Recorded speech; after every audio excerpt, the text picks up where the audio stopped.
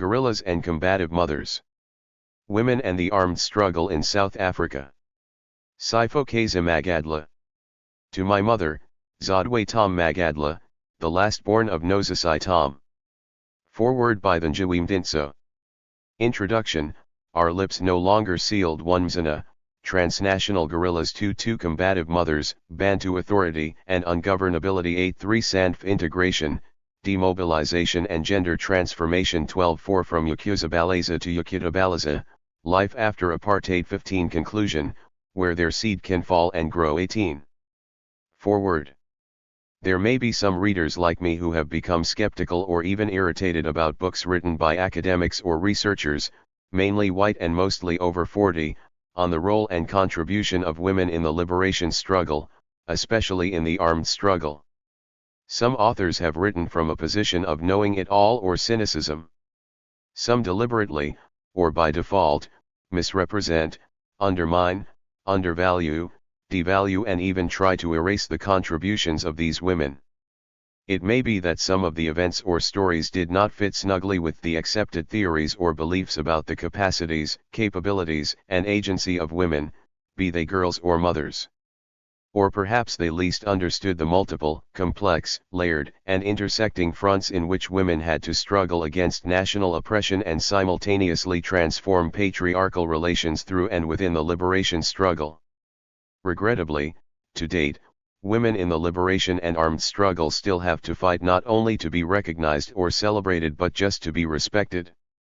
Other academics, particularly young African feminists like Professor Siphokazi Magadla, are emerging and helping these women tell their stories in their own words and in the way they experienced liberation and armed struggle and the transition into life in a democratic, non-sexist, and prosperous South Africa. Guerrillas and Combative Mothers, Women and the Armed Struggle in South Africa is not only a must-read for all of us but also a clarion call for those who lived these experiences to tell their stories, not for the sake of recording the past but to assist us, especially future generations, to build a better society. This well-written, well-researched, and theoretically balanced book is but a small window into the lives of many women whose stories are still locked in. Some may 9. Be unable to tell their stories or are not ready or afraid to open wounds that may not be healed. In her book, Magadla asks for more research to be done. While I agree, it will be important to be deliberate about who is researched, who researches, and when the research is done, especially as time is not on our side. The youngest woman recruit into MK in exile was 17 in 1989. It is owed to our country and to the world in our commitment to build a better South Africa, on a better continent and in a better world. Guerrillas and Combative Mothers introduces a rare interconnectivity between the struggle for freedom and motherhood, exploding the myth that women were involved mainly because of their motherly instinct or for the protection of their children. It puts to rest the tired patriarchal view that the fight for one's citizenship and liberation is the monopoly of men or, put differently, that only men go to war to fight for their country. While the book is about guerrillas and combative mothers, it is also about girls and young women, as most of the interviewees were young when they joined the struggle. As one reads their stories, one wonders about their joys, fears, anxieties, experiences and loss of girlhood. If the story of women in MK is not yet fully or correctly told, the situation, as Magadla argues, is indeed worse for other liberation armies, such as the Azanian People's Liberation Army and the Azanian National Liberation Army, although the author does begin to excavate these. Magadla astonishingly finds the never heard of or talked about women in the Poko uprisings. This is a feat that is common with her style of research, determination, and commitment to centering the voices of those rendered voiceless. The book returns to the still vexed matter of how to define guerrillas in the South African context. Magadla tries to demystify this confused vision of creating imaginary hierarchies and differences between the internal and external guerrillas.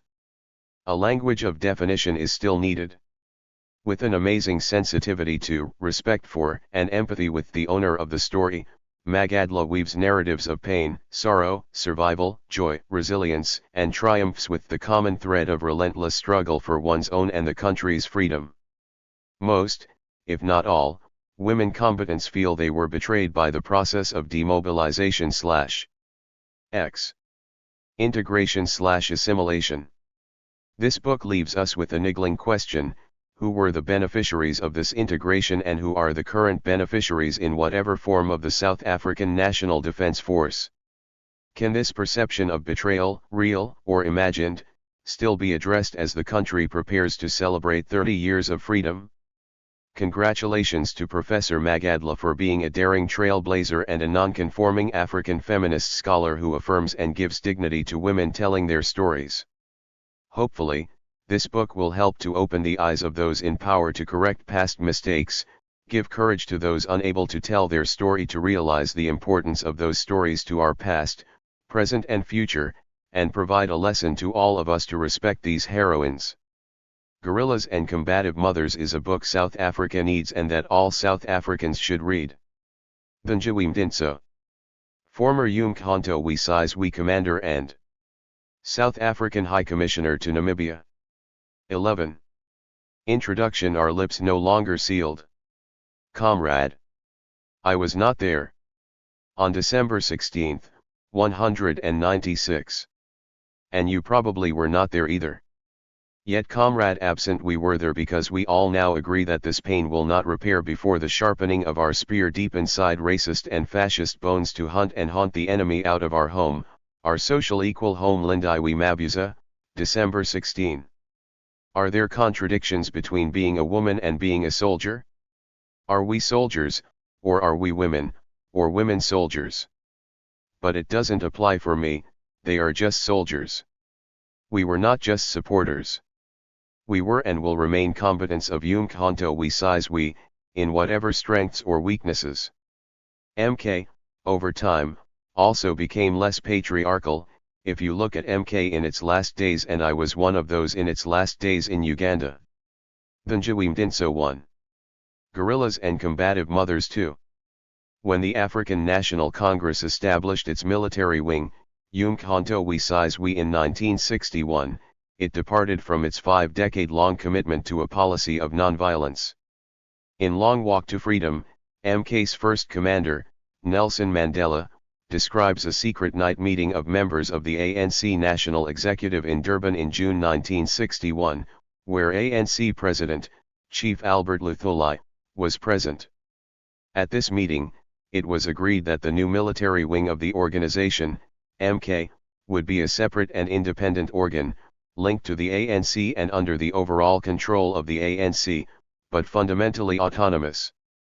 On December 16, 1961, the day after Luthuli returned to South Africa from receiving the Nobel Peace Prize in Oslo, Norway, MK announced its existence by exploding homemade bombs at electric power stations and government offices in Johannesburg, Port Elizabeth, and Durban. It is this day that Lindiwe Mabuza recalls as representing the sharpening of our spears. To hunt and haunt the enemy out of our home, our social equal home. It was the ANC's official public declaration of its adoption of organized violence against apartheid as a strategy, what is often referred to as the armed struggle. Since its formation, MK has been at the center of some of the most difficult events and crises in the ANC. These moments have also led to radical transformations in the organization as a whole. The participation of women in MK brought to the fore the organization's ideas about gender during the struggle for national liberation and its vision of equality in a democratic future. As Shireen Hassim explains, the simple fact of their joining the armed wing acted as a destabilizing factor in the most masculine of the ANC substructures. Jacqueline Koch also contends that the participation of women in military training, which led to a breakdown of normal male-female roles, encouraged many women to discover new capacities within themselves, resulting in the image of the female MK guerrilla becoming a popular mass image of the strong, liberated woman. Guerrillas and Combative Mothers will show that, indeed, MK provided an important arena within the movement in which issues of gender equality could be raised. The women that became MK combatants or guerrillas, many of them no more than girls at the time, understood that their objective was not only to achieve liberation for the black majority, it was also to assert their equal claim to full non-sexist and non-patriarchal liberation. Take, for instance, one of the most celebrated MK guerrillas and current Minister of Defense and Military Veterans, Thandi Modise, who joined MK at the age of 17 in 1976 after the June 16, 1976 Soweto student uprising against the introduction of Afrikaans as the medium of instruction. Modise explains that she joined MK to fight against Bantu education and Bantu authority in Mahikeng, and to fight for justice for the rape that she experienced at the age of 15. As a young woman, even then, she understood that her fight for national liberation would take place on multiple fronts. I was in Mahikeng at Barolong High School. We then discussed as students and decided that even though Barolong High School as such was not going to be affected by the Afrikaans, we had another monster looming. Mangope was preparing for his Boputaswana. Suddenly, without consultation, we were going to be taken away from our own country, be parceled into what was Boputaswana. We were, without being consulted, losing our citizenship, which, in any case, at that time we were trying to talk about and to fight for. I left the country a young woman, wanting to go and do battle, as I said, for the two reasons, education and retention of my citizenship. But I also wanted to fight because at the age of 15 I'd been raped. I'd been impregnated. The courts failed me and my mother. I then decided I wasn't going to pursue school. I was going to join Umkhonto we Sizwe, and in fact, that's what I went on to do. I fought to be a woman even in the ANC military camps. That it was correct for women to take up arms because certain battles, we believed even then, that they could only be won, they could only be understood by other women. That it was not wrong for women to have a voice in any democratic system they were fighting for, because, for many generations, African women had been left out. There were very few of us women, and so, you had to fight over a number of things. Guerrillas and Combative Mothers tells the story of the women who participated in South Africa's armed struggle from 1961 to 1994, and of their lives in democratic South Africa. It provides comprehensive accounts of the women who were formally trained in guerrilla warfare in MK and of the Combative Mothers, who received no military training and participated in the rural-based insurrection of the Pan-Africanist Congress's Armed Wing, POCO, in 1963, and the township-based self-defense units in the 1980s, who made the country ungovernable, leading to the final years of the National Party's apartheid government. This book describes the various ways in which women came to be politicized, the circumstances that led them to join the armed struggle inside South Africa and in exile. It discusses the forms of military training they received, their participation in combat activities, their personal transformation as women and as combatants during this time, their participation in the South African National Defence Force-led demobilization process, and their contributions to the democratic transformation of the SANDF. 31 years since its publication, Cox Colonels and Cotters, War and Gender in South Africa remains the most authoritative account of the intersection of gender and war in the anti-apartheid struggle. The book offers a pioneering interpretation of how the project of sustaining apartheid relied on the militarization of masculinity and femininity. While the white men of the South African Defence Force were the faces of militarism through compulsory male conscription, Cox shows that while white women were perceived as protected, they played various crucial roles as soldiers, workers in arms production, civil defense and commando units, as mothers, friends and girlfriends, providing material and ideological support and legitimacy to apartheid militarism and violence. As N. McClintock argues, through their active participation in apartheid militarism, white women reproduced cultural and symbolic boundaries of white nationhood, standing discreetly at the elbows of white male power. Cox's book also depicts the women in MK as the resistors. She profiles women like Thandi Modise and Refilophalile Florence Jacqueline Sidibe, who was MK's head of communications and the highest-ranked woman in MK. After 1994, Sidibe would become South Africa's highest-ranked woman in the SANDF, when she was appointed to the rank of Major General. My interviews with Thandi Modise, who became the first chairperson of the Joint Standing Committee on Defense in Parliament in 1994, and Major General Sadibe show that they used their experience in MK to advocate for and implement policies that would ensure women's equal access and participation in the post-apartheid defense force. Women who were guerrillas in MK have complained about the silence and erasure of women's contribution to the armed struggle. In 2011, marking the 50th anniversary of MK, in an article titled Flowers of the Revolution, Ayanda Dlodlo argued that the contributions of MK women are marginalized in the national memory, as the names of these women do not appear in any history book and nobody sings about or shouts slogans about or even mentions in salutation. In 2016, at the Politics of Armed Struggle in Southern Africa conference at the University of the Witwatersrand, marking the 55th anniversary of the armed struggle, Thanjiwe Mdinso proclaimed that the story of women in the armed struggle has not been told and that it must be told by women who were in the armed struggle. Mdinso was on a panel titled Fighting on Two Fronts, Experience and Practice of Gender Struggle Within the Armed Struggle in Southern Africa with Makhosi Zinazaba and Raymond Suttner. Judy Seidman facilitated the panel. During the colloquium Esabashaya Engamati, Women and 60 Years of the Armed Struggle in South Africa, held via Zoom on 9 to 10 August 2021, Thandi Modise argued that the silence about women's roles in the armed struggle was a deliberate brushing out of women in the armed struggle, out of the history of liberation in this country. None of the key books about MK provide a detailed account of women's roles and ideas of armed struggle. Stephen Ellis's External Mission, The ANC in Exile, 1960 to 1990 provides a profoundly masculine account of the ANC and the South African Communist Party, with male figures as the key strategists and executors of the evolving tactics of armed struggle. Janet Cherry's Umkhonto we Size We, A Jack in a Pocket History succeeds in drawing on the oral histories of MK members and shows the ways in which MK inspired the militant tactics of groups inside South Africa, such as Amabutho in Port Elizabeth in the Eastern Cape in the 1980s to carry out the People's War. However, the protagonists in Cherry's book remain overwhelmingly male. Thula Simpson's Umkhonto we Size We, The ANC's Armed Struggle covers the various stages of the armed struggle from sabotage, guerrilla warfare, and armed propaganda to the People's War.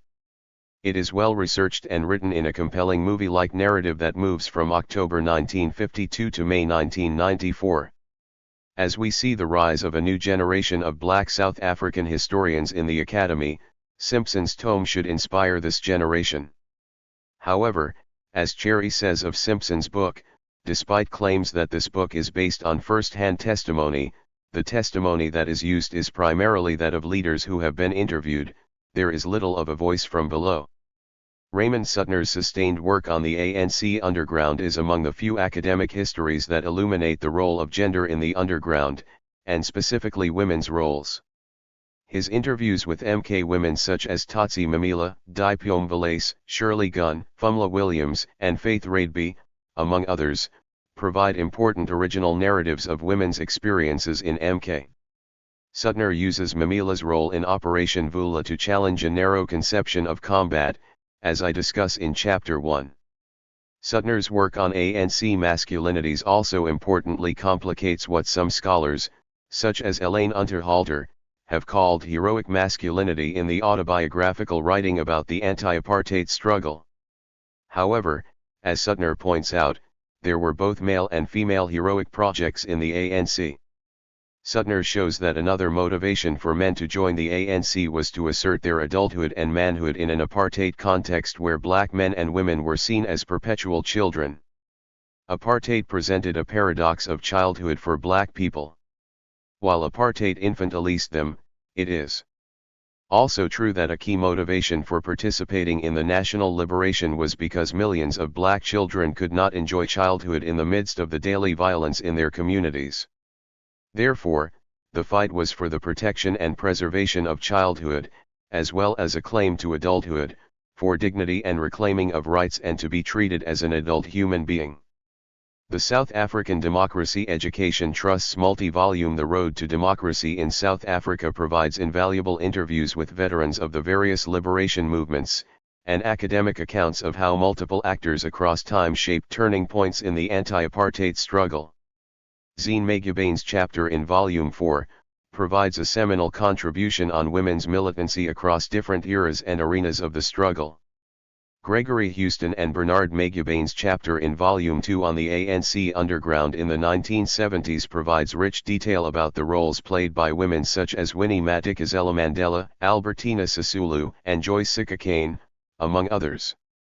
There are chapters by women in MK and the POC and its military wing, the Azanian People's Liberation Army, in Prodigal Daughters, stories of South African women in exile.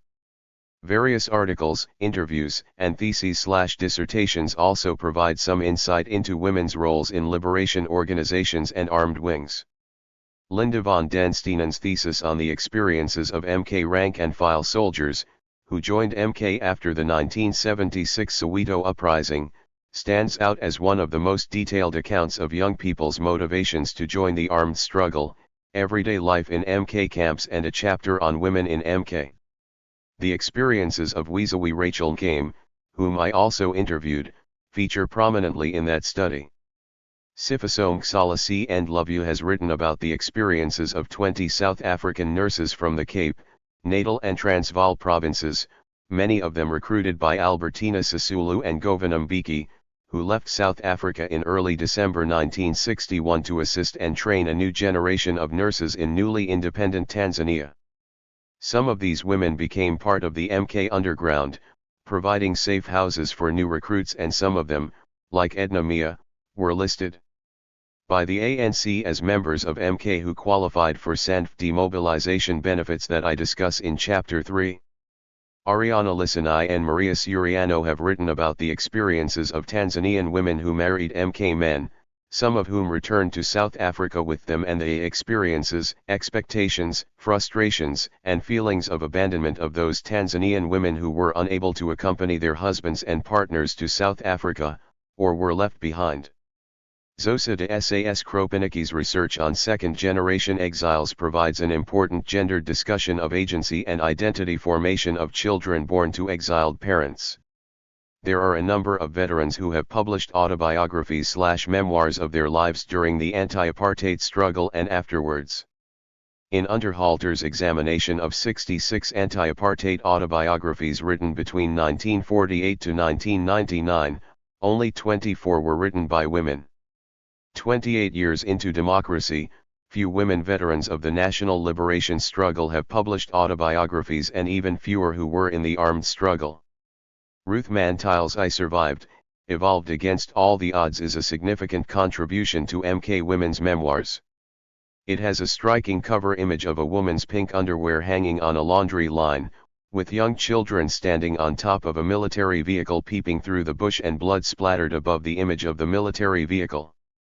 The book provides rich details of Mantile's journey to exile through Lesotho, military training in multiple MK camps and places, and the German Democratic Republic.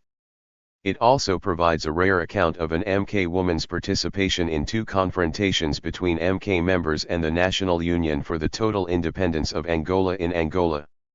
Mantile's memoir also provides harrowing details of her experience of rape at the age of 12, twice being raped at the age of 14 and at 18 in the Viana MK camp by a fellow MK combatant, which resulted in a pregnancy.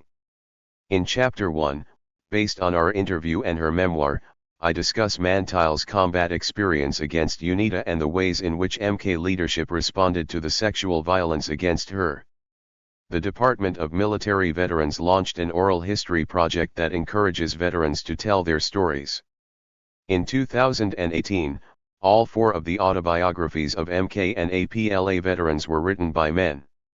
In April 2022, of the 6 autobiographies that the DMV supported towards publication by the Human Sciences Research Council, the only one by a woman was Gertrude Fester's Prison Notebook 1, prison number V2957/88.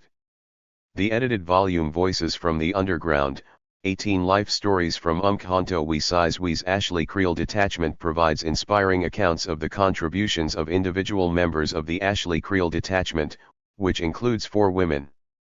The Jacana Pocket Biography series has published short biographies of some key MK figures, such as Govan Mbeki and Chris Hani. Of the 15 biographies in this series so far, only 2 are about women, Josie Mpama/Palmer and Ingrid Jonker. Hassim's book about the ANC Women's League contains a chapter about women and armed struggle. In Chapter 1, I point out that public culture discussions about women's roles often fixate on the sexual politics of their military camp experience. More precisely, there is an overwhelming perception that all women who joined MK were sexually abused by their male comrades. It often seems that when women who were in MK speak about their experience, they must not only acknowledge that there was sexual harassment and violence in MK, but they also must attest to their victimhood to this violence. The women that were in MK do not deny this reality, and some of them interviewed in this book did experience harassment and rape.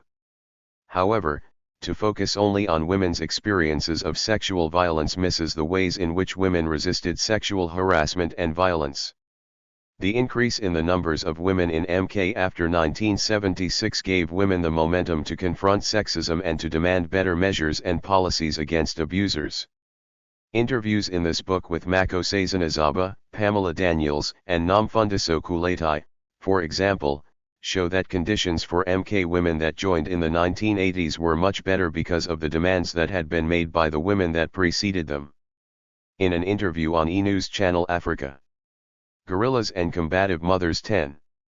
In 2019, Lindiwe Zulu explained that although there were only 2 women with more than 200 men in Pango, Angola, where she received military training in 1987, the culture in MK was conducive to women's participation and leadership. I would say at my time, maybe at the time that I got there, things were very different. The women of the time when I was there were women who were fighting to be recognized as women because they also wanted to be commanders. Because even though we were in a liberation struggle, even though the ANC understood the role of women, to get women to be commanders and commissars, it wasn't going to happen because men are generally just used to the fact that they have to be the ones that have to be in charge, that have to be in control. I arrived at the time of the likes of no Sivawi Mapisan Kakula, no nonsense kind of women. I arrived at the time of Thambi Majola. Again, a woman who was also given an opportunity to be a commander, even though it was short-lived, but I arrived at a time when the consciousness about the importance of women and giving women that opportunity in the camps was really high. James Nkulu argues that the generation of women in MK who joined in the late 1970s helped to revolutionize the ANC and put the issue of gender on the agenda. Mentioning the names of women such as Mdinso, Zokota, Nosiviwe Mapisa, and Miranda Nkulu, he suggests that their previous roles in the Black consciousness movement and the mass democratic movement inside the country meant that these women were accustomed to being vocal and assertive. Nkulu asserts that by the late 1980s, when the likes of Lindiwe Zulu joined MK, a gendered approach and perspective in the movement were no longer by the way references but intrinsic to the thinking and approach of the movement. This was confirmed by Mdinso in one of the epigraphs to this chapter, when she said that MK, over time, also became less patriarchal. This also put Sideman and Mdinso's outraged response to a Mail and Guardian article in 2017 into perspective. On October 27, 2017, the Mail and Guardian newspaper ran a front-page story titled "Women Freedom Fighters Tell of Sexual Abuse in Camps." The story detailed rampant sexual abuses against women in the ANC and the POC in exile. It featured the story of Sibongile Promise Kumalo, an ex-combatant of the POC, allegedly raped by former POC president, Potlako Lebalo. Some of the women freedom fighters interviewed in this article included Mdinso and Sideman.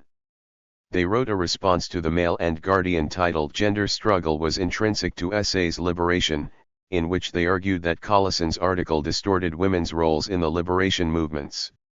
While maintaining that sexism and patriarchal double standards constrained women's roles in national liberation, Sideman and Mdinso made a strong case that women's roles in the armed struggle, and broader liberation, cannot be reduced to victimhood. More poignantly, they argued, the slander that women in the struggle were treated as sex slaves or sex toys is just that, a slander that denies women our agency, our commitment, belief, and actions, as liberation fighters. We are proud that we fought for our liberation. Guerrillas and Combative Mothers centers women's agency, commitment, beliefs, and actions in the armed struggle against apartheid. It provides a definitive record of the political impact of women in MK, women in the POC and the self-defense units and their role in the successful defeat of apartheid in South Africa. While this introduction draws heavily on the public and academic debates about women's roles in MK, this book goes beyond the focus on women in MK. Chapter 2, on Combative Motherhood, focuses on the role of women in the POC and in the self-defense units. It shows that the majority of South African women participated in the armed struggle inside South Africa without military training. Their role, too, has been brushed out of the history of the liberation struggle. We know even less about the role of women in the POC and APLA. Kwandai Weekendlos in the Twilight of the Revolution, the Pan-Africanist Congress of Azania 1959–1994 is silent on women's participation, including known POC and APLA women, such as Nambo Bowie and Joy Sifuba, who was the PAC's chief representative in Zimbabwe in 1986. Kandlo even goes so far as to insinuate that women played no role in the organizing of the anti-pass march to Sharpeville, which the POC led on March 21, 1960. He quotes a POC man who claimed that the male members of the POC had left their wives at home to look after children. Tom Lodge's accounts of the POCO insurrections of the 1960s focus on the role of migrant male workers in the Western Cape. His later book on Sharpeville provides a holistic and vivid account of women's roles on the day of the massacre and after. Gregory Houston, Thami Kaplaatja and the Zima April's article on military training and POC camps in exile between 1961 and 1981 paints a picture of a party that faced leadership instability throughout its exile period. As a result, there was a lack of strategic direction given to military training and harsh living conditions for the APLA recruits. Nambo Boa details the mothering role that she assumed in the POC both in South Africa and as the head of health and social welfare in Tanzania and Zimbabwe. In Tanzania, Boa also counseled couples and officiated several weddings of POC men and women who were marrying South Africans or Tanzanians. Lodge argues that in terms of its geographical extensiveness, the numbers involved and its time span, the POCO conspiracies of 1960–1968 represent the largest and most sustained African insurrectionary movement since the inception of modern African political organizations in South Africa. In this book, I discuss the experiences of women who were active in POCO insurrectionary activities in Gandulai in 1963, which is the year that the POC planned a national insurrection against apartheid. These women, such as Mildred Nono Tistafu, believed that POCO was building a force, soldiers who would challenge white people, and they were part of that force. There are few accounts of women's participation in the POCO insurrections, just as there are limited accounts of women's participation during MK's sabotage period from 1961 to 1963. Examining their contributions to the inception of the armed struggle in 1961 allows us to appreciate the foundation that they set for strategies and tactics that shaped women's actions in the 1970s and 1980s. In her book on MK, Cherry highlights the contribution of the Port Elizabeth-based self-defense unit, Amabutho, to the armed struggle in the 1980s. In Chapter 2, I examine the contributions of women to the strategies and tactics of Amabutho. This is a contribution to the literature of women's part in the uprisings in townships in the 1980s. Through their experiences, it is possible to see the contours of South Africa's armed struggle in the homes, schools, churches, funerals, and all spaces of socio-economic life, where apartheid violence was daily felt and ultimately resisted. Women's roles across eras of struggle, across geographical spaces and across generations illuminate their ability to take up arms and claim equal right to the fight for liberation. Women transformed and democratized the liberation movements and laid the foundation for the codification of gender equality in democratic South Africa. Maxie Skoeman and Yolanda Sadie point out that the issue of gender has become, for all intents and purposes, acceptable and part of what post-apartheid claims to be about. That this is so is only because of women's agency, commitment, beliefs, and actions. Our wounds, our lips, researching women and the armed struggle they wanted us to tell and listen before our wounds healed. As if they didn't know that the thunder of pain is deafening. They didn't even notice that our lips were sealed. We need to move on, they said, and got laws repealed. They tried to make us believe that the truth was beckoning. We'd prefer waiting, we said, until our wounds have healed. One after the other, the stories of other people were revealed. In time, the processes and the performances started settling. By then, no one really cared that our lips were still sealed. Naughty stories were unpicked, their multiple layers unpeeled. Some truths were deadening, others left audiences trembling. We watched, firm in our resolve to speak, after our wounds were healed. Guerrillas and Combative Mothers 14.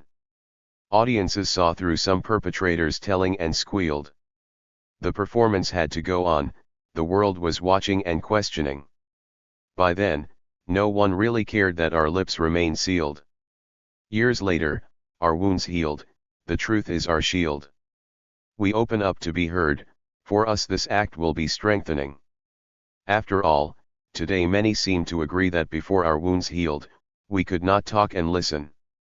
So here we are today, our lips no longer sealed. Makosazanazaba, our wounds, our lips.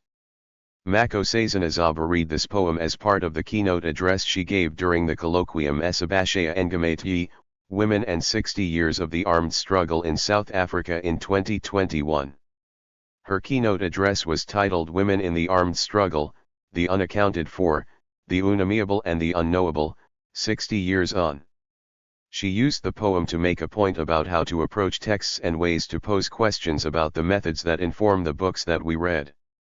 She quoted from Simpson's book, where he outlines his methodology, which explains that his sources were newspaper reports, trial records, and oral history collections, to the archives of a number of individuals, organizations, and governments party to the conflict.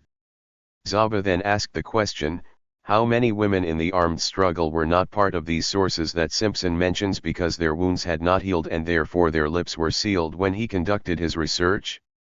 While Zaba used her poem to make a point about methodological choices and how to approach academic texts, she explained that the poem was about South Africa's Truth and Reconciliation Commission. The point was that the premise of the TRC was that those who had experienced human rights violations during apartheid would be ready to volunteer their experience of violence, forgive their perpetrators and move on. The process assumed that survivors of apartheid violence readily had the language to articulate their experience of violence. As Zaba points out, the TRC left little room for survivors to heal and then use speech to reflect on their experience. It assumed that speech, the articulation of violence, ought to precede the healing instead of vice versa. Nthabiseng Mose has argued that the TRC assumed that the world was only knowable through words, and thus the basis for beginning a process of healing South Africa's violent past would be organized through acts of testimony. She explains that the TRC became a canvas on which the discourse of the new South Africa would be written, produced, and visibly shown. Another text about nation, or more specifically Rainbow Nation.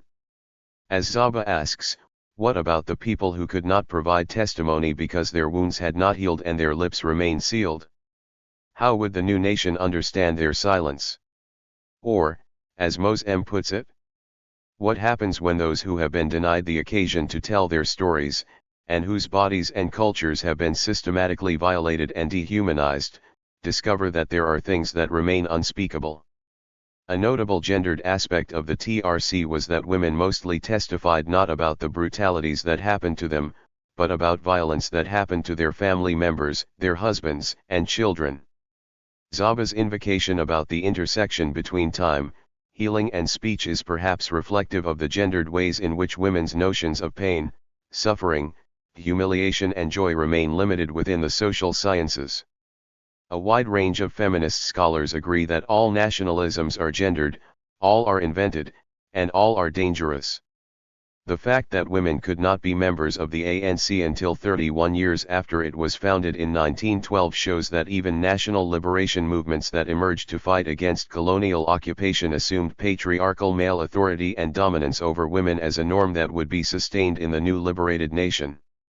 In Mozambique, Zimbabwe, Namibia, Eritrea, and Algeria, women that participated in the armed struggles for national liberation have faced a disappointing post-independence context, in which their contributions to liberation are undermined and a masculine political culture that allows women symbolic representation in institutions of governance has prevailed. Natalia Vins in the book Our Fighting Sisters, Nation, Memory, and Gender in Algeria, 1954-2012 captures post-independence betrayals for women in Algeria, which is a recurring theme for women across Africa. The idea that war was a brief parenthesis of new roles and status for women, brutally closed in by a patriarchal nationalist movement which removed them from the historical narrative, apart from fetishist symbols, and denied them any real role in the post-colonial project. To write about women's contribution to the armed struggle means that one has to understand that some experiences for women remain unspeakable, and sometimes it means that certain parts of the story can come to the fore because of the political context of the time.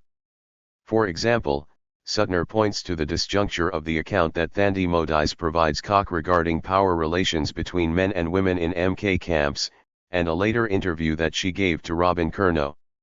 In the earlier interview with Koch, Modise emphasizes that relations between MK men and women were equal, that women were not subjected to constant sexual harassment, nor did they undermine their positions of authority. But a decade later, in an interview with Curnow, Modise cites a pervasive patriarchal culture within MK. Reconciling the disjuncture in Modise's narrating of gender politics with MK a decade apart, Suttner postulates that timing may have had something to do with how much Modise could reveal to Koch because the interview took place at the politically fragile time of the democratic transition, when the liberation movements, especially the ANC, were obliged to appear as representing a united front.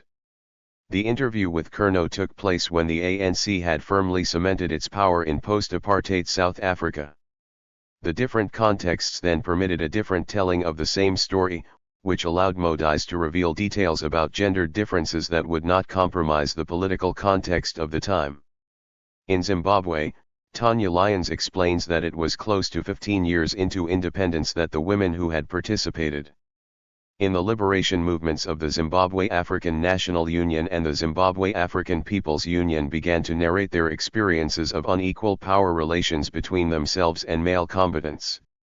One of the key moments that led to a public discussion about sexual politics in the liberation movements in Zimbabwe was the release of the 1996 film Flame by Ingrid Sinclair, which reflected on the experiences of women in the training camps in ZANU's military wing, the Zimbabwe African National Liberation Army, and their suffering in post-independence Zimbabwe, because their war efforts remained unrecognized. Conducting this research almost 20 years into South Africa's democracy has meant that the women I interviewed had settled into new political and social reality and had an opportunity to reflect on their choices and actions during the armed struggle.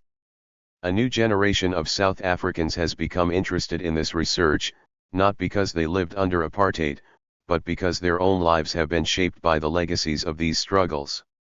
Hilary Sapire and Chris Saunders make the point that, in time, greater distance will grow between those who write these struggles and the struggles themselves. I came to this research as part of a generation of South Africans, born in the mid-1980s, who came into adulthood in democratic South Africa. Naimi Nyathola explains that theoretical decisions emerge from theorists' needs and wounds, and Linda Tuhiwai Smith contends further that research is not an innocent or distant academic exercise but an activity that has something at stake and that occurs in a set of political and social conditions. In other words, my own positionality as researcher plays a vital role, as it influences the exercise of research and its implications. My personal interest in research on the armed struggle and the lives of former combatants after apartheid was first shaped by my experience of growing up in a household with a father who had left the SANDF in 1996 when he was not yet 40, after being integrated from the Transkei Defence Force. My curiosity was also compounded by the fact that my mother, who was a psychiatric nurse, used to come home with dramatic stories about the recently retired soldiers in her ward who were suffering with mental illness, following their demobilization. It was from my father that I heard of the case of Lieutenant Sibusiso Magadla, who shot dead 6 white SANDF members, including a white civilian woman, at the Tempe military base in Bloemfontein on September 9, 1999. Magadla, a former APLA combatant, was from my hometown of Mthatha. I vaguely remember the television and radio reports about Colin Shoke, the former MK combatant turned cash-in-transit robber and wanted fugitive. So, while the public image of the soldier is that of supposed heroic masculinity, I grew up with an alternative archive of images of former male soldiers who were overwhelmed by the realities of everyday life. In 2008, I worked as a research intern in the Security Sector Governance Program at the Institute for Security Studies, where I was introduced to the literature on demobilization and civilian reintegration of ex-combatants in South Africa. This literature provided a language to understand the sudden early retirement of my father, and the general profile of the male demobilist soldier in South Africa, whom Susan E. Cook defines as the walking wounded, depressed and violent men unable to overcome the traumas of combat and the institutions of war.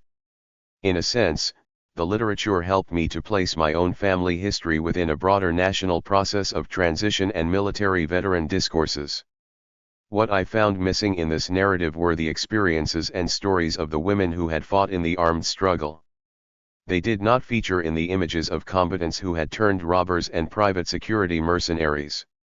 Upon completing my master's degree in international affairs in 2010, I returned to the ISS as a research consultant, working on issues of women, peace, and security under the guidance of Professor Cheryl Hendricks. To mark 10 years of the United Nations adoption of Resolution 1325, we produced a documentary called Women and Security Sector Transformation in South Africa, which profiled 3 women who had been instrumental in the gender transformation of the SANDF and the South African police. 2. I interviewed the 3 women: Major General Ntsiki Mamila-Motumi, who was then the Chief Director of Transformation Management at the SANDF, Thandi Modise, who was then the Deputy Secretary General of the ANC and previous Chair of the Portfolio Committee on Defence in the National Assembly, and Dr. Mala Singh, former Deputy National Commissioner of the South African Police. The interviews with Mamila-Motumi and Modise, who are both former combatants of MK, provided rich accounts of the experiences of women in MK and their pioneering role in the democratic transformation and governance of the SANDF.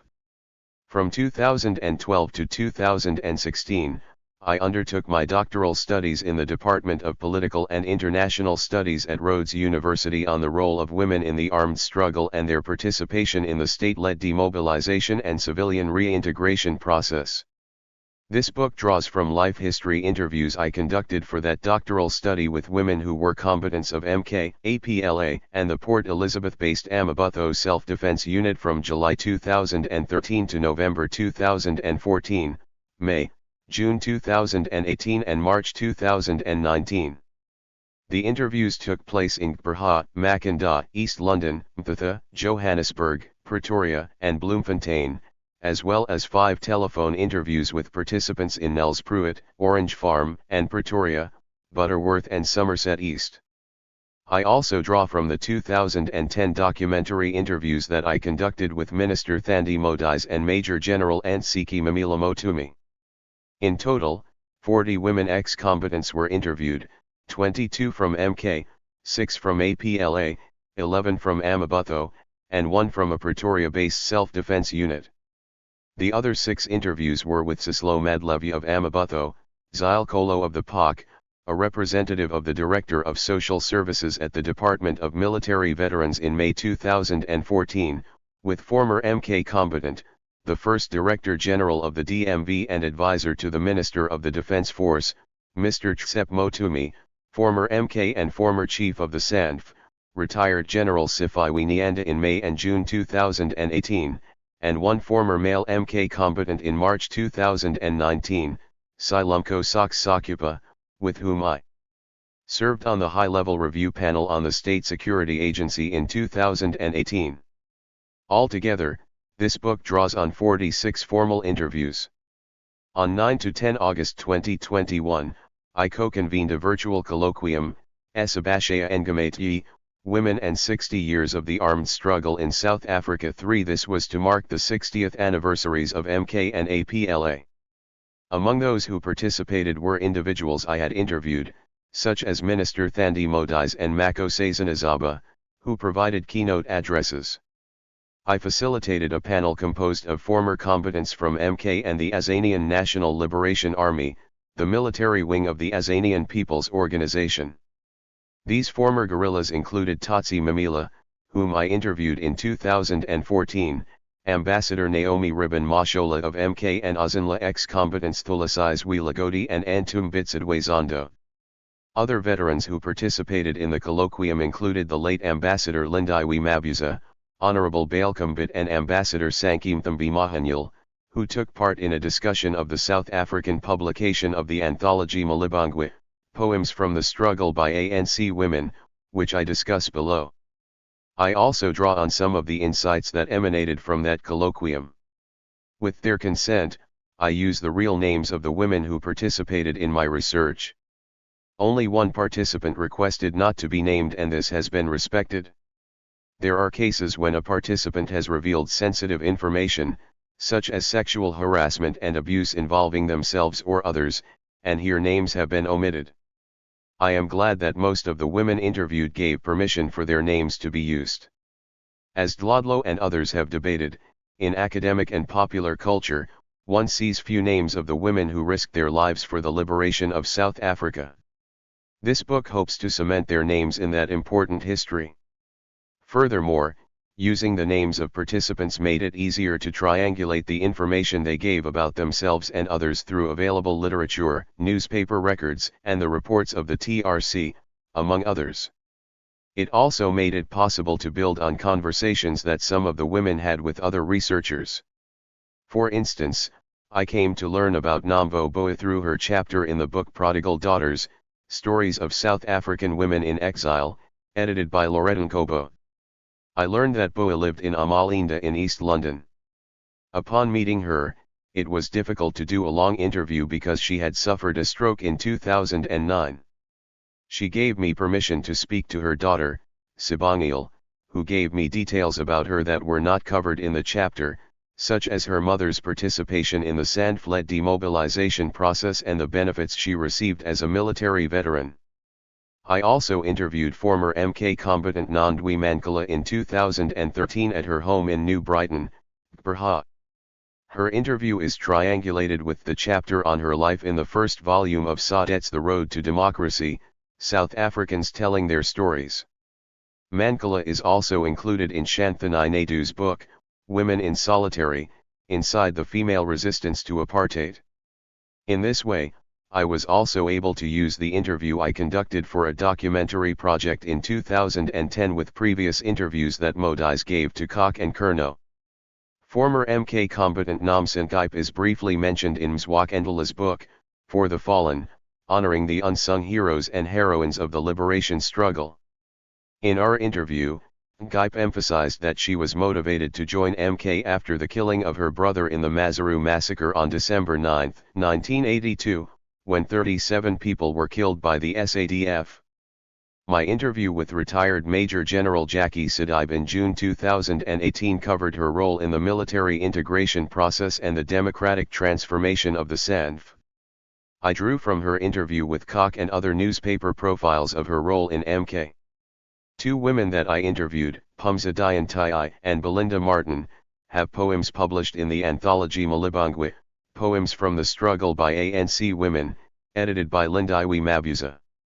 The book was published for the first time in South Africa in April 2020, after its first English publication in 1981. Makosi Zinazaba, another MK combatant I interviewed, provides the introduction to the latest version. Many of the poems by women that I use throughout this book are from this anthology. I use them to capture the voices and emotions that women felt at that time.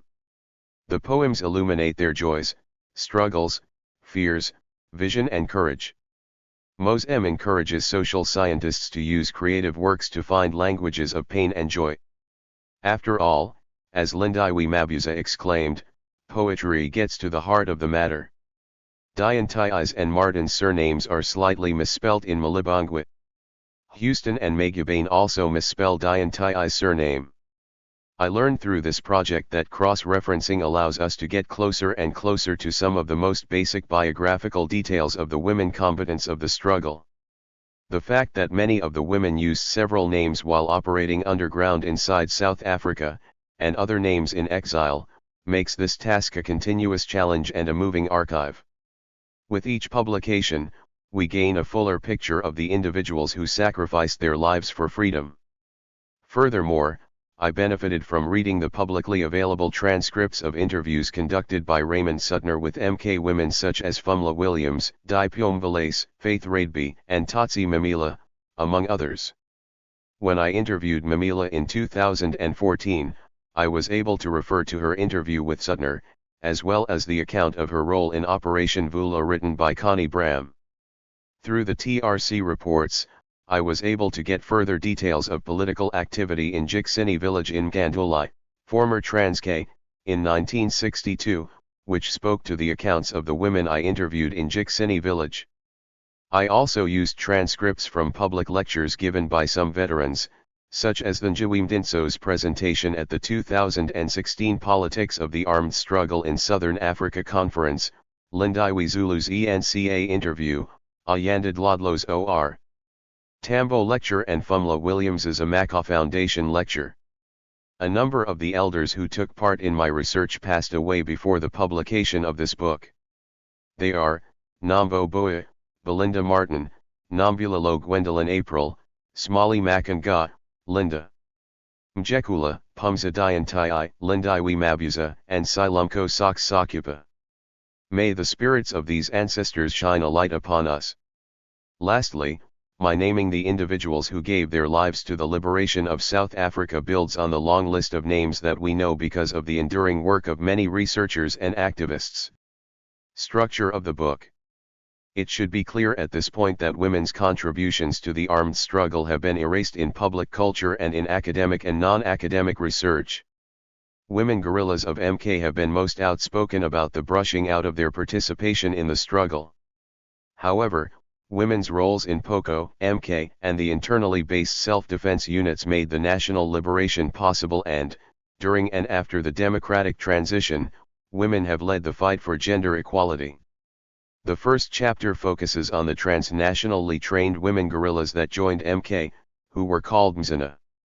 The chapter first traces the social world from which the term emerged, among Amaxhosa in the Eastern Cape.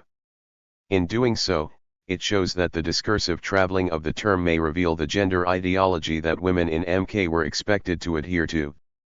The chapter provides details of life in military camps, combat operations that women participated in, sexual and gender politics within MK, and women's knowledge of torture use by the ANC, among others. It illuminates the fact that conditions in the camps compelled women to require MK to be responsive to women's specific needs, such as maternal health, contraception, and pregnancy. Overall, women's experience in MK shows how the organization changed over time to respond to women and questions of gender equality. Women's combat deployment relied on their military training and a dynamic performance of femininity.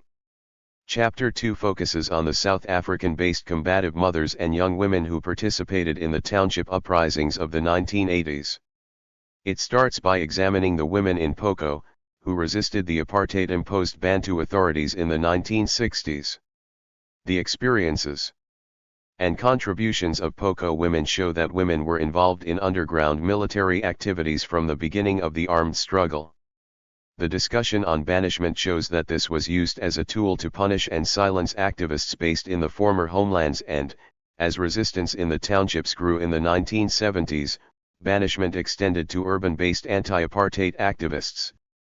The chapter then focuses on the role of combative mothers in Gqeberha in the 1980s, who were active as members of the Port Elizabeth Black Civic Organization, the Port Elizabeth Women's Organization and the Paramilitary Self-Defense Unit, Amabutho.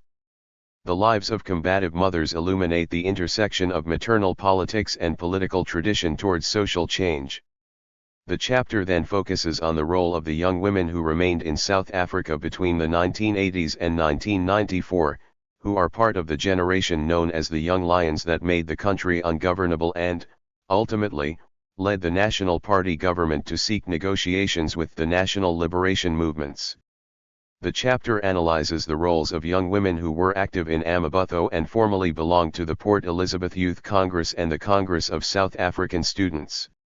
While mothers and young women have been erased from the history of the township uprisings, this chapter shows that they played an essential role as protectors and protagonists in the political violence that marked a turning point in the struggle for a democratic South Africa. Chapter 3 examines the demobilization and reintegration process undergone by statutory and non-statutory forces, following the unbanning of the liberation movements in 1990. The chapter puts forward the argument that when it comes to women ex-combatants' participation in this sand-fled process, it was the transnationally trained women who took part, to the exclusion of the majority of women who participated inside South Africa. The chapter discusses their experiences, demobilization benefits, and the various reasons many of them chose not to continue as soldiers in the SANDF. It concludes with a discussion about the role of former MK combatants in the gender transformation of the SANDF. Chapter 4 focuses on the lives of women ex-combatants in democratic South Africa beyond the integration process. It briefly discusses women ex-combatants' access to the special pension and the benefits provided by the DMV. The chapter shows that the current legislative framework that guides the work of the DMV is imbued with similar political tensions to those of the initial demobilization process, in terms of contestation about the definition of the military veteran, since many who perceive themselves as having been combatants continue to be excluded from this framework and the material benefits it offers. The chapter then focuses on women's personal, family, social, political, psychological and spiritual lives. It shows that the majority of transnationally trained and internally based women ex-combatants are the main economic providers of their families. In a context where they no longer have to fight to gain recognition of citizenship, much of their lives focus on the economic survival of their families and communities.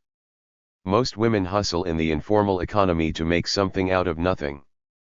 The chapter concludes by examining the different ways in which women are navigating civilian life, how they deal with enduring memories of the past and its persistent wounds. The conclusion reflects on the significance of revisiting this period of South African history and the lessons that these women's contributions to the armed struggle offer us in the ongoing fight for substantive gender equality. 25. 1. Mzina. Transnational guerrillas. Brilliant daughter of Africa. Fighting woman of our land. Hunted across the country. Once. By ever-frenzied special branch hiding behind laws who now have their pound of flesh behind bars, their pound of flesh on scales of blood behind walls of writing, but still Dorothy, age-old African victim and victor, you still instill fear in their hearts. Tutuzel Endelo, fighting woman. Sobas haya obazalaya kayasifamasangena kwamanya mazwi lafo kungaza kona yababa nomama inkans. In the English translation, the term Mzina is retained. In the ISICOSA version, the term even appears in a title of one of the chapters. Use Walinzima Mzina to refer to the character's visit from Fort Hare University to a residence at Lovedale College. Tellingly, Chris Hani, Thabo Mbeki and Charles Ngakula are among the exiled African National Congress and MK members who went to school at Lovedale College.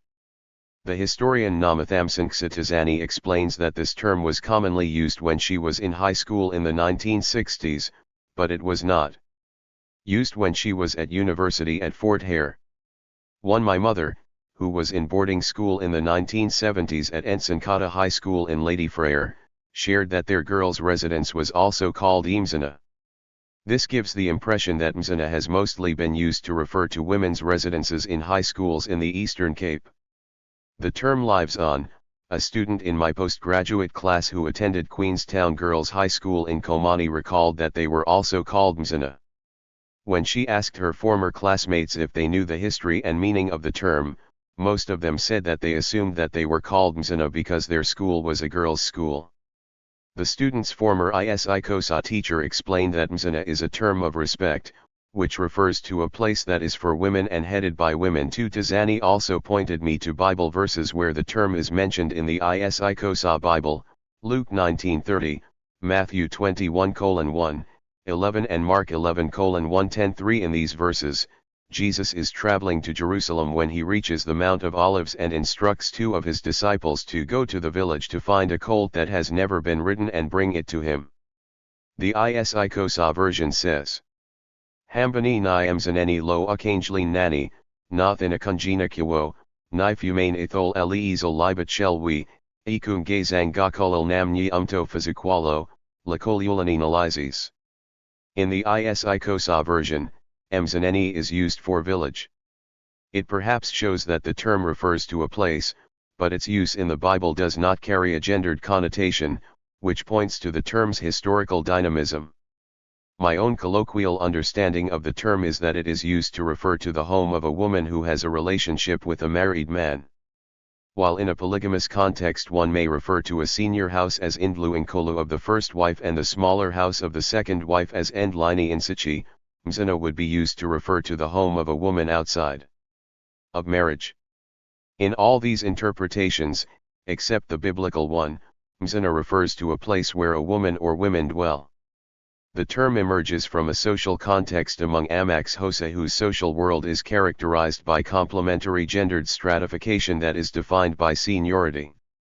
In her seminal work about the Yoruba society in Nigeria, Oyoronki Oyoomi argues that in pre-colonial Yoruba society lineage and seniority were the organizing principles of socio-cultural life, rather than gender.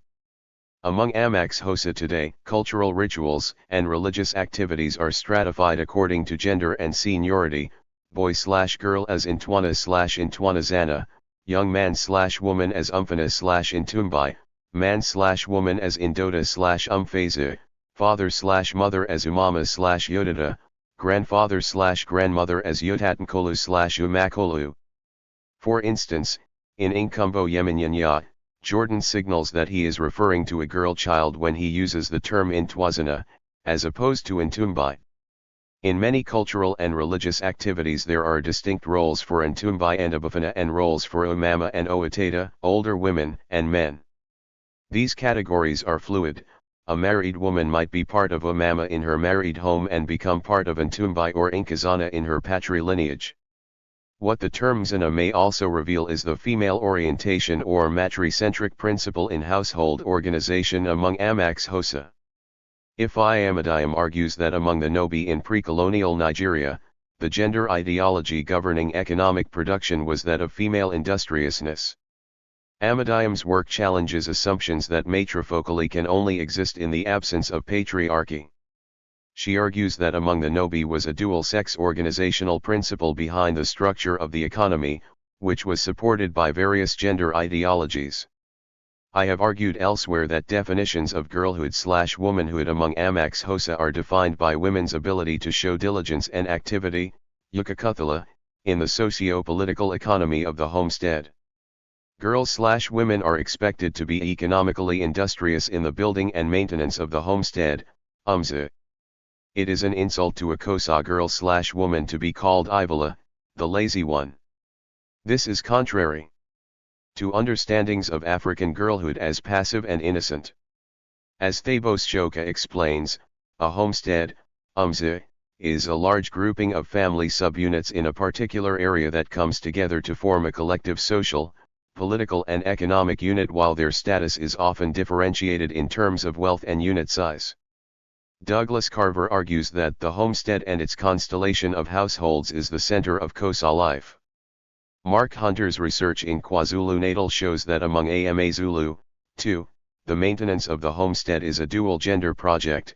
From men's perspectives, key to finding a wife was watching an actual or potential girlfriend's behavior to see if she showed respect and was hard-working. If we imagine the nation as the larger homestead that survives and thrives through the activity and diligence of women and men of different ages and seniority, perhaps we can get a better understanding of the significance of the discursive traveling of the term Mzina from the Eastern Cape to Angola and beyond. Mzina, understood from the social world it emerges from, perhaps tells us that women guerrillas were expected to display diligence and activity in the fight for national liberation. In this social world, the fight for national liberation is a dual task that relies on women and men as gendered subjects, with specific gender-defined roles. These gender-defined roles might be what Dlodlo refers to when she says that she was proud to be called Umzina Wamkhonto because it came with its own burden of a particular behavior, of a particular demeanor, of a particular posture that had to resemble the aspirations and hopes of our people, and that we needed to carry that through the way that we did things. The way that we postured, the way that we spoke, the way that we articulated the struggle for liberation of the people of South Africa. MK women resisted qualifiers such she comrades and lady soldiers. They wanted to be referred to as soldiers. Yet, they also did not wish to erase their femininity.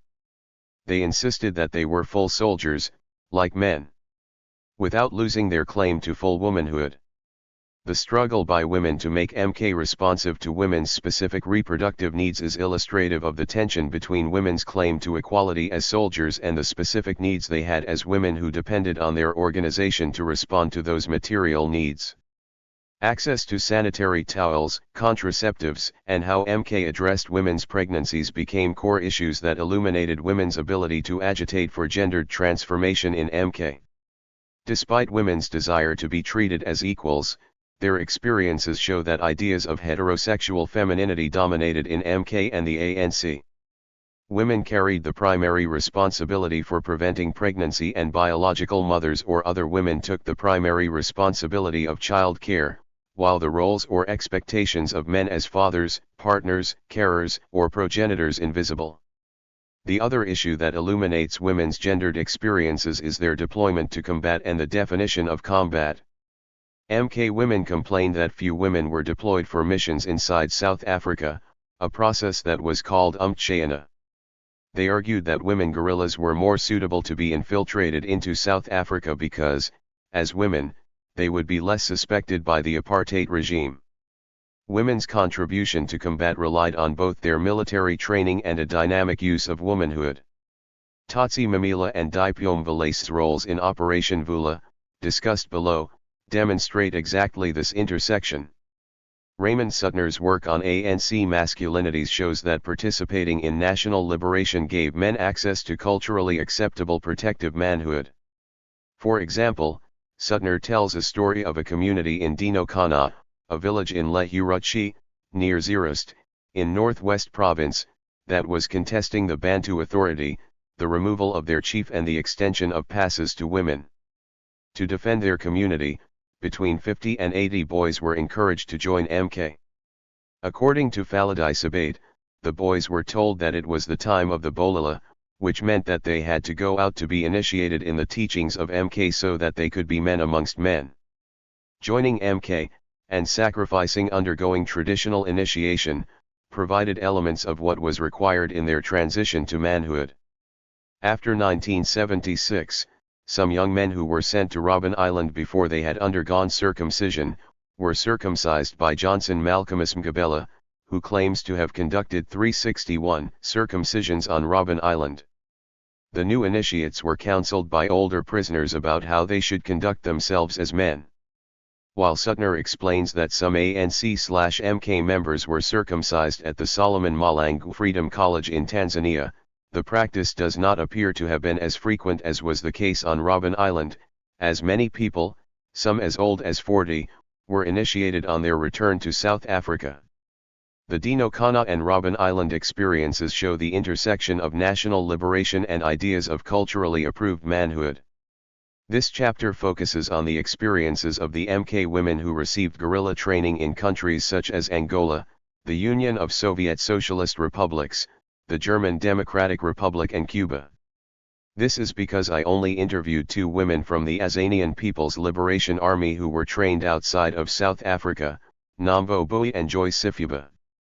In the next chapter, I provide more details about women who participated in the armed struggle inside South Africa as part of the Pan-Africanist Congress's Armed Wing, POCO, in 1963 and beyond.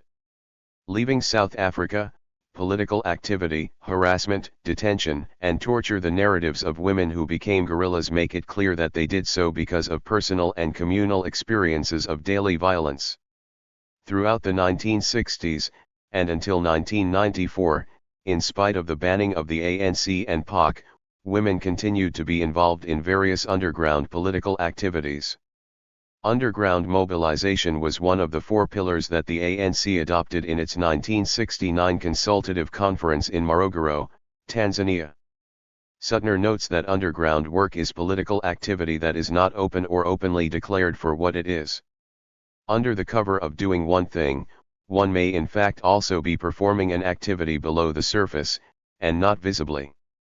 The early sabotage campaigns of MK depended on the intricate collaboration of underground combatants, who were not trained in either conventional or guerrilla warfare, to carry out the sabotage campaigns that targeted military installations, power plants, telephone lines, and transportation links, aiming to scare away foreign capital, and weaken the economy. After 1976, underground work became more dangerous, as those who participated in it were subjected to routine police harassment and detention.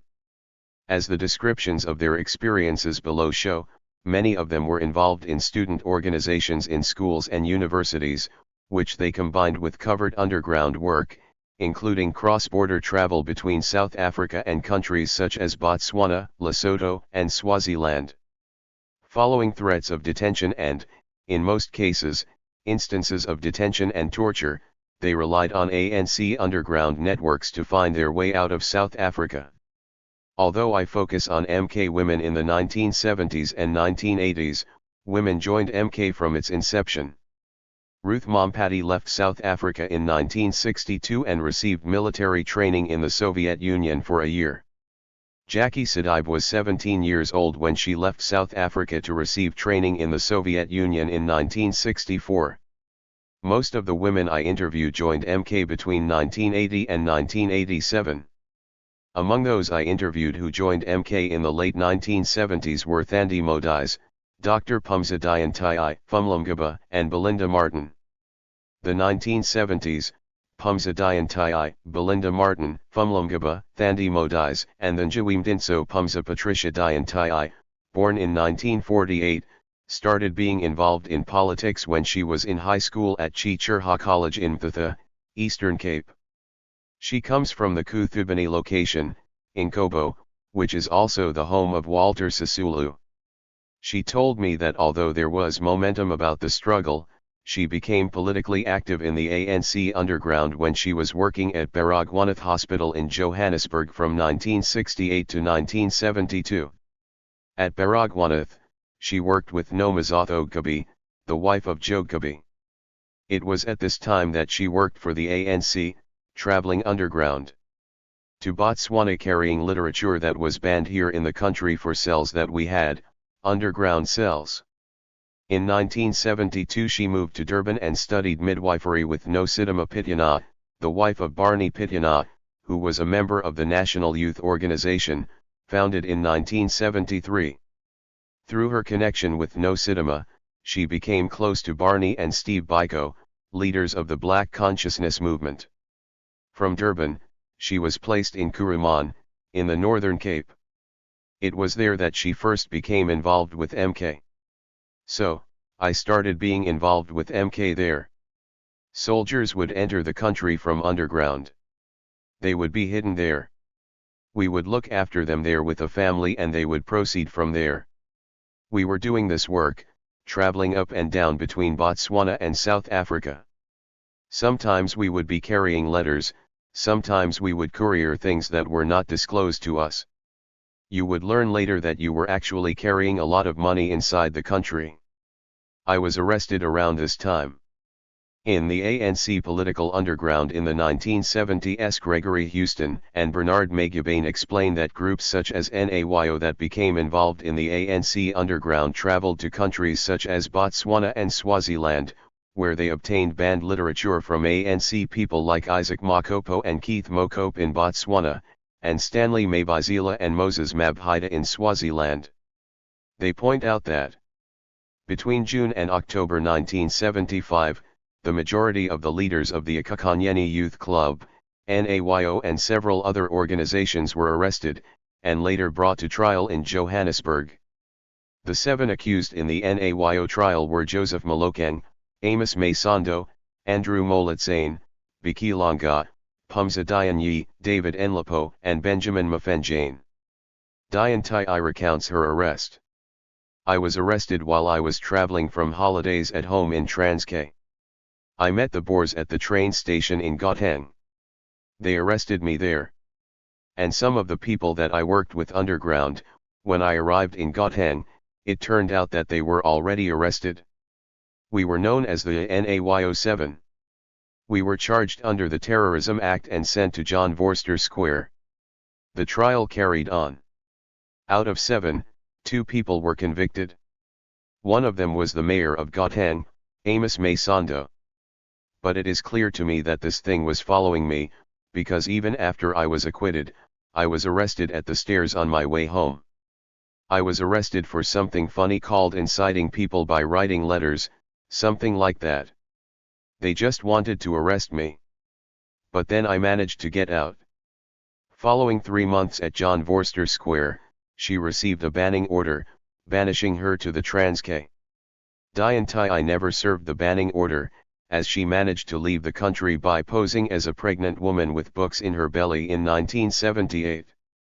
She spent time in Mozambique, then in Lusaka, Zambia, and eventually went to train with MK in the Bengala camp in Angola.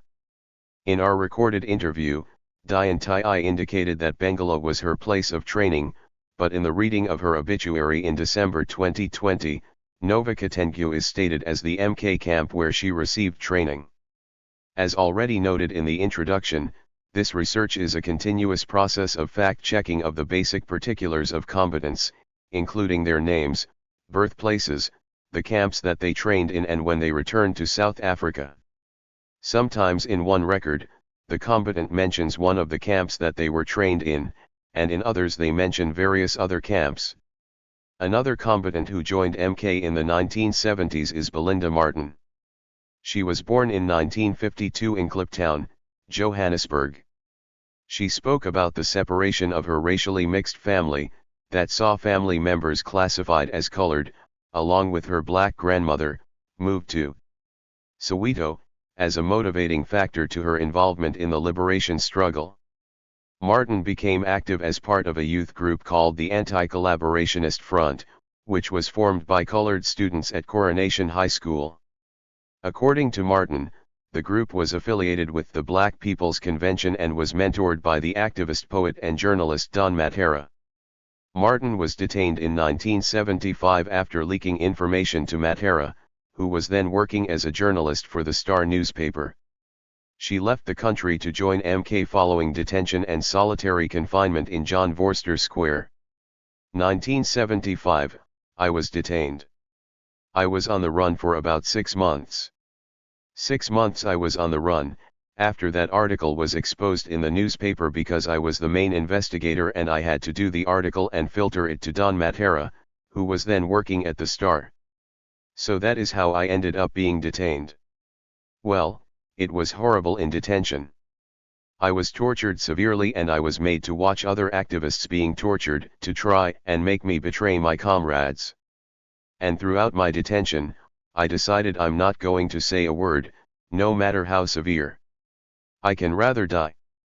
Severe beatings, making me stand on ice bricks, beating me with the butt of the gun, marks on my legs of the... You can see they are growing faint now, of the electrocution that I was exposed to while they were torturing me. Solitary confinement, and for 3 weeks, while I was in that cell, they never allowed me to wash or have a shower. I was pregnant 3 months. I had a miscarriage and I remained with the foetus in the cell. It started rotting and smelling until one of the matrons couldn't stand it any longer. So she took out the foetus and she cleaned the cell and she smuggled me to the shower. After 3 weeks, I was smelling, and I had to drink water out of the toilet. In her article about women detainees in the anti-apartheid struggle, Kalpana Hiralal notes that throughout anti-apartheid struggle, thousands of women were arrested, subjected to naked body searches, physical torture, verbal abuse and sexual harassment. As she further points out, since the 1960s, women's imprisonment and treatment as prisoners has not received the same attention as that of male political activists. For instance, parallel to the Rivonia trial, political activist Dorothy Nyembe was sentenced to 10 years in prison in Kroonstad. This is the Dorothy that Tutuzel Endelu is referring to in The Fighting Woman, the poem that opens this chapter. Yet, during this time the Rivonia trials received world attention, and together with the struggles of inmates on Robben Island it subsequently led to improved conditions on the island.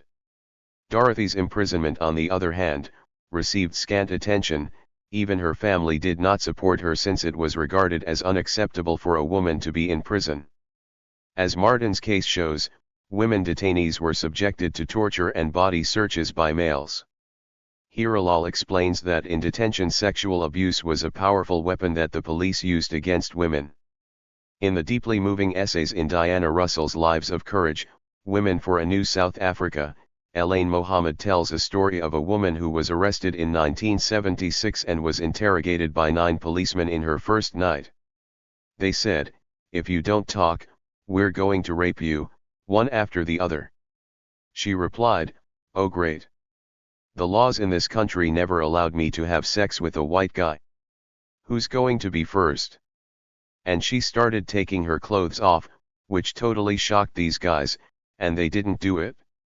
One can only wonder if this had been the woman's first time being arrested, or whether she had been arrested so often that she had learnt ways to respond to the police to protect herself and hopefully avoid sexual violence.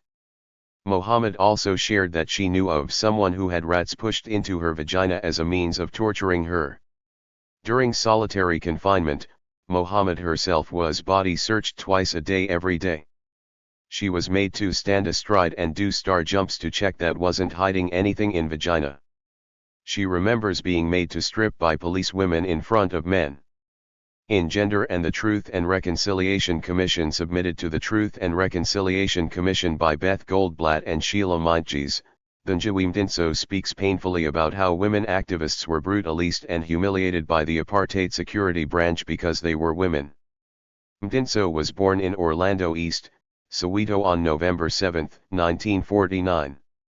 In 1973, she was a student at Fort Hare University and an active member of the South African Students' Organization, which led to her expulsion from Fort Hare. From 1973 until 1976, she was an active member of the Black People's Convention. From 1975 to 1976, she worked as a journalist for the Daily Dispatch newspaper, under the editorship of Donald Woods. She was active as a member of the Union of Black Journalists. In his memoir, The People's War, Reflections of an ANC Cadre, Charles Ngakula writes that while still working for the Dispatch, Mdinso led the move in 1976 to organize black journalists in the border region into the Union of Black Journalists. He explains, "Our orientation was clear: we were black before we're journalists. We lived with our people in the locations the government had consigned us to. Our stance, therefore, was that we would write the South Africa story as experienced by our people, including ourselves, in every corner of South Africa." Among the intellectual heavyweights in our ranks were Sitlelelo, Sisulu, Matera, Mayat, Mdinso, Mazwai. Mdinso's activism led to multiple police detentions, torture and banishment to Orlando East, Soweto, from 1976 until 1978. For she explains her experience of torture as having been directed to her womanhood. "Anger at me. For not fitting the stereotype of this woman who was going to break down. So they got very angry that I was thinking that I was a man. It was always, you think you are a man, you think you are strong. We are going to bring you down. We brought down better people than yourself, men, strong men. This is where they actually use your womanhood. For instance, they would let you stand for the whole day and you would not be allowed to go to a toilet or anything, and it gets to a point where you can't hold on, so you will wee standing there. And all of them will be coming in and out just laughing at this woman who just pees anywhere. Around menstruation, because at some stage you've just got to menstruate. You are just like this in a cell and there is nothing and you are going to come in stinking obviously. After a month of wearing those pants it is hard here and so as you walk. And stink. That is the humiliation then where your womanhood is used. You are useless. These men who sleep with you. Look at you how you smell. Mtinso goes on to talk about how she and other women activists were also targeted as mothers. As Goldblatt and Mindjes point out in their report, the police obviously realized that the best way to weaken women detainees was to make them believe that their children were dead or dying. This would play into their worst fears as mothers and expose their deepest vulnerabilities. Mtinso talked about this very thing in her own experience. When I was detained, my son was 9 months and I left him in bed. One day they came in with a big photo in the Daily Dispatch that showed a red Volkswagen that had been smashed, and I had a red Volkswagen at that time. They said to me, "You see, that is your car. One of your colleagues was driving your car with your son inside and we were chasing him, and that's what happened to your car, and your son is dead there." That stayed with me for the rest of my stay in prison. They would not say, "No, he is not dead." They just continued beating me up. Beating me up. I don't know what it would have done to a man, but that was one way of getting to a woman. Mtinso left South Africa for exile in 1978, when she joined MK and held various positions in the ANC and the South African Communist Party in Lesotho, Botswana, Zimbabwe, Lusaka, Angola, Mozambique, and Uganda. From 1985 to 1992, she was the ANC's chief representative in Uganda and acted as the regional MK commander. As discussed in the introduction, Thandi Modise was part of the 1976 detachment. She left the country in group of 10 school children. Modise trained at MK's Nova Katengyo camp in Angola. Fumlumgaba, who was also trained in Nova Katengyo, left South Africa in 1978. She was born Fumla Serumgaba in June 1948 in Londoney, New Brighton, in what was then Port Elizabeth. She went to school at Johnson Primary and Clark Berry. She then went on to study at the University of Transkei, where she studied to be a teacher. She said that she was introduced to politics by an uncle who was politically active and who would tell her and her 7 siblings what was going on. She taught for 5 years in a school in Makwili, Vigisville, in Mthatha, until the pressure from the police became unbearable for her. She said that teaching those days was another form of torture. The police used to harass the schools all the time and the students looked to her for protection. Regarding how she came to decide to leave South Africa, she recounted hiding from the police in her family dog's kennel. "I was part of a group in 1978. We observed what happened in 1976, and then after there was a lot of time, you would say who you were going with and that you are not living well, you want to leave and carry the gun yourself, you see? Beyond the gun, there was also a lot of harassment. At home we could not discuss what was happening, there was no open discussion. But also, I did not want to put my family in danger. I remember one day. Guerrillas and Combative Mothers 42. They arrived at home, our dog at home stays at the back, I was a slender then before I was bigger. I also have instincts, very strong instincts. I had a feeling that they had arrived. I went to the doghouse as they were arriving. They knocked and my mother opened and they checked. My mother said, 'No, I do not know. I do not know where she is.' They left. At the time my heart was beating fast as if they were going to search the doghouse, but I was trusting that the dog was in front. Then they left. I realized that things were not well. So, you realized that you must link with people who know how to leave because you cannot just go because you need a channel. So, when the date arrives you realize that I'm going. You left like that. Indeed, all the women combatants emphasized that they had to make connections within the ANC underground network to plan their departure.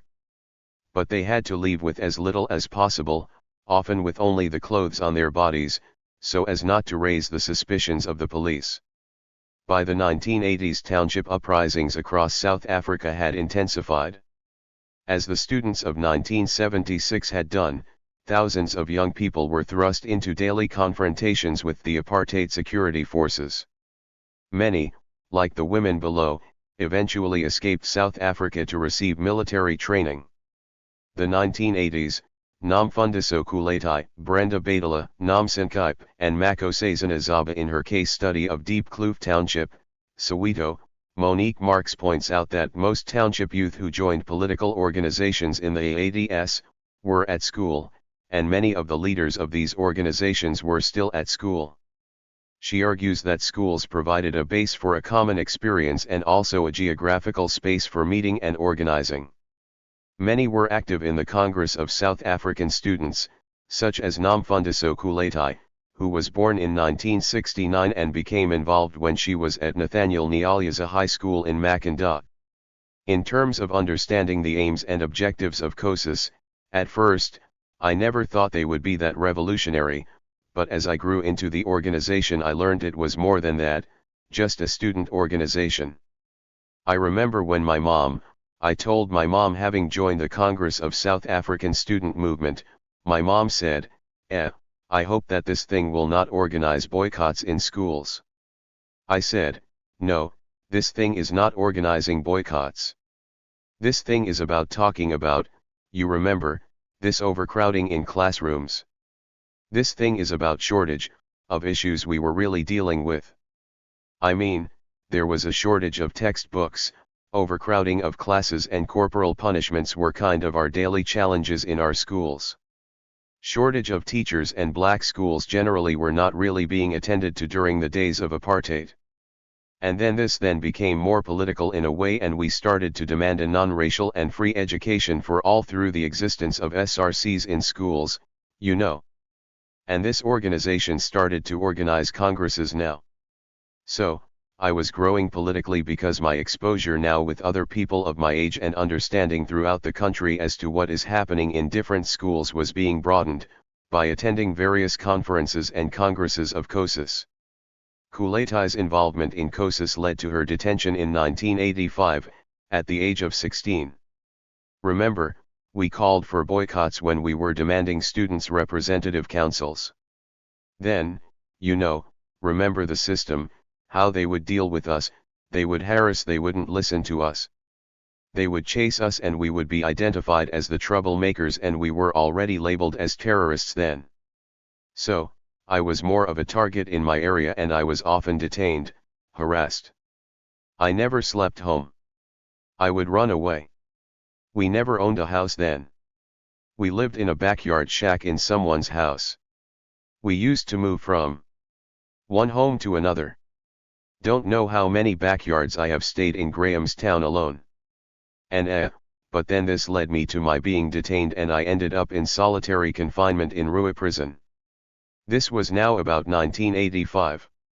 After being tortured, harassed, and remember, the system, the way it would respond to us as young people. They would kill and shoot and hit people, and we were already identified as the people that are troublemakers and terrorist people, that were being used by Oliver Tambo, wah.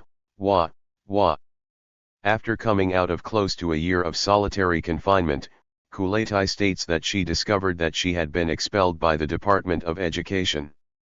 With no way to complete high school, she says that she felt that she was left with no choice but to leave South Africa.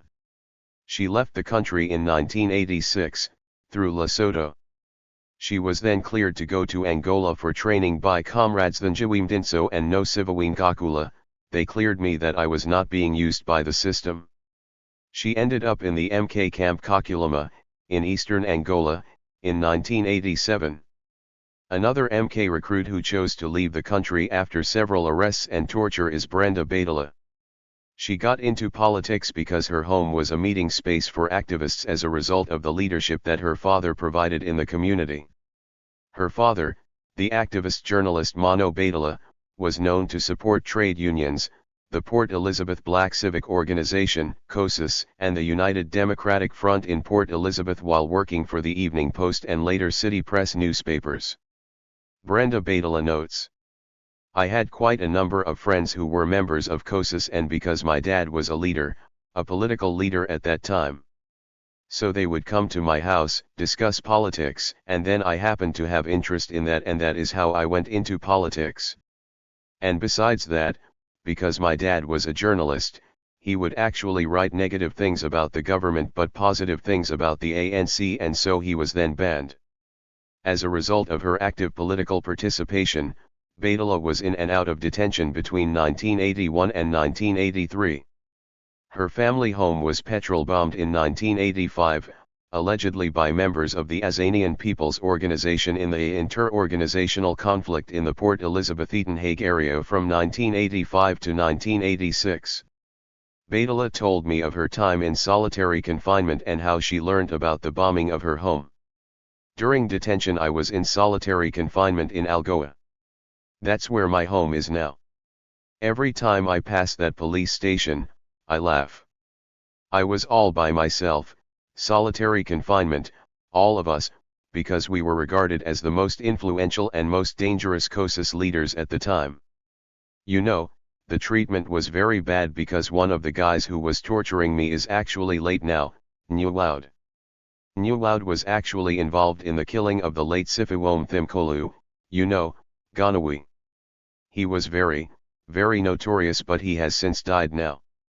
So, you know, they would either not give me food, give me water for 3 days, you know, take me to their rooms, torturing me, slapping me, you know, asking me many questions, thinking that you are hiding something, you are working for ANC Underground, asking for some people I don't even know, you know, where is so-and-so, where is so-and-so? You are working with so-and-so Underground, you know. So, J.A., the torture was terrible, yo. And, in my cell, I had, fortunately it was a small cell, but I had a toilet, which was much better, and I had a shower. So, there was no bed. We would sleep on the cement, but they gave us, you know, those gray blankets, for us to put some on the cement, for us to sleep. Yo, those days were bad, yo. Whilst you are sleeping, at 2 o'clock, they would just come and kick your door. You were not allowed to close the door. You are allowed to, if it's the door, you must sleep here, and the door must be wide open, because every time when the guard is passing, you know, the security, they must make sure you are still there, you are still breathing. You know, they would call your name from a distance, hey, Brenda, you know, and then you have to respond and say, yes, sir, you know, then they just pass. So every 30 minutes they do that, because there was a period where people were dying in detention, you know. But at the same time, it was a torture, because if you are being woken up every 30 minutes, you are not going to sleep. She continues to share specifically about hearing about the petrol bombing of her home. And then, sometimes, they are going to wake you up, and I remember one Friday they called me and said, yo, but your house was bombed, petrol bombed, and I thought they were joking. My dad was in detention, but my dad was in another police station. But I thought they were joking. J.A., your house was petrol bombed, you know, and I'm like, yo, wow. And then what happened? No, nobody died, nobody was hurt. And I'm telling you, Siphokazi, I didn't know about it until I was out after 3 months. And when I asked my mom said, yes, that's what they did. Fortunately, you know, that we grew up in 3-roomed house, so they threw the petrol bomb in my room. But we had 2 single rooms, myself and my brother, the one who comes after me. It landed on top of my brother's bed, but fortunately, because me and my dad were in detention, my mom and my 2 brothers were sleeping in the main bedroom. Now, if Foucault had slept there, it would have been something else. And they said, "Ja, and your brother was here, but we released them because we told them, no, but his dad and his sister are already in detention." You know, there was a time when they would go house to house and take people in the police van, take them to the police station and torture them for unknown reasons. At the time, the state had 2 cases against Magadla. In one, she had been caught carrying banned literature in Queenstown on the way back home to Gperha from a COSIS Congress in Durban. The second case involved the arrest of the COSIS executive, including Mzina 47, Pamela Nombeko Daniels, the so-called COSIS 9. In its 1985 annual report, the Southern Africa Project, which was a group of American lawyers that provided financial support for legal representation in political trials in South Africa and Namibia, details its support for children on trial in State v. Brenda Magadla and 10 others, who were charged with offenses arising from a police raid on a COSIS committee meeting in December 1984. The police attempted to arrest without warrant COSIS members present at the December 2 meeting, but the students stood their ground, refusing to be intimidated. Following the bombing of their home, the Magadla family moved to Johannesburg. Magadla escaped the country with her fellow COSIS 9 accused, who joined her in Johannesburg. They first stayed at Winnie Madikizela Mandela's home in Brandfort, where she had been banished. It was Madikizela Mandela who organized their escape to Lesotho. Magadla told me that she decided to leave the country because she was in and out of detention and because of the fact that her home had burned down. She could see that the system at the time really meant something. They really wanted to kill family at the time. As arrests became more violent and frequent in the 1970s and 1980s, it justified the decisions of thousands of women, like Brenda Magadla and Nomfundiso Kuletai, to leave the country.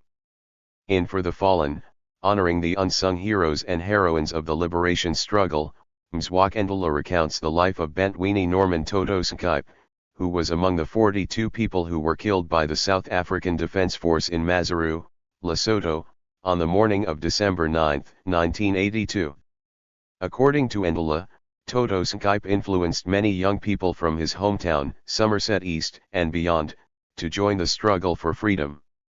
He recalls that Toto's sister, Nomsa, and another family member collapsed on hearing the news of their brother's death. Nomsa Skype told me that after the killing of her brother, she was abused in boarding school because of her family name. She felt that the family involvement in politics destined her for political life. My brother was killed during the Maseru massacre. What happened was that it became well known that there were a whole lot of people who were killed during the Maseru massacre. It was in the newspapers and my surname was in the newspapers.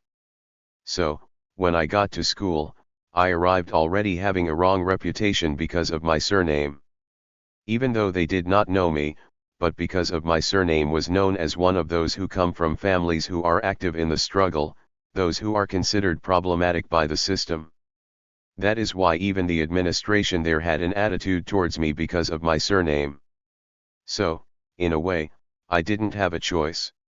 I had to be involved in the struggle whether I liked it or didn't because my surname had already spoiled things for me. Gype became involved in political activities in school to defeat the system.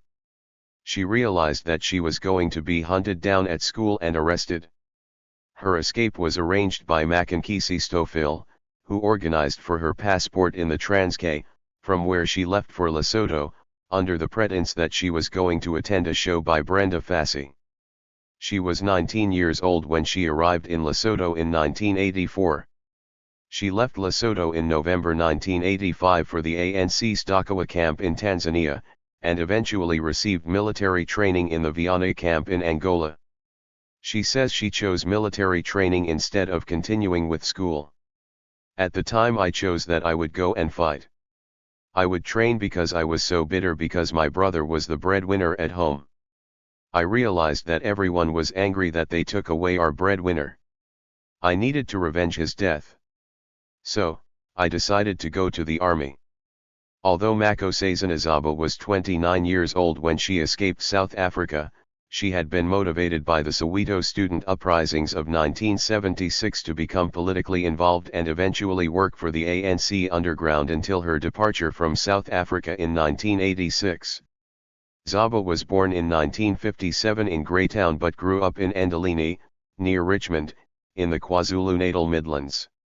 She recounted that it was during her time as a junior in Pola High School that she first heard about Steve Biko and black consciousness through the school's debating team. She notes that for some reason, the debating students, they were often the senior students, were allowed to discuss political topics. She explained that it was at Inanda Seminary that she openly engaged in politics and that there was a much more open, even from the teachers, an open engagement with politics. Even though she wrote her matric exams in 1975, she spent the whole of 1976 nursing an undiagnosed illness, while her peers were either at university or starting their careers.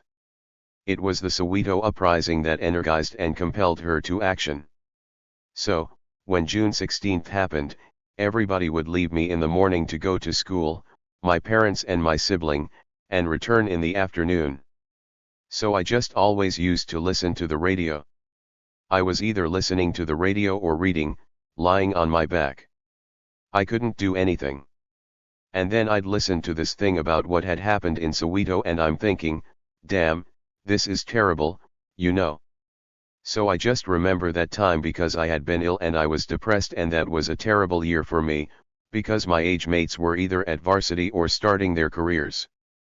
I really wasn't feeling good about myself. But when that happened, everything just seemed to change because it was like, wow, I can do something in the world, you know. She went on to train as a nurse at Edendale Hospital in 1977. Following the killing of Steve Biko, she joined the Edendale Youth Organization with some doctors who had been friends with Biko. The organization was a space for political education and discussion. She notes that Ben Martins used to supply banned literature to the group.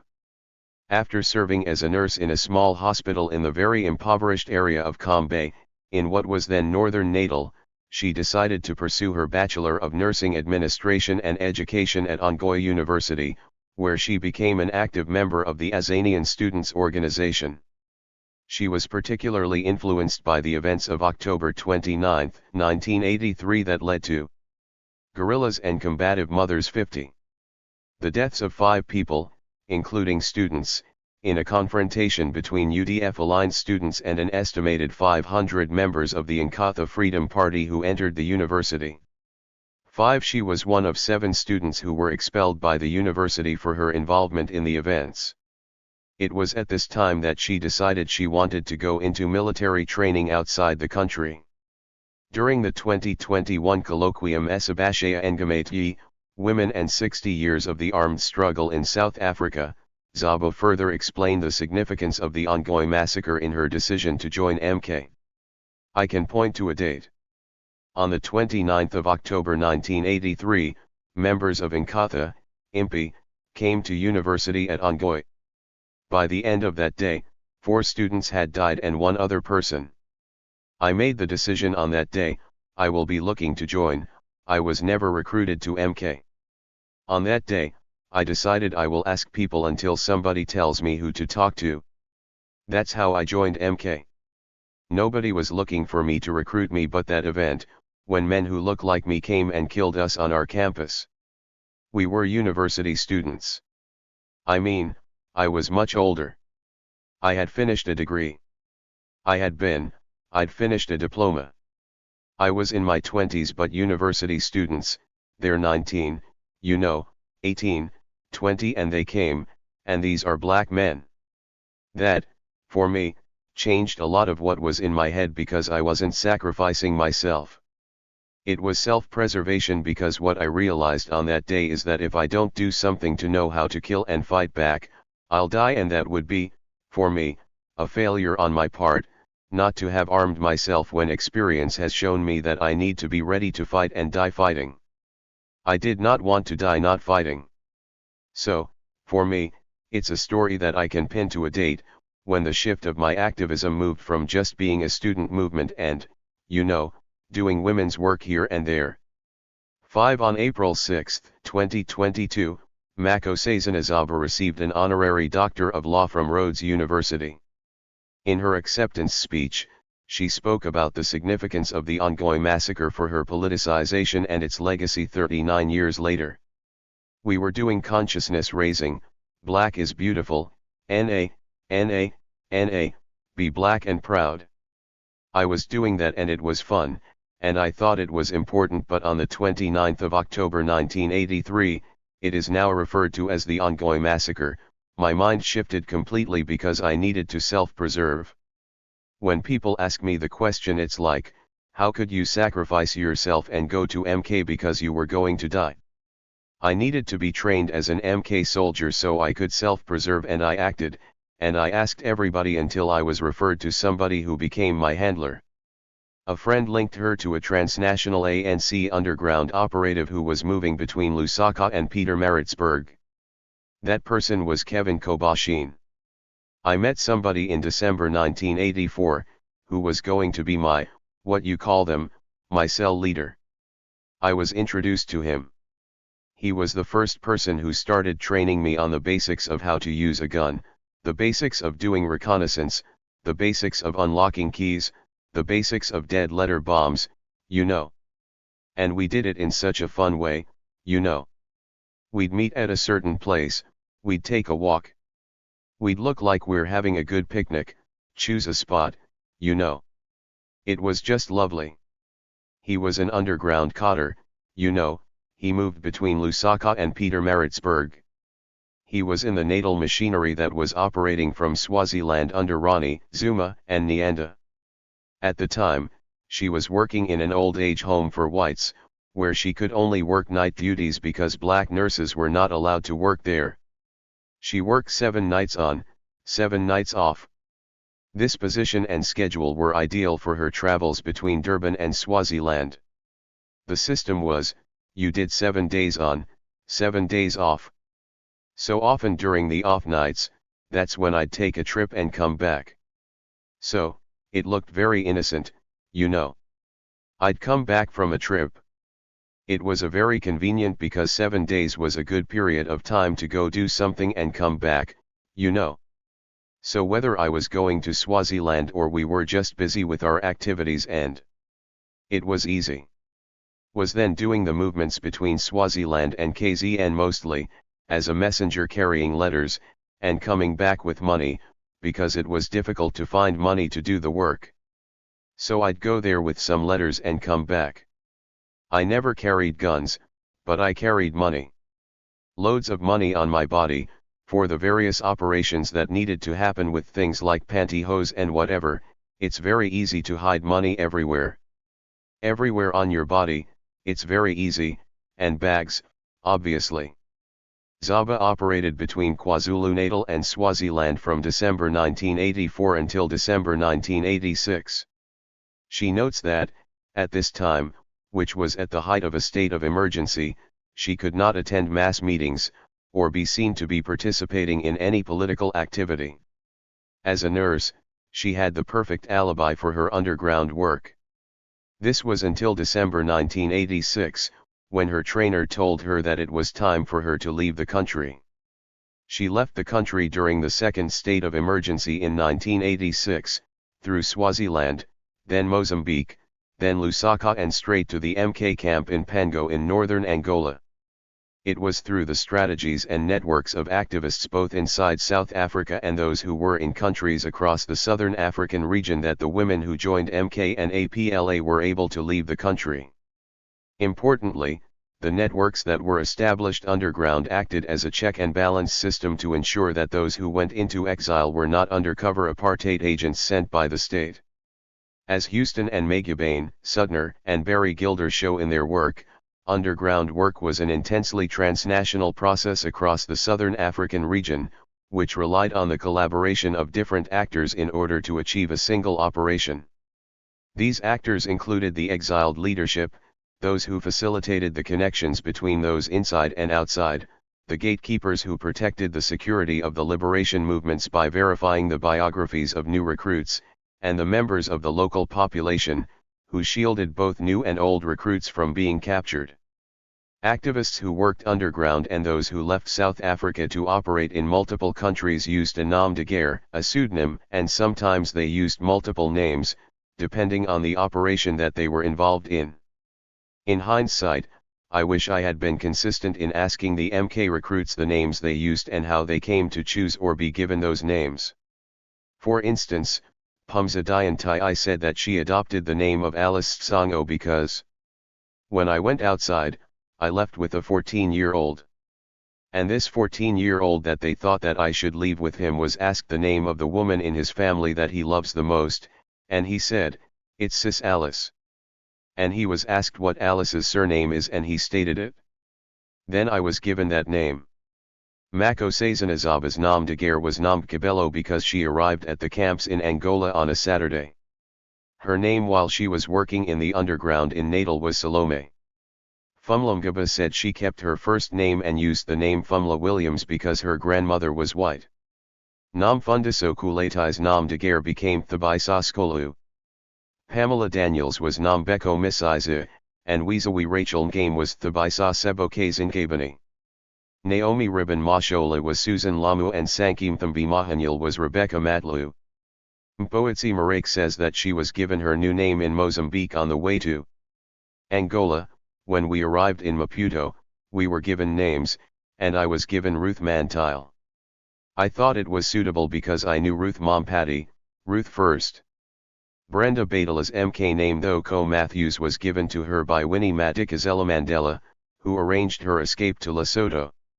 She is the one who organized everything for us to leave the country. We had our passports with our, of course with our pseudo names. From Brandfort we went to Lesotho. So, we left the country using our passports with the wrong names. My name was though Co Matthews. Many of the MK recruits would later find out when they returned to South Africa that they shared surnames and / clan names with some of their comrades, who went by different names, and who would not share family background details for security reasons. The less personal information they shared about themselves, the safer they and their families inside South Africa would be, despite the fact that upon leaving South Africa, in their various countries of transit, they would be requested to write biographies of themselves to ascertain that they had not been sent by the apartheid government to infiltrate the ANC. Many of them spoke about writing these biographies multiple times as they traveled across various countries before arriving at the military camps in Angola. With new names, the women would start a new journey in MK. Most of them would find out that they would spend years in exile instead of quickly receiving training and then returning to South Africa to bring down the regime. In the second appendix of further submissions and responses by the ANC to questions raised by the Commission for Truth and Reconciliation, the ANC lists 12 MK camps that were established in Angola from 1976 to 1989, when all camps were closed. Some camps were closed before 1989 and some merged with others during this period. The camps were, Gabela, Engineering Luanda Transit Camp, Bengala Transit Camp, Nova Katengio, Quibax, Funda, Fazenda, Pango, Viana, Hoji Yahanda, Kakulama and Kaxito. In what follows, the women of MK reflect on the kind of training they received, daily life in military camps, military combat, and the sexual and gender politics in MK. Like their male counterparts, women recruits had to adjust to new countries and many of them were very young. For instance, Namsan Kipe spoke about the difficulty of being in Tanzania, where many of the new recruits came to learn and were infected with malaria for the first time. Former Member of Parliament Pamela Daniels, who was part of the COSIS 9 with Brenda Badala, talks about her arrival at the Viana transit camp in war-torn Luanda, Angola. We arrived at a transit camp that was called Viana in Luanda. In the morning we had to go to town. The transit camp, where it was like farm area where the ANC was given land by the Angolan government. We were doing everything for ourselves, cooking, you name it. We had our armory. There were buildings where our HQ was staying and comrades were sleeping in tents, and these coaches, because it was a transit camp. In the morning we were taken to town. Now, at night it was such a beautiful view, the lights, everything, people playing basketball. You could actually see them and everything. In the morning it was a different view altogether. It was like at night we landed somewhere, we woke up somewhere else. 2 out of 3 people that you saw had one leg or no legs. The buildings, you could actually see the bullet holes. I remember thinking to myself, where the hell did I think I was going? Now we had a new routine, wake up in the morning with morning sport, the bells will ring, go for morning sport. When we came back, we bath. After bathing we eat, after eating we clean. After that we go and we're drilled. Now we are being prepared to go to the training camps. And it is very funny how you quickly adapt. The environment allows you to do that and you actually see yourself as a soldier immediately because the language, the behavior, and every other thing just points you out. The recruits had to learn quickly that they had left a war context in South Africa for another one. Some of them shared that they were in the camps in Angola during the 1988 Battle of Cuitahuaneval, when the SADF attacked Angolan forces fighting against the National Union for the total independence of Angola. In her Magadla Foundation lecture of August 26, 2020, Fumla Williams also described the shocking conditions of camp life when she arrived at Quebec in 1978. I'm not going to sit here and say I never got the shock of my life because I've never in my whole life, until I left the country, understood the issue of running and training and everything. People who know Quebec will tell you, it's the most treacherous terrain. You go to the toilets, it's a mountain. You go to the river to fetch water, it's a mountain. You go to your residence where you live, it's a mountain. And when I got there, it got me thinking to say, is that what it is? But you know, the beauty of determination of what you are fighting for, it's what sustained me because I then told myself, this is painful. Going to the river is painful. Going to the gate, painful. But I told myself, you know what, I will do it because I've resolved. Nobody has told me. My mother, for all I care, at the time thought I was going to do some degree and I'll come back being a lawyer or what, but she didn't understand that I was going to get an AK. I then told myself for as long as the men who are in this camp are surviving, I'm also going to survive. Namfundiso Kuletai also stated that the conditions in Kakulamu were shocking. Kakulamu in Angola, east of Angola. And it was not nice. The conditions were shocking. Remember, I'm from home, now I'm in a military situation, but it was nice though because I found what I wanted. You can remember when we left home people were dying and all what you needed was to be exposed to the might of the military weapons that we needed to use against the racist regime and go and fight. During the colloquium Esabashaya Ngamati, Women and 60 Years of the Armed Struggle in South Africa in 2021, Naomi Ribbon Mashola expressed her deep concern that the wildlife in Angola was dangerous.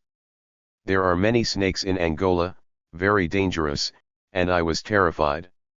You'll find somebody, a snake is passing, and I am frozen and they're like, oh, how can you go and fight the boars when you are afraid of snakes? I said, boars are not snakes. It's a man, it's a woman that I'm going to be confronting, not a snake. But these are things that we endured and also things that we enjoyed. The rituals of life in the training camps involved rigorous physical training and a distinct focus on political education. The MK women emphasized the weight given to tactics in guerrilla warfare, as they understood that they were participating in an unconventional war. Linda von den Steenen explains that across the military camps, which had about 500 trainees and 25 instructors, the everyday routines were similar. For instance, MK recruits started the day with morning exercises between 04h30 and 05h30, followed by breakfast. Then soldiers selected to listen to the news every night on the radio, and also receive news from the Department of Information and Propaganda, and then they would compile it and share it with the camp. It was usually around 6 or 7 a.m., and they would then go to classes until about 12 or 1 p.m. The recruits were taught 11 classes in political science and the art of warfare. The courses were military topography, military engineering, military tactics, physical training, march and drill, firearms, artillery, political education, first aid, anti-air weaponry, and military combat work. Brenda Badala explained the everyday routine thus. Military training in different tactics, your physical training, how to shoot, your topography, if you want to grow, and politics as well. So, we had classes, it's like you are in high school, Where there would be, not lectures, but timetable, for 45 minutes, you are now going to do tactics. Tactics was more physical. The next 45 minutes is going to be politics, so teaching us about politics, the countries that were close to the ANC, your Russia, your Cuba, your East Germany at the time, and then topography. So those were some of the things, and then we had what is called engineering. Engineering is basically how to make bombs, how to use a hand grenade, It was very detailed, very dangerous because we had to be very accurate. Then we had another one, which was called shooting, where they were teaching you how to shoot now, all sorts of weapons, AK-47. Belinda Martin emphasized the collaborative spirit between women and men in the Nova Katengyo camp. As women in Umkhonto there was no leniency. We had to do everything the men did and we did it. We proudly did it and we were not discriminated against by the men. We were helped, when we couldn't carry on, they would hook you in, And if you got tired, we would run together. And that's what made me so proud of the men in MK at the time. They would never leave you behind because you are a woman. They would encourage you, We used to run 16 kilometers every morning, so it made it 32 kilometers. Every morning that was part of our training, besides the field training, weapons training, we had to train in guerrilla warfare. Not conventional warfare, we were a guerrilla army. It was very rigorous, we were trained by the Cubans, the Russians, Czechoslovakians. I was the first female commander of the June 16th detachment. Pamela Daniels and Boetsi Marek explained that new MK combatants were not immediately given a gun. They were taught to guard it and be aware of its dangers. As new recruits we were given a stick, a very thick stick, ikanai ilithik, with a sling. Ibabizwe umhobho meaning it's your gun, umhobho. As you were going to classes, training, doing all these things, you are slinging it as your gun. I'm not supposed to lose it. You sleep with it. Everywhere you go, it's with you, whether you are eating, whether you are resting, whether you are in the toilet, wherever you go, it's always with you. ±2 months, we graduated to, you even go to the shooting range, you shoot all the positions. Hip position, standing position. Marek, who was trained in multiple camps, such as Viana, Kamalundi, and Kakulama, shared a similar experience. You only handled a gun after you completed your firearm training. Firstly, when you arrive you are given a branch of a tree and tie it with a type of rope, and you had to carry and treat it like an actual gun for 3 months. If it fell down, you fall with it. So we had that for 3 months. Unfortunately for us, our training was stopped several times because of threats around our camp. So, at certain times we had to leave the camp and move to makeshift camps somewhere else. I started handling a gun after 6 months in Angola. Time and again, women reiterated that MK was not military for its own sake. It was primarily a political army, whose core mandate was the liberation of black South Africans. MK recruits needed to first understand the political mission of the guerrilla army before taking on the responsibility of carrying a weapon. During the 2021 colloquium Esabashaya Engamatyi, Women and 60 Years of the Armed Struggle in South Africa, Lindiwe Mabuza reiterated that political education of MK recruits is what differentiated them from terrorists. When they arrived in Angola, they came with wounds from home. They wanted to fight, they wanted to be like the men in the military, but what was essential is that they had to, first of all, have a good political education. Political education was at the heart of the armed struggle. No political education, you are in the process of making a terrorist. The soldiers had needed to understand that they were fighting a just war. They were guerrillas in the making and not terrorists. After classes, MK recruits took on a number of different activities. Janet Cherry points out that the process of waiting for Umtshayana, the process of sending MK guerrillas for operations inside South Africa, did not end until some MK members formally returned to South Africa. Indeed, the bitter reality was that the majority of those who went to exile and received military training were never deployed in South Africa. During the years of waiting, the women recruits found various activities to keep them busy in the camps. For instance, Makosazana ended up teaching literacy in the camps. Most of the people were younger than me. Some of them were not educated. Some left before they completed school. Therefore, they have no experience working as activists at home. They skipped, the terminology that you skipped, so they skipped. They just remember marching and then they had to skip. There were two other people who were at least my age, my peers.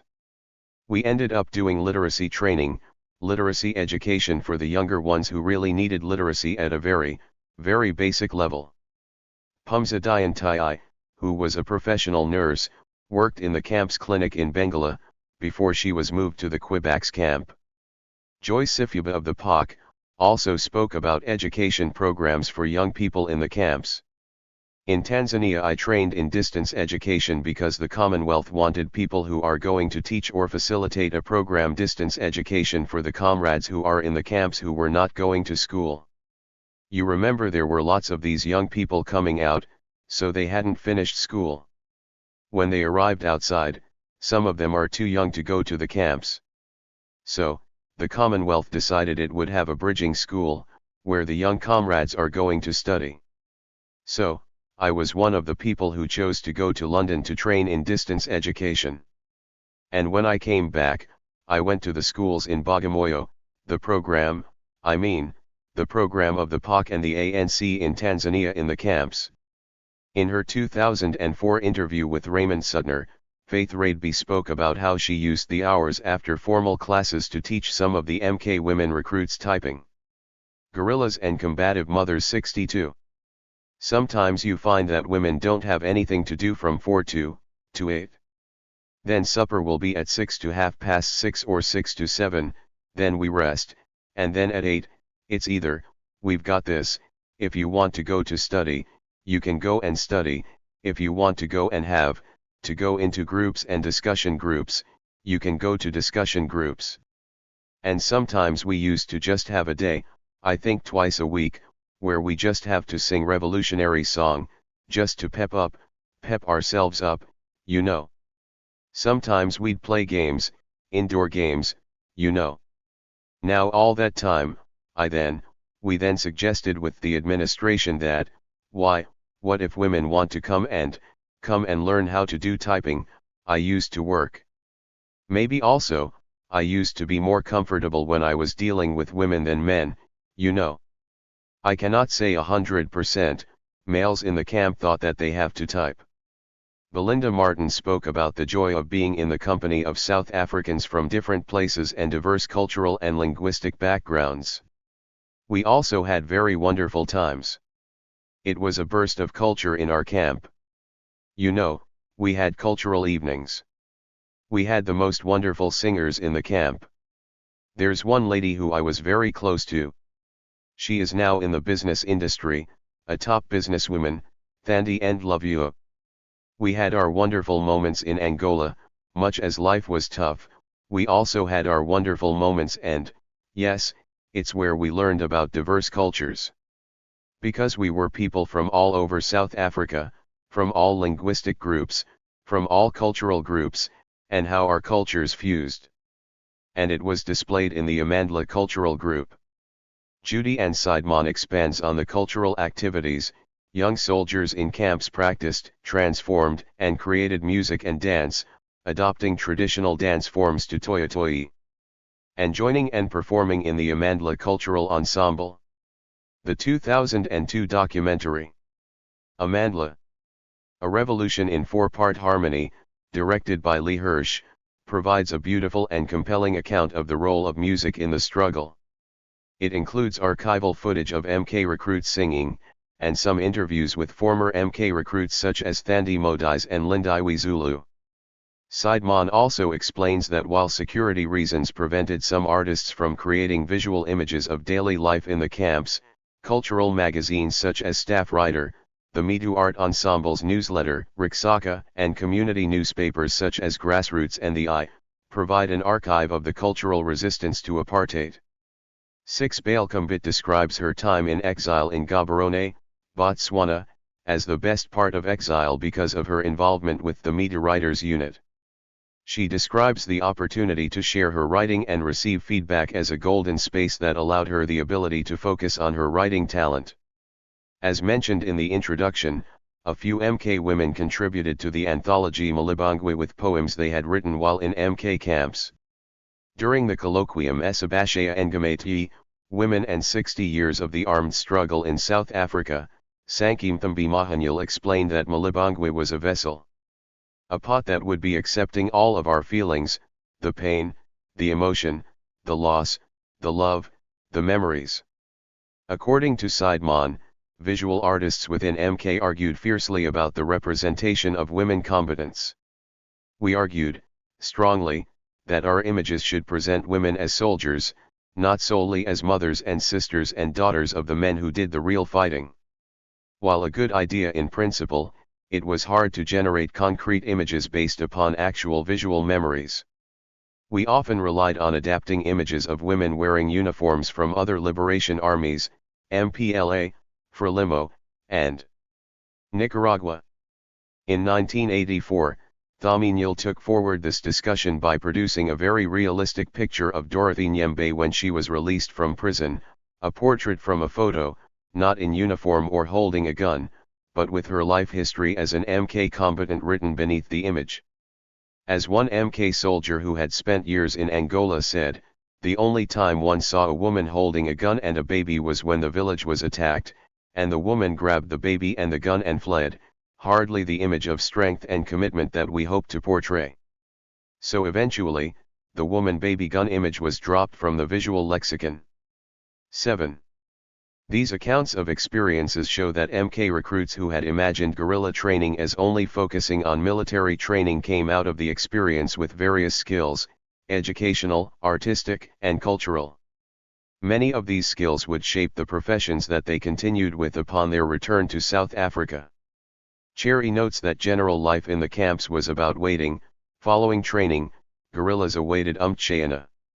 For most of the combatants, including the women, the call never came. This often made life in the camps very difficult. The waiting begins and you're supposedly in an underground camp, and if you don't find something to do for yourself, I think you go crazy. After the failures of the Wonky and Sipalilo campaigns, MK did not manage to successfully infiltrate combatants inside South Africa. However, after thousands of young people joined MK after the 1976 uprisings, there was an increase in successful operations inside South Africa, including the infiltration of combatants such as Thandi Modise and Solomon Malangu, among others. Both were arrested and Malangu was executed. MK was never able to send large numbers of its combatants inside the country. Among the chief complaints of the mutineers of 1984, discussed below, was a demand to send more MK members into South Africa. Cherry and others have noted that the waiting was excruciating for guerrillas, who had hopes of returning to South Africa and bringing down the apartheid regime. Some of them eventually became disillusioned and some became alcoholics out of boredom and frustration. Some of the women were sent for further military training in countries such as Russia, East Germany, and Cuba, and some were chosen to go and further their studies, after which they returned to other posts in the ANC in exile in Lusaka, Tanzania, Zimbabwe, and elsewhere. In our interview, Pumza Diantai spoke passionately about how studying medicine in Cuba profoundly influenced her views about ways to make access to healthcare part of a communal project, rather than leaving it to trained healthcare practitioners. Ruth Mantile writes about how her time in East Germany turned her into a young Marxist. Brenda Badala also received special military training for 12 months in East Germany, and Fumlumgaba learned to speak fluent Russian during her 10 years in the Soviet Union. Namfundiso Kuletai attained a diploma in broadcasting in Zimbabwe, where she had a son with a member of the Komu family. Mako Sazanazaba described being one of 8 MK soldiers sent for military training in Moscow in the Soviet Union. So, in that group there were 8 of us, 7 of them men, and I was the only woman. So, we end up in Moscow in a block of flats, where most of the training was more political and sociological and historical. We were trained by these comrades, all of them are called Victor, and the way you identify them, you differentiate them, is Victor politics, Victor military, Victor history. So, we lived in this camp, in this flat, and one of the rooms in this flat was our lecture room. Then there was the kitchen. We had 1 hour to go out and do something in the afternoon between 5 and 6, and in that hour most people found some ice cream and they went looking for vodka somewhere.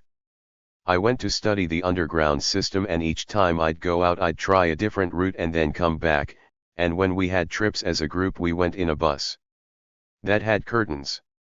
That's when I saw my first ballet at St. Peter's, the most famous Russian ballet.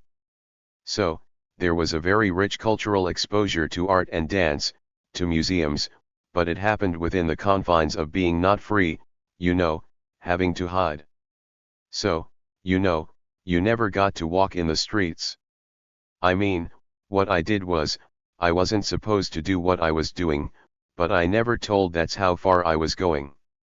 I'd go out and be in the world and then come back on time and nobody asked questions. But it was risky because also you're so conspicuous. In Moscow you're just odd. You stand out. Upon her return from Moscow, Zaba asked for permission from Ronnie Casseroles to come out of the underground to work in other functions of the ANC. She was then moved to Lusaka, Zambia, where she worked for the Voice of Women, with Balekumbit and Nosiviwe Mapison Kakula, among others. It was during this period that Zanelia Mbeki taught her how to type. She was then sent to study journalism at the Werner Lamberts International College of Journalism in Berlin, East Germany, in 1988.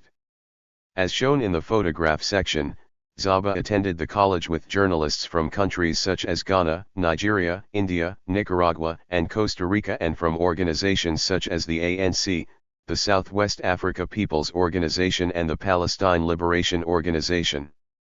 Overall, while women took pride in the fact that they endured and even thrived in the military training context, which gave them greater independence and confidence in themselves as soldiers trained in guerrilla warfare and as individuals, there remain debates about whether women can be said to have participated in direct combat. I address women's combat roles next. Women and combat. Tatsi Mamila, Dipiom Valace, Jackie Sidibe, and Boetsi Marek comparing MK to white women's roles in the SADF. Jacqueline Koch maintains that most of the women in the SADF are confined to subordinate positions which reflect the sexual division of labor in the wider society. They are involved in telecommunications and signals, logistics, finance, administration, cartography, medical and welfare work, and instructional activity. During this time, women in MK were mostly deployed in intelligence, communications, transport, medical services, and logistics. She points out that women in both the SADF and MK were excluded from direct combat, although women in MK emphasize the fact that they received the same military training as their male counterparts, while the women in SADF received training separately from the men. However, Koch also acknowledges that the notion of combat is problematic in a context of guerrilla warfare because the boundaries between front and rear cannot be sharply demarcated. If we closely examine Tatsi Mamila's role in the last MK operation, Vula, it becomes possible to question and challenge a narrow understanding of women's combat roles. Connie Bram's account of her role as chairperson of the anti-apartheidsbeweging Nederland is important for understanding the various strategies that liberation movements mobilized beyond southern Africa and how they relied on human and material support of individuals across the globe. Bram's book Operation Vula chronicles the strategies that she used to approach and convince 75 Dutch nationals, including a Belgian couple, to suspend their lives in the Netherlands and move to countries such as Swaziland and Zimbabwe. There, they would acquire jobs and live their lives in ways that enabled them to be seen as legitimate expatriates, who, without drawing suspicion, would secretly harbor MK combatants. In addition, these individuals also hid MK weaponry and some of them smuggled weapons, money, passports, and computer disks into South Africa. In order to ensure that all actors played their parts properly, without being caught by the South African security forces, Bram worked closely with Ronnie Kasrils, Mac Maharaj, Ivan Pillay, and Siphokazi Nyanda, all of whom were senior members of MK. In his memoir, Kasrils notes that it became clear that MK could not operate openly in the frontline states, but had to carry out its activities in an undercover manner, which relied on utilizing a score of safe houses than base camps. The recently published International Brigade Against Apartheid, Secrets of the People's War That Liberated South Africa, edited by Kasrils, contains first-hand details from South Africans who worked with international allies in Africa, Europe, and elsewhere against apartheid and accounts by the international actors themselves. It was Maharaj who would explain to Bram, in her home in Amsterdam late in 1986, that a decision was taken some time ago that the ANC leadership should go into South Africa, underground, to unite the resistance and give political leadership. Maharaj further made it clear that the implications of such a mission would entail known figures of the ANC/MK, including himself, disguising their appearance and not just a quick change of mustache, but a thorough disguise to change him completely, and which he would be able to use for a long time, years maybe, with no danger of being recognized.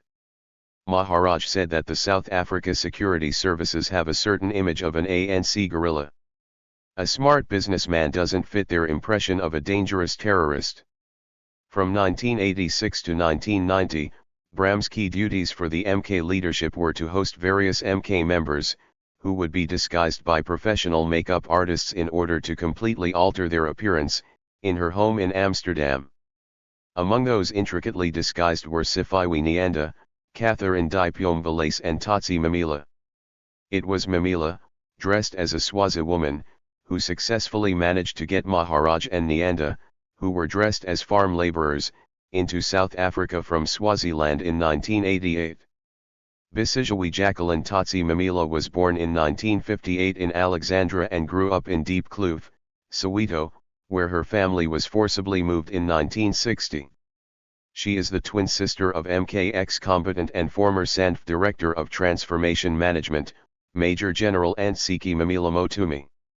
She left South Africa in 1977 for Swaziland, after she was one of the student leaders who insisted that students should not write exams that year. Unlike other MK combatants, she did not go straight into MK, but enrolled at Mlaladini Development Center in Manzini, where Lindiwe Sisulu was one of the teachers. She received what she calls basic military training in underground work in Swaziland, Maputo, and Angola. She then underwent a year's training in Cuba. Unlike other people that you spoke to that stayed in the camps for many, many years, I didn't have that honor or privilege. So I went to the camps, I got trained, I came back. I did work. I got trained for a short course. I remember Ayandad Lodlo actually used to call me Kietskanstabel. A Kiet soldier because I had always been very clear about education. So, I thought when I finish my degree, I'm going to go and train properly. I was privileged again then to go and be sent to Cuba, and that's when I went and stopped being a Kiet's constable or a Kiet soldier. So, I went to Cuba, spent a year there doing a lot of different types of training, and then I came back and continued to work underground. In our interview at her Egelone offices in Johannesburg, where she was a chief executive officer at the time, Mamila talked about her role in Operation Vula. The ANC took a view that they need to infiltrate the leadership because by just infiltrating troops, people didn't have guidance, they didn't have support that, I brought Mac Maharaj in the country. It is the account that she gave to Bram in 1990 in Zimbabwe that paints a raw picture. Yvonne told me that the job was to infiltrate two important people into South Africa. We had to maintain absolute secrecy, and to make the preparations very carefully indeed. We reconnoitered the border area for weeks. I checked out all the places we'd used before to climb over the fence and searched out new ones. My first choice was for places where the local people cross over now and then, visiting family or going to a clinic. I've never prepared so intensively for an infiltration before. We knew that the soldiers would leave their tents at the end of the month to go to town and cash their paychecks. We had to find out the exact day it would happen, and somehow work out which bit of the border would temporarily be unguarded. I dressed as a Swazi woman and hung around near the houses and the shebeen, gossiping here and there, and trying to keep a good view of the tents and the soldiers. On the last day of July I saw they were gone. I'd warned Yvonne the day before that it could be any moment now, and he was waiting in a house close to the border, where I'd been for days. We drove fast, back to town where Mac was staying at Andre's place. They fetched Gabuza, and then they decided that the next day was it. The bit that crosses no man's land is the most dangerous, because you can so easily be seen from the South African side. But there wasn't a soul in sight and I quickly climbed over the border fence. It's about 3 meters high, but I've done it so often now, it only takes me a moment. On the other side I quickly walked to the clumps of trees there which give a good view of the road which runs parallel to the border. Andre had already crossed the border near Amsterdam some time before, with his car and Dutch passport, and he was checking the stretch of road they'd have to use to get deeper into South Africa. We had to know if there were checkpoints set up. I saw Mac and Gabuza appear from the woods in their overalls. Mac pulled his cap further down over his eyes, and Gabuza came up to me with a huge grin on his face. He said, "Good morning South Africa." Suttner argues that it is important that we do not fetishize a narrow conception of combat as meaning direct physical fighting. He uses Mamila's reconnaissance work to clarify that everything that is part of achieving a military goal is part of a military action. In Women in the ANC-led Underground, Suttner articulates, Tsotsi Mamila's work in reconnaissance, which may be the type of activity described as less glorious, appears to have been just as dangerous as the actual infiltration of the Vula group for which she prepared, having to ensure that every point at which they entered, every place where they would stay, was safe. In so doing, she tested the danger or otherwise of the various elements of the enterprise. In another account of getting ANC operatives into South Africa, Mamila tells Bram how she managed to get 2 South Africans into the country with the help of an elderly South African man who had lived for a long time in Swaziland, Baba Nsibande, in February 1990. It took a 3.5-hour journey from Swaziland to cross the South African border at night, while Mamila was pregnant at the time. Mamila's decisive role in Operation Vula shows the direct ways in which women participated in combat. It was the combination of her military training and a strategic use of her femininity, dressing as an ordinary Swazi woman, that made her reconnaissance work possible. Dipyo Catherine Valace, one of the central combatants of Operation Vula, was part of the Vula 8, with Sifiwe Nyanda, Susanna Chabalala, Deepak Patel, and Praveen Jamadas Gordhan, among others. They were arrested in July 1990. She was accused number 3 on the charge of terrorism in contravention of Section 54 of the Internal Security Act number 74 of 1982. As noted earlier, Valace had traveled to the Netherlands to be disguised by Bram. Valace was born on July 5, 1965 in Alexandra, Johannesburg. She became involved in student politics in high school in 1980. Aged 17, she arrived in Angola through Botswana in 1983, where she trained and served in various capacities in MK, as an instructor, a political instructor, platoon commissar, auxiliary instructor until 1987. Valace was the deputy leader of the MK delegation to the ANC conference in Kabwe in 1985 that adopted the concept of People's War. She entered South Africa under the pretense that she was an engaged Swazi woman coming to South Africa to buy clothes in Durban for her wedding. Valace explains that her main role in Operation Vula was training people in the townships during the night or in the early hours of the morning in terms of the use of weapons. She worked with the units that were fighting back in the K section, which was just opposite Lindalani, which was the main place where Inkatha was located. She told Padraig O'Malley that she was involved in only 1 or 2 incidents of physical fighting between the ANC and Inkatha in that area. When she was eventually arrested with Nyanda, she said the police knew that she was a MK combatant. In our interview, Silumko Saksupa explained the important role that retired Major General Jackie Sadibe played in developing the encrypted communication that was used by the combatants who participated in Operation Vula across countries.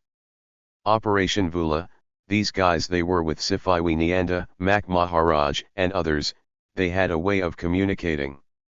But this is the lady, this is the person that was behind all that. It's secret communications. You've got to, in less than 3 minutes, you've got to be able to install this thing and do your communications, receive the message from the other side and take it and go decrypt it somewhere. You've got to move from that spot because it can be detected by anybody. You had to be off the place as quickly as possible. That's the nature of the communication that this lady was in charge of. Sakupa shared that when the ANC announced that it would immediately suspend all armed activities in August 1990, he was head of the ANC's underground machinery in Swaziland at the time and had to use these secret communication channels to give members an order to cease all operations. Mpoetsi Marek described a visit to the Viana camp by MK Army commander, Joe Modise, in 1983. He told them that UNITA was approaching the Angolan Eastern Front and that the ANC had been requested by the Angolan government to assist the People's Movement for the Liberation of Angola and the People's Armed Forces for the Liberation of Angola. Marek traveled with between 40 and 50 MK combatants to Malanye for the UNITA confrontation. She describes the direct confrontation between MK and UNITA combatants that happened on their way to the MK camp in Kakuso. As we were driving towards Kakuso, we saw a truck in front of us, but before the commander could decide on what to do next, we were showered with bullets from the truck. We were luckily armed to the teeth, with RPG-7s, AX, LMGs and other artillery, and retaliated by firing back. For a moment, I felt as if I was in Beirut. There were gunshots everywhere. I took cover because I realized that my gun jammed, and I could not take a chance to expose my position to the enemy. The shooting continued for more than 40 minutes, and I was really scared for my life and those of my comrades. After a while, the shooting stopped, and I raised my head and found that all the comrades were still alive, and I could see the excitement of victory on their faces. We jumped out of the truck to investigate the enemy's truck, where we discovered 16 dead bodies and 2 others nearby with bullet wounds in their backs, which showed that they were running. It meant we found 21 dead bodies and none from our side. Marek spoke about this MK operation with pride. To her, their triumph against UNITA meant that they were ready for their ultimate confrontation with the SADF. The discussion below about the 1984 mutiny in MK camps speaks to the fact that the deployment of MK combatants to fight UNITA was resented by some in MK who felt that they ought to have been sent for battle inside South Africa instead. Shireen Hassim also notes that women in MK challenged MK leadership to send more women for underground activities by arguing that it has been proven that the chances of survival in the underground for women are greater than for men. Koch provides a compelling example of this by pointing to how Thandi Modise was called the Knitting Needles Guerrilla because when she was operating underground reconnoitering potential military targets in Transvaal urban areas she tried to look as ordinary as possible. Thula Simpson describes a day in mid-March 1978 when Thandi Modise entered a branch of OK Bazaars in Olof Street in Johannesburg, wearing a maternity dress and carrying a sling bag over her shoulder. In the bag are dozens of boxes, which look like they contain matches, but which in fact consist of igniters attached to ready-made timers. She would place the matches in the clothes, leave the store and wait across the road for the fire to ignite. Shirley Gunn was commander of the Ashley Creel Detachment, which conducted over 30 operations across the Cape between late 1987 and February 11, 1990. Gunn, who had been trained in Angola and Cuba, trained most of the internally based members of the detachment. There are many more stories yet to be told about women's foundational roles in the various combat operations of MK. There are also cases of MK women such as Nakathula Simlane, who was captured by apartheid security forces while on an MK mission in Johannesburg in September 1983. Simlane, whose MK name was Spangiel, was interrogated, tortured, and killed at the age of 23. Philadelphia Ndwandwe was also operating from Swaziland when she was abducted by the security branch in Manzini in October 1988. She was stripped naked, tortured and killed. Like Simlane, she was 23 when she was brutally murdered. From the sabotage campaigns of the 1960s to the Wonky and Sipalilo operations and those of the 1970s and 1980s, it is hard to imagine that any of these operations would have been possible without the concrete participation of women, across countries, who risked their lives to fight against apartheid. It is clear that when women participated in military operations, they made use of their guerrilla training and manipulated societal assumptions about women's assumed non-combatant status. Their accounts of their experiences reflect a dynamic intersection of military training and creative performances of femininity. Our feminism was built in this situation: leadership, reproductive access, and sexual violence. When MK was formed in 1961, there was no representation of women in the MK High Command. Tom Lodge notes that Nelson Mandela's testimony during the Rivonia trial suggested that the founding of this organization was the work of ANC men alone. While women participated in MK inside and outside South Africa, they have been underrepresented in positions of leadership and authority in MK. James Mkulu argues that the ANC was patriarchal in its outlook and approach. This underrepresentation of women was also more broadly visible in ANC leadership structures. Until 1991 there were only 3 women on the National Executive Committee and only 1 woman in a formally acknowledged leadership position within MK, the head of communications, Jacqueline Molf, appointed in 1983. The majority of the women I interviewed said that they were treated equally and sometimes even better than men in MK camps. Pamela Daniels stated that responsibilities around the camps were shared according to platoons. We'll do that from morning until lunch and 1 platoon will be on duty. Whilst we're in the class, 1 platoon will be going to fetch firewood, guarding the camp, and it will be responsible for taking food in the main base in the kitchen and bringing it to bases. That's 1 platoon, so we rotate. After lunch, we all go to physical work in the camp. Keeping the surroundings, digging trenches, making sure that the base is camouflaged. So that even if by air they don't see that there are people staying here. A platoon will go on duty just in the afternoon until morning. Now people were cooking in the camps. They were called the kitchen staff. It was only female, but every other thing we were doing it equally. Whether fetching firewood, whether it's going on duty, everything. In her Amaka'ithu Foundation lecture, Fumla Williams shared that some male MK members had problems with accepting women as leaders. I was a commissar of some of the raw soldiers. Going to be dealing with only men in the camp, and they found themselves having somebody who happens to be a woman who's going to be their leader because, basically, I was the leader of the section. And I have seen how some of them were so annoyed, and I think I've got this story that I keep telling people. There was a guy who was from Kwekwe, who was in that section. Firstly, he was speaking Soto, real, deep Soto. I didn't understand Soto that much. I was meant to convene them in the evenings for political discussion. I needed to lead the discussions and moderate some of the discussion, and I remember one evening. He kept quiet for quite a few of the sessions. Raise a hand, and I then pointed him. He says that, if I knew that the ANC was actually going to get me to be led by women, I wouldn't have joined that African National Congress. And it was so amazing because he was rude and he was angry. So, I remember saying to him, "So comrade, what are you suggesting we must do?" And then he says, "I hate the fact that you are the one who's talking to me. You are a woman and you are not supposed to talk to me."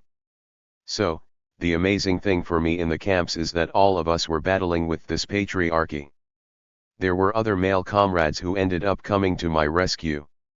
Some of the male comrades, they were saying, "Hey, Baba, here you don't have a choice. She's our commissar. We have to respect. We have to respect her. She's been appointed." And also the beauty of the camp life and a military life, it's command and control, and you don't have luxury of crying. Jackie Sadaib told Kok that in MK I feel I'm respected, but you have to prove yourself over and over again. Namfundiso Kulatai insisted that although there were far fewer women than men in the camps, they were respected. We were not too many, and what I've observed is it's unfortunate that throughout the years, women were always very few. They were very few, but the women were highly respected. They were given their role in terms of leadership. They would be commanders, they would be commissars. They were valued in many respects. During the colloquium Esabashaya Ngamati, Women and 60 Years of the Armed Struggle in South Africa in 2021, Makosazanazaba indicated that women who joined MK in the 1980s found the conditions better than those who joined in the 1970s. At the same colloquium, Naomi Ribbon Mashola, who joined MK in 1976, explained that women experienced particular difficulties as women. The most difficult thing, particularly in the 70s, in the camps was getting the necessary materials, pads, even change of panties, was a struggle. At some point, somebody was sent to Botswana to go and buy us underwear. I don't know, for some reason this man was embarrassed to say he wants also panties. We were all wearing jockeys. We used to just sew them in front because there was nothing else, and imagine now when you have to struggle. First, the soap is not adequate when you have to wash that stain. You take longer. It was really serious. Those who came after us, maybe in the middle 80s, the situation was somewhat better because we had gone out in the world and we, as part of Umfundo, we will also get pads and tampons and stuff like that, but it wasn't easy. It was really not easy. Deodorants, you are always very self-conscious. My God, there's no deodorant. How smelly am I? After a long march or something like that, because, even water was also scarce sometimes, where you find that in a small bowl, 3 or 4 of you have to make the Holy Cross, just to be a little fresh. Difficult. Our feminism was also kind of built in this situation. We used anything we could find. Anything. And we learned, also, when we could get sanitary towels, that, you don't just throw it in the garbage. We used to wash them clean and then throw them, even a tampon. Apart from the fact that some of the tampons, we used to hollow. Guerrillas and Combative Mothers 78. In order to hide bullets that were coming into the country. Those that we used ended up being washed before they are thrown away. The increasing recruitment of women into MK meant that the organization needed to provide sanitary towels to women recruits. As Mashola explains, MK was ill-prepared to provide this material support to women in the 1970s. The ANC's Department of Health had a regional health team in Angola, which provided basic curative services, mental health services, preventative and health services, and maternal and child health services. By the 1980s, the ANC and MK had to address the increase in pregnancies and HIV and AIDS infections. Rachel Sandwell explains that pregnancy emerges distinctly as an issue requiring organizational attention after 1976. In 1978 alone, an estimated total of 35 infants born to ANC mothers. Carla Stampiras quotes a 1987 health report in which Dr. Bob Makizo, who was the secretary of the health department in Angola, writes about the need to prevent unplanned pregnancies in the army and an urgent need for a contraceptive program in the region. Stampiras shows that the focus on contraceptives to prevent pregnancies and on assisting women who are pregnant is the responsibility of the woman concerned and organizationally directly linked to the Women's Secretariat. Therefore, while many women in MK became pregnant in the context of relationships with MK men, they shouldered the responsibility to prevent pregnancy. Within the ANC more broadly, it was women in the Women's Secretariat who carried the responsibility of ensuring that MK women recruits accessed contraceptives. When women did become pregnant in MK, they were removed from camps in Angola to Tanzania to stay at the Charlotte Max hostels for expectant and young mothers in Mazembe. Gulu also observes that the removal of pregnant women from camps was generally viewed as a form of punishment for getting pregnant. MK women protested that during pregnancies women were left with the responsibility to look after children, while male cotters either got on with their revolutionary work free of obligations, or became involved with new partners and had other children. In cases of women who chose to abort their pregnancies, Gulu notes that these women were seen to have committed a punishable offense. Stampiras states that although the ANC was broadly concerned with managing unplanned pregnancies and the spread of HIV and AIDS in exile, while the physical results of women's sexual practices in terms of pregnancy often required the ANC to address the consequences of those sexual practices directly, there is little evidence to suggest that men's sexual practices were similarly addressed. Stampiras and Sandwell show that women in these heterosexual relationships assumed primary care for children as biological mothers or mother substitutes in places such as the Charlottes. Before Mpoetsi Marake realized that she was pregnant, she was due to be deployed to Lesotho. Instead of Umtshayana, she was moved from Angola to the Charlottes, where she gave birth to her son. The other issue that MK women recruits dealt with was sexual harassment and sexual violence. During the colloquium Esabashaya Ngamati, Women and 60 Years of the Armed Struggle in South Africa in 2021, Mashola shared that when even younger women joined MK after the state of emergencies of 1985 and 1986, she had to protect them from pervasive sexual harassment. There was a time, I think it was the state of emergency in South Africa in the 80s, where now very young girls were coming out, some even at the age of 12, and you find a whole scramble towards these young kids. At some point I had to cock my gun, say, you leave this child alone, you know. That's not the best way to deal with this thing, but we learned to deal with it as gently and also as firmly as we could. There have been various efforts to document the different risks that men and women experienced due to their gender, such as the sexual violence, often at the hands of male superiors in the military camps, as well as the sexual violence that women faced at the hands of the South African police. Article 3 of the General Regulations in the MK Code of Conduct states, all combatants shall act in such a manner that the people will put their trust in the army, recognize it as their protector, and accept the liberation movement as their legitimate and authentic representative. It then outlines acts or omissions that will be seen as an offense, including assaults, rape, disorderly conduct, the use of insulting and/or obscene language, bullying and intimidation, whether against a comrade or member of the public. Shameful conduct likely to disgrace the ANC, army, or bring them into disrepute, or provoke indignation and contempt against them, such as violating the right and dignity of the opposite sex, whether in operational or base areas.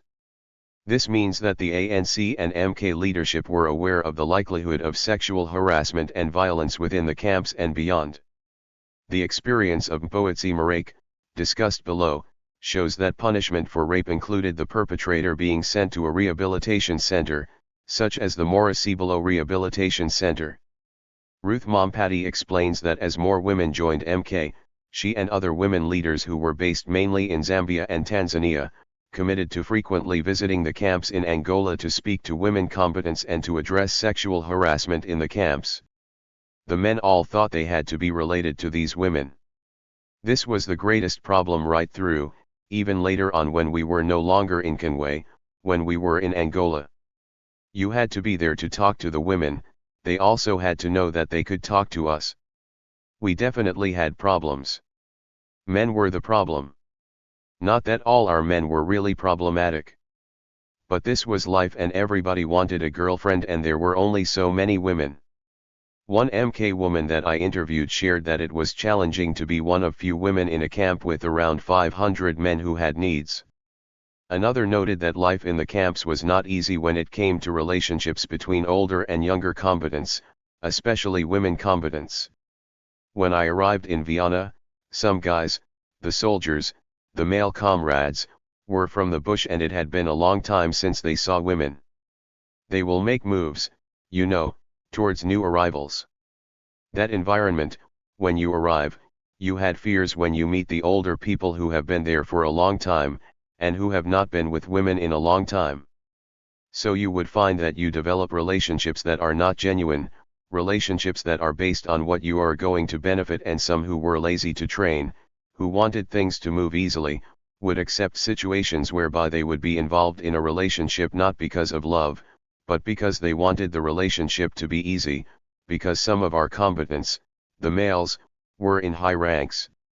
Some of them would abuse their positions and take advantage of the female combatants that just arrived, because if you don't do what I'm telling you, I will make you sweat. That kind of talk.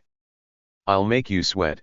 So, you find yourself in this condition and think, let me jolt with this commander because the lifestyle will be easy.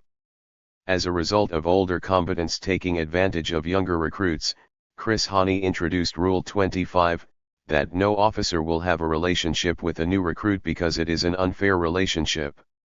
Despite this rule, relationships continued between combatants in the camps. Lindiwe Zulu admitted that her relationship with her husband in Angola was in defiance of Rule 25. I met my husband in the camps in Angola. That was at the worst of times. Him and all the senior people at the camps at the time were not allowed to start relationships with the new recruits. We broke that because I was a new recruit and he was already an officer at the time in the camps, having been there for a very long time. Guerrillas and Combative Mothers 82. In our interview and in her memoir, Mpoetsi Marake describes 4 times that she was raped. She was first raped at home in Bloemfontein when she was in Standard 5 by a stranger, while returning home from visiting a friend. The second rape happened in June 1980, as she was making final preparations to leave Bloemfontein for Lesotho. She was collecting money from a comrade's home. She was raped by someone who introduced themselves as the brother of the comrade from who she was to collect the funds. The third rape happened on her first night in exile in Maseru, Lesotho, in September 1980. She was raped by a senior ANC member who was tasked with writing down her biography as a new recruit of the ANC. Upon realizing that she was exhausted from the long journey from Bloemfontein to Maseru, he advised her to rest. As she says, in the company of a senior comrade, she felt safe. He woke her from her sleep and raped her.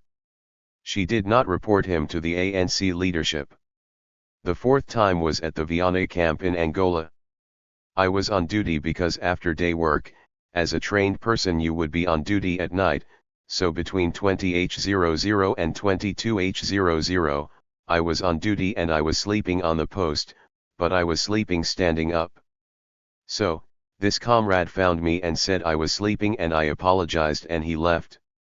So, if you did 20h00 to 22h00 at night, you would also do 02h00 to 04h00 in the morning.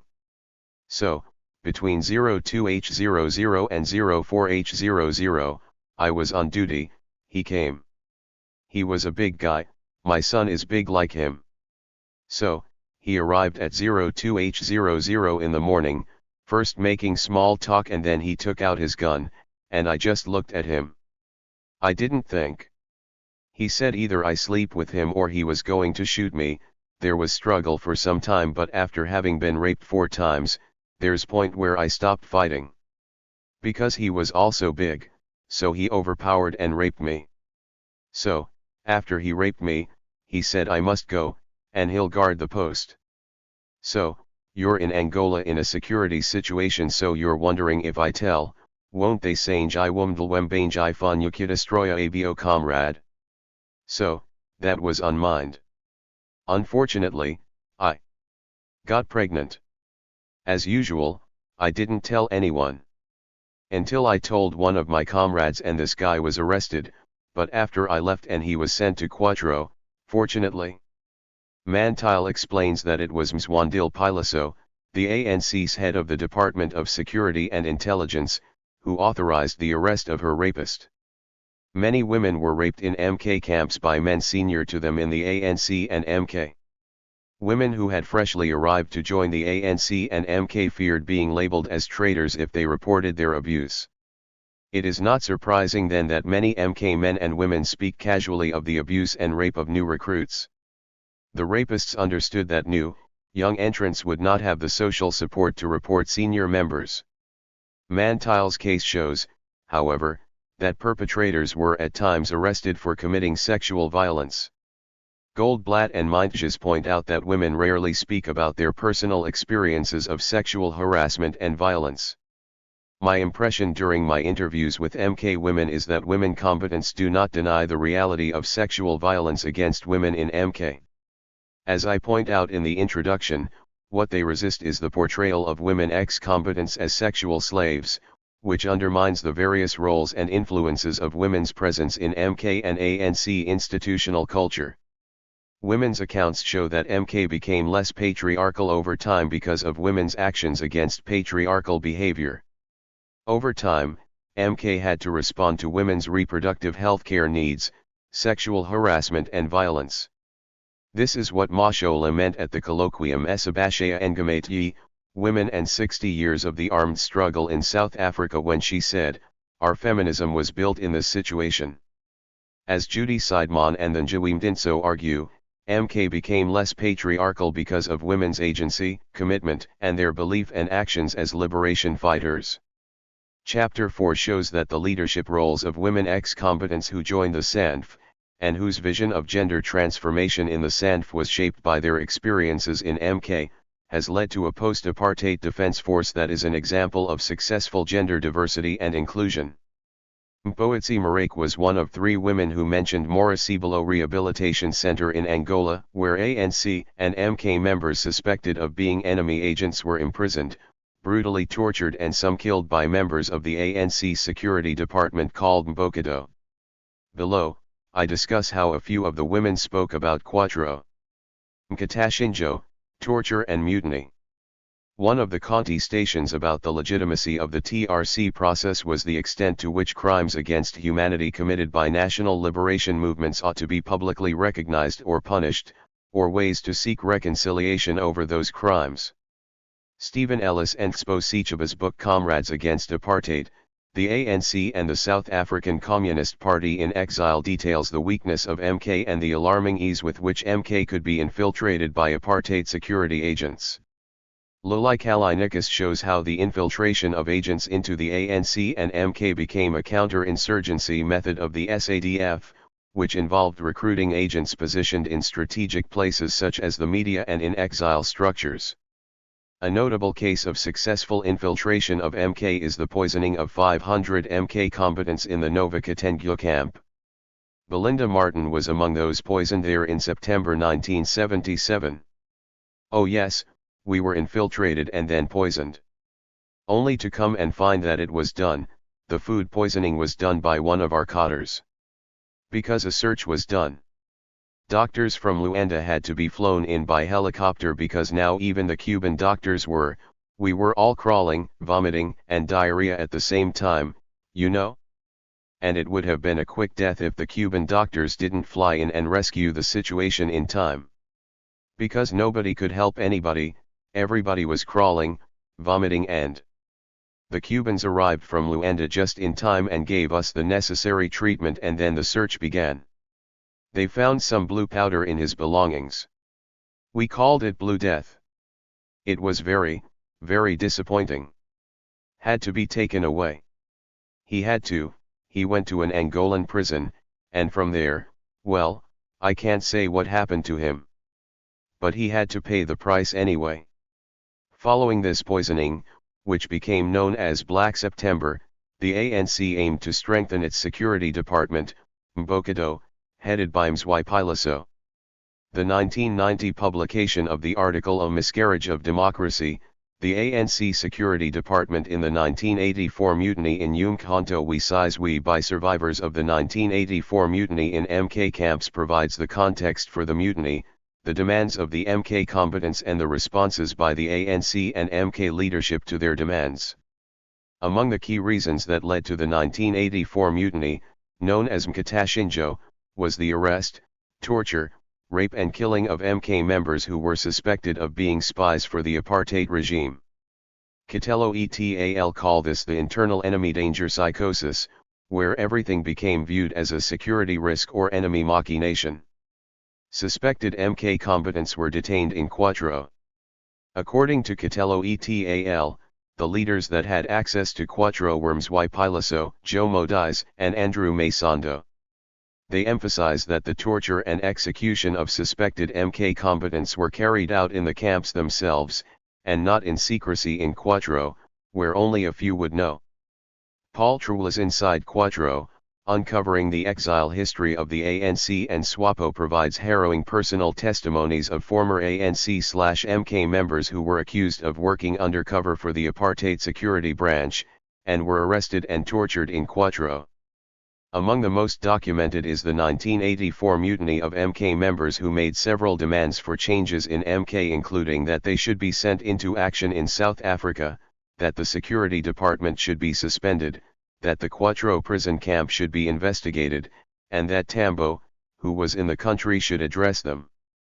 When the ANC appointed the Stewart Commission to look into the demands of the MK combatants, their findings described a nearly total collapse of the political, military and moral organization. A second mutiny broke out in the Pango camp in May 1984 that led to the deaths of MK members, killed by their own comrades. Those who were believed to have been responsible for the deaths were arrested and executed. One of the MK combatants who survived the 1984 mutiny was Lavombongo. I interviewed Lavombongo's mother in August 2013 in Gqeberha. She was one of 11 women from Gqeberha who traveled to Zambia and Tanzania in 1987 and 1988 to see their children. Her son, who was in Tanzania at the time, was taken to meet her in Zambia. It was when walking outside after the interview that she briefly lamented that we need to reflect honestly about the hardships of exile life. She said that while traveling to see their children, they saw things that their children went through and that are not easy to talk about. When I heard her story, I had not yet read the academic and newspaper accounts that detail the experiences her son went through. Lavombongo mentions in passing, that an MK member appeared in front of a military tribunal and was sentenced to death by firing squad. But his life was saved by Gertrude Shope, the head of the ANC women's section. Hugh Macmillan also quotes Shope as saying, "I rushed back to Lusaka and said to the leadership, stop the executions. Do anything, sentence them, but don't execute them."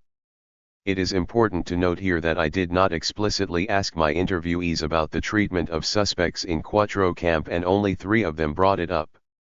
Future research may better establish the roles and positions that MK women and other women leaders, such as Ruth Mompati, who was said to have frequently visited the camps, played in the punishing, torture, and killing of MK members suspected of betraying the movement. Central to the discussion about human rights violations in the ANC in exile is a view that it gave rise to a secretive, authoritarian culture that, if unaddressed, could be reproduced in the way in which the ANC governs in democratic South Africa.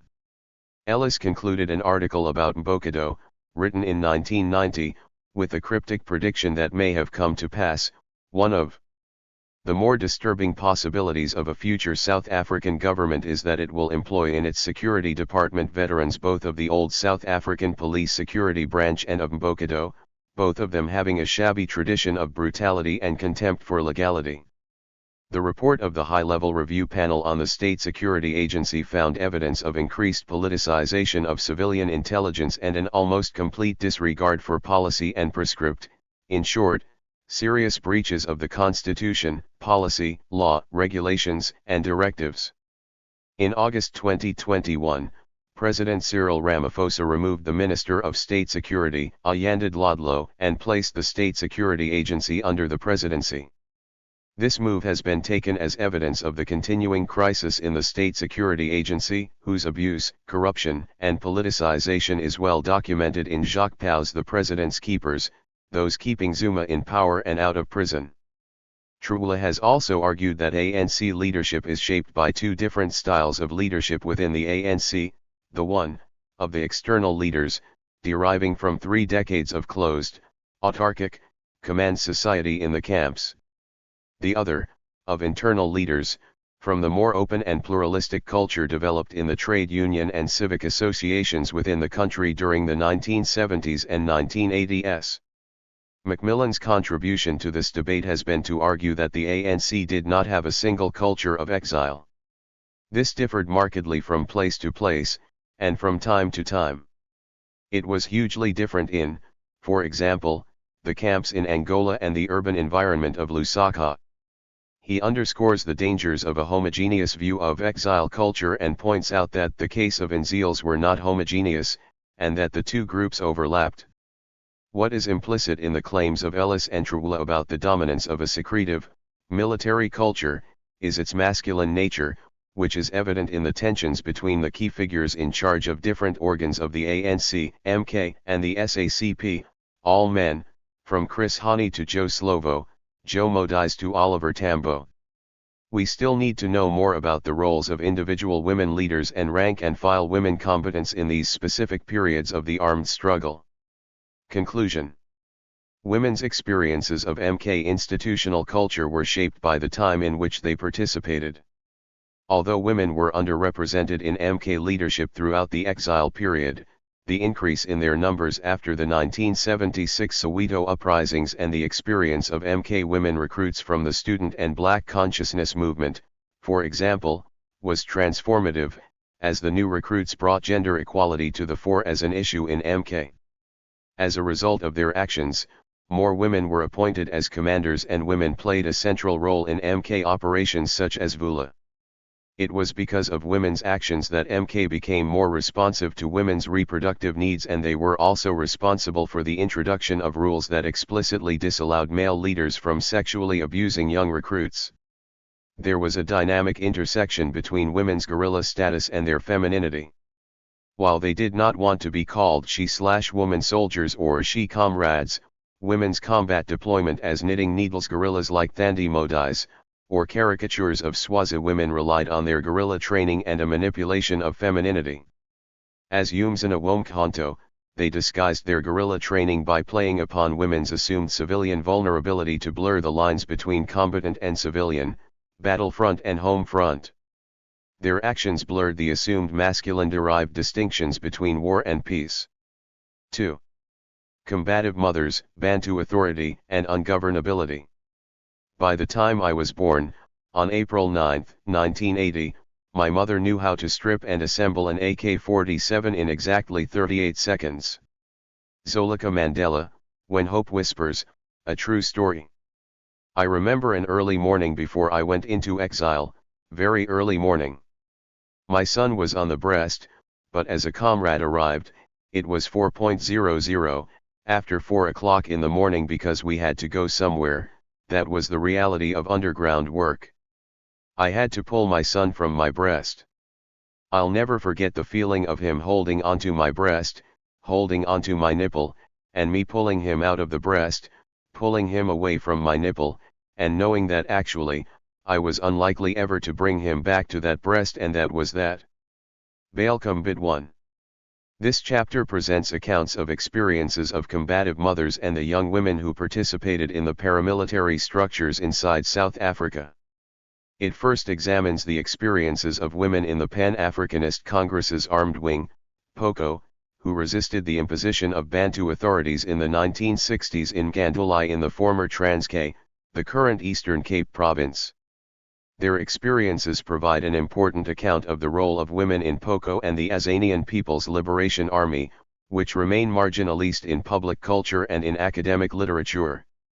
The chapter then focuses on the role of women as mothers and girl children of school-going age, known as the Young Lions, who participated as combatants in the township uprisings of the 1980s that ultimately made apartheid unsustainable. Their experiences illuminate the ways in which girls and women used domesticity, a space over which women usually have more control than other spheres, to map the interpolations of violence in their lives. As Hugh Macmillan argues, when Oliver Tambo, in his ANC anniversary speech in January 1985, called upon the people of South Africa to make the country ungovernable, he was responding to a crisis that had already begun.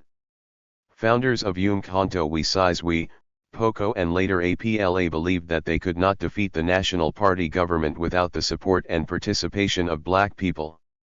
It is therefore important that the experiences of thousands of women and girls who championed the armed struggle must be understood and theorized. The general who never gave the order to fire, Combative Motherhood Kaulaza, is a South African song. It comes from the townships, locations, reservations, whichever, near the cities of South Africa, where all the black South Africans live. The children shout from the streets as they see police cars coming to raid their homes for one thing or another. They say, Kaulaza, Mama, which simply means hurry up, Mama. Please, please don't let them catch you. Miriam Makeba, Kaulaza. There are 6 in my family who couldn't even bury me if I should die today. Aside from my husband's life imprisonment, 2 of my children are in exile, the firstborn, Max, and the fourth-born, Lindiwe. The youngest, Zwelake, is in jail. My 17-year-old grandson, who was born of my first son, Max, was arrested in November 1986, and he is also still in jail. And my adopted son, Yagamsi, is serving 5 years on Robben Island. Albertina Sisulu 2. Combative Mothers, Bantu Authority and Ungovernability 91. What are known as mother politics refer to women's political participation that centers their identities as mothers, whether biological mothers or not. As Shireen Hassim explains, motherhood provided the enabling framework to draw masses of women into various forms of collective action.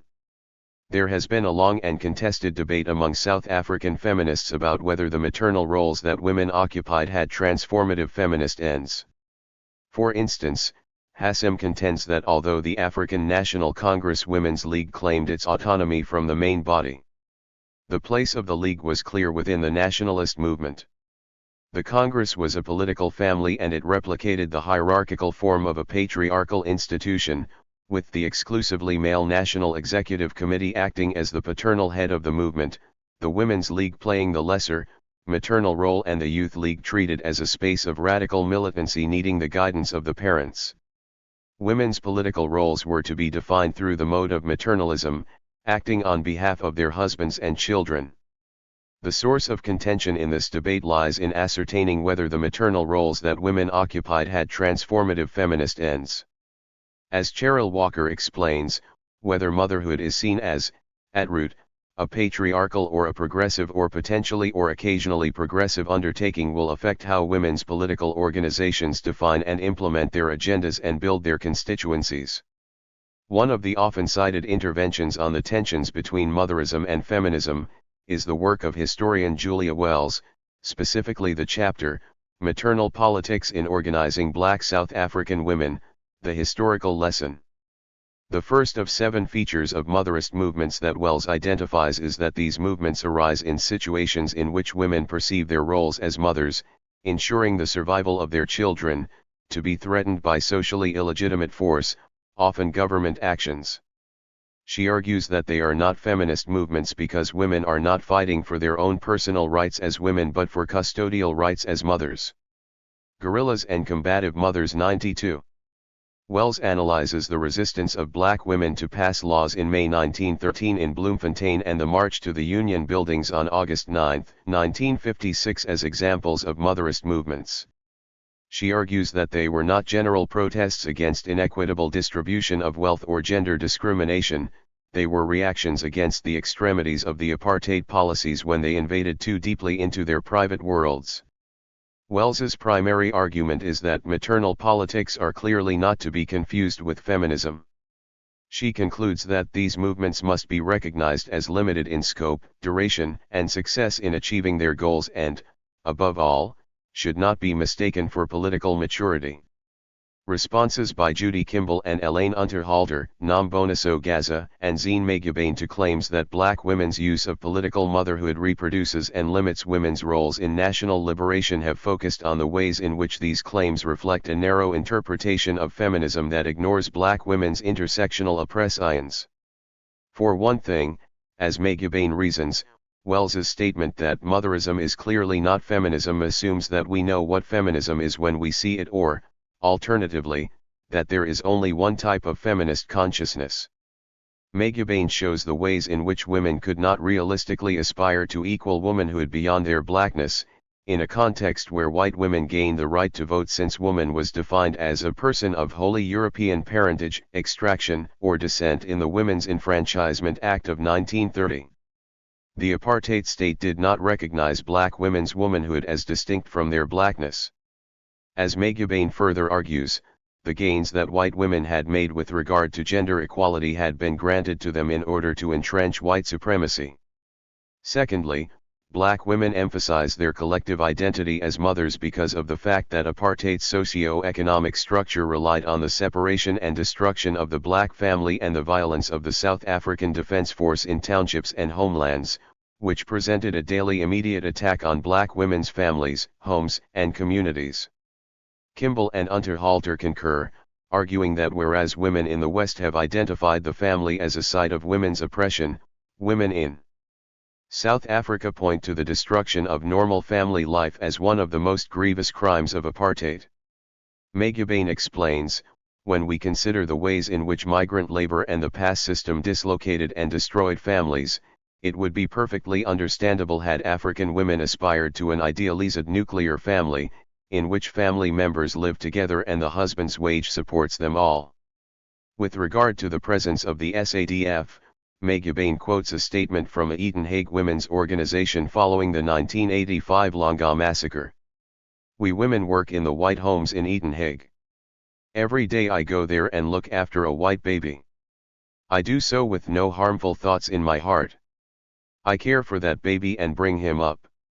And when that baby grows up, he comes into the township and shoots my very own children, playing in the street where I have had to leave them to earn money for their food." During the colloquium Esabashaya Engamati, Women and 60 Years of the Armed Struggle in South Africa in 2021, Janet Cherry paid tribute to 3 women veterans of the struggle for national liberation, Ivy Mamsukwini Sikisa, who was based in Gqeberha, Nunianga Elizabeth Sibanda, who was active in Cradock, and Nompathipathi Magiboa, who was based in Cape Town. They all passed away in 2021. I was particularly struck by how Cherry spoke about Sibanda, who was known as the General. Cherry explained that Sibanda was the general who never gave the order to fire because she was known for her discipline in confrontations with the police and with the men in her community. Cherry explained that through the lives of these 3 women, she wanted to make visible the intersections of the armed struggle and the mass mobilization of the 1980s and gender, age, and activist identities. Again, through these 3 biographies, Cherry was able to show that women's militancy sat side by side with their identities as mothers and protectors of their communities.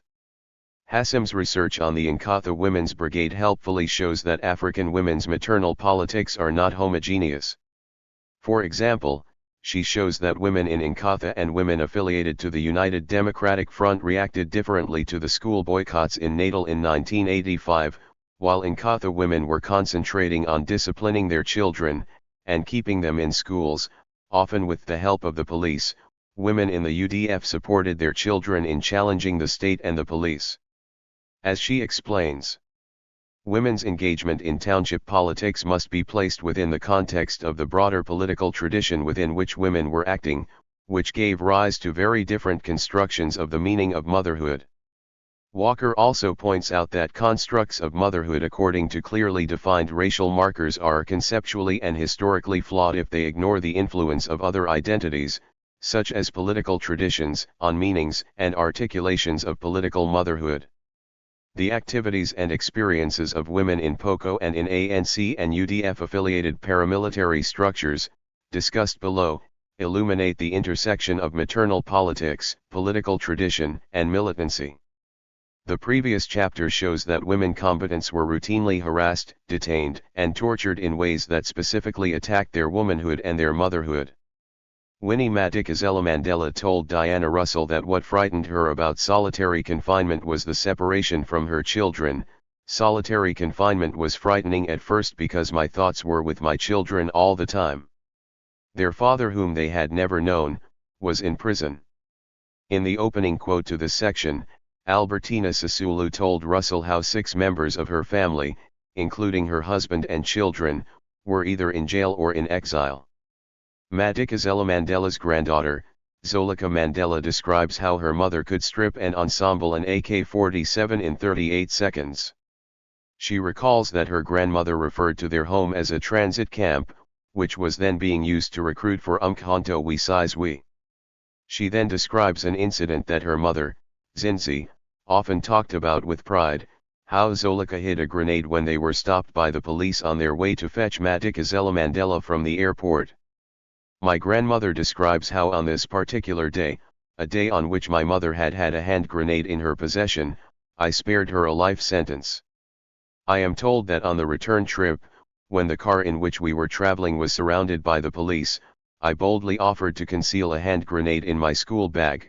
Even at the age of 9 I knew that my bag would be the last place the police would look. Zoleka Mandela explains that her mother spoke proudly of her daughter's ability to evade the police. It always felt like something important to her. In her eyes, it was something I should have been extremely proud of. Perhaps this is because Zinzi Mandela, who was the child of parents whose lives were entirely sacrificed to the struggle for national liberation, understood that her own 9-year-old daughter needed to be able to defend herself from the police. Perhaps, like herself, Zinzi Mandela foresaw that her daughter would one day need to be able to strip and assemble a weapon in a few seconds.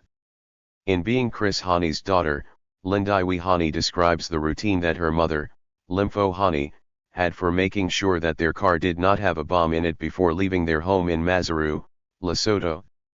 Each morning, before driving to school, Mama would make us stand a few meters away from our green Toyota Corolla, while she systematically opened the bonnet and then checked the underneath before finally turning the ignition. It only dawned on me years later that she was checking for bombs, that our lives were under constant threat. Hani, who was about to turn 2 years old at the time, describes how her family narrowly escaped being attacked by the SADF during the December 9, 1982 raids described in the previous chapter, which led to the killing of Nomsenkipe's brother. She describes how the massacre would also become known as Operation Blanket because, during the attack, some people were wrapped in blankets by the SADF officials and set on fire.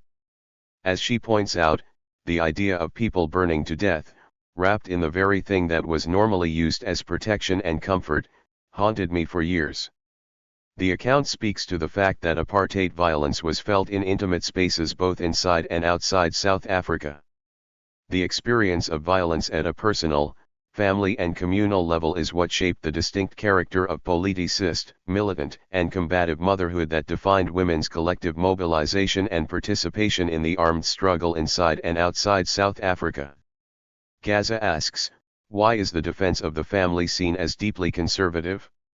Is this taking the context into account? Young children of school-going age, who were harassed and raided for resident permits, were these women's children? How does feminism clash with the protection of one's children? Does it have to?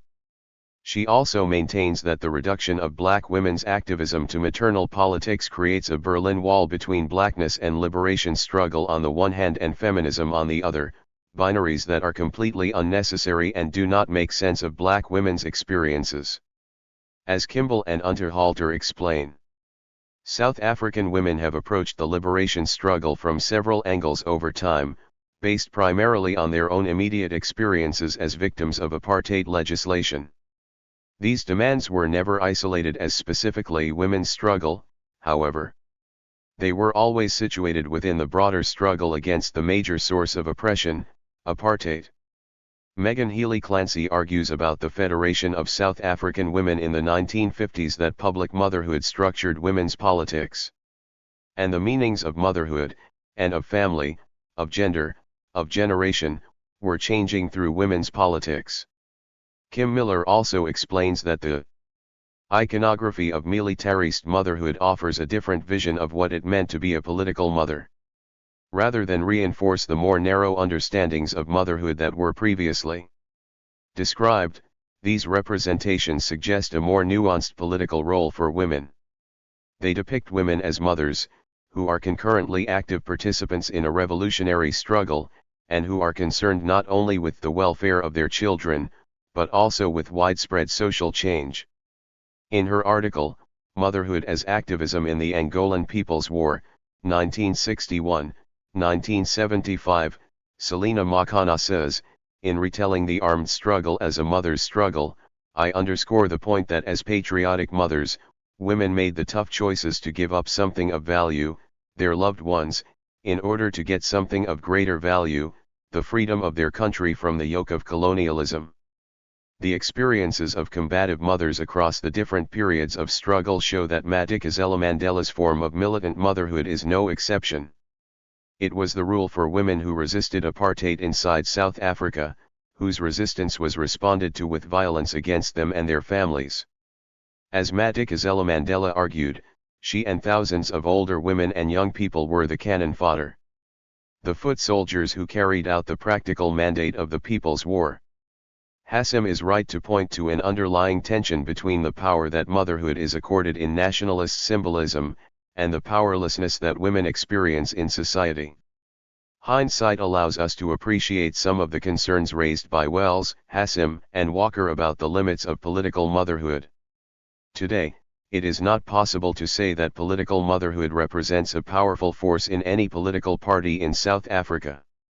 Hassim's later reading of Madikizela Mandela's violence and radical symbolism in post-apartheid South Africa accurately shows that there may be more continuities than differences in the place that she occupied in the symbolic politics of anti-apartheid nationalism and in that of post-apartheid radicalism.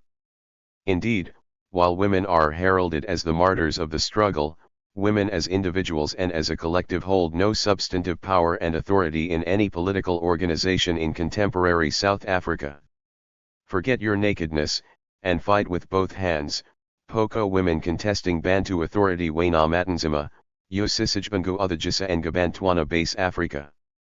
Ubulila Abantwana base Transkei. Mayabai Choir, Wena Matanzima.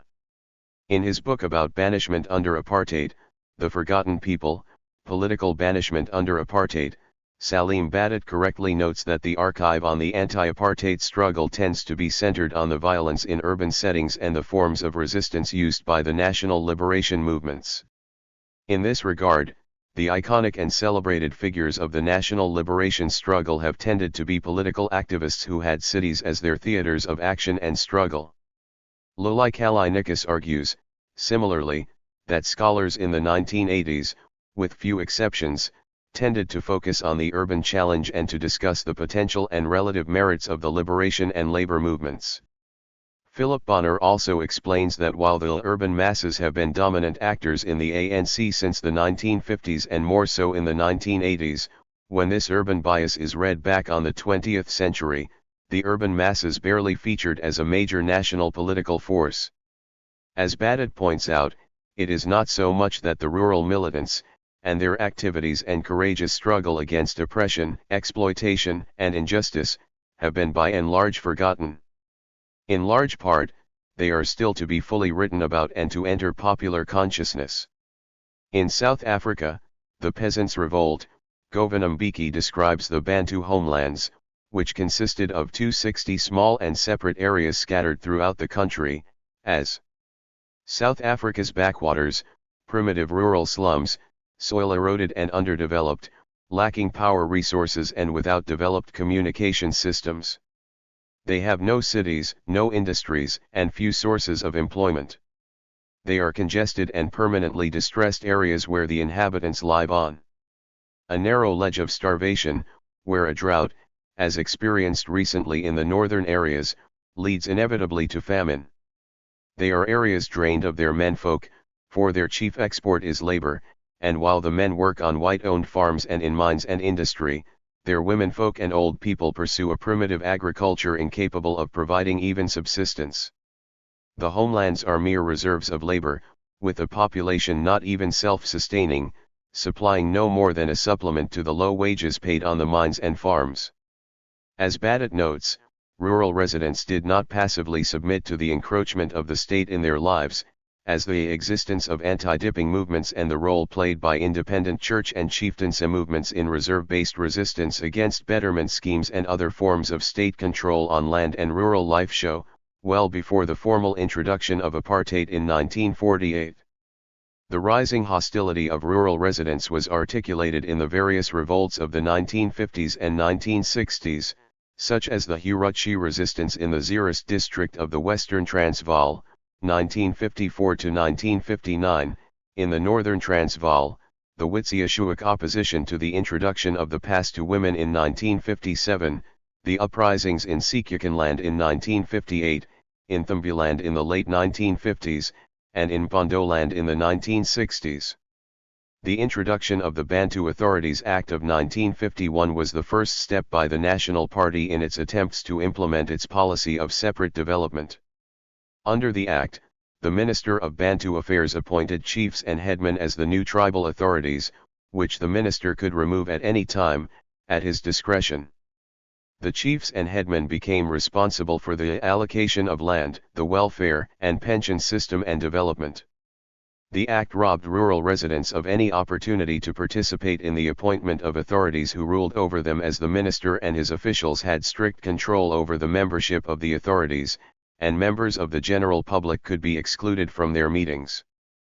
Apartheid only exacerbated the difficulties of life for black people in the countryside. For all the years after the nationalist government came to power, it had brought only hardship to the African people, the tightening up of the pass laws, the introduction of inferior education, the banning and banishing of political leaders, the growing ferocity of the police. The people were becoming increasingly bitter and hostile. The banishing that Mbeki refers to was a method of punishment used by the state directed specifically at opponents of the state, who were all exclusively African. Banishment involved the uprooting of political activists from a particular locale and their expulsion to specifically designated areas, usually completely foreign to them, within the national boundaries. According to Badett, banishment had its roots in the Natal Code of Native Law of 1891, which gave the governor the power to remove any native from one part of the colony to another. The Native Administration Amendment Act of 1956, under the National Party, allowed the state to banish a person without prior notice. Badett says that the total number of banished people between 1948 and 1982 was 160. Banishment was highest in the 1950s, at the height of peasant revolts. When Gilbert Hani, the father of Chris Hani, was banished from Cape Town back to Western Thumbuland in 1962, he chose exile rather than to live under Matanzima's oppressive rule. In 1963, the Transkei became the first Bantustan to formally accept separate development, under Matanzima as the prime minister. According to Timothy Gibbs, one of Hani's favorite pastimes was to make harassing phone calls to Kaiser Matanzima, who would respond with threats of coming to Maseru to beat up Gilbert. The largest number of banished people, 23, came from Matlala, a rural village in Petersburg. The residents of Matlala militantly resisted Bantu authorities, Bantu education and passes for women, and the state's attempt to impose unpopular, pliant chiefs. Badat profiles Maquina Matlala, an acting chiefess of Ga Matlala, who directly opposed the government when the location was declared a betterment area, without the people's consent. In 1950, Matlala was banished to Hamanskral by the Department of Native Affairs in Petersburg, because her presence in Ga Matlala was inimical to the peace, order, and good government of the natives.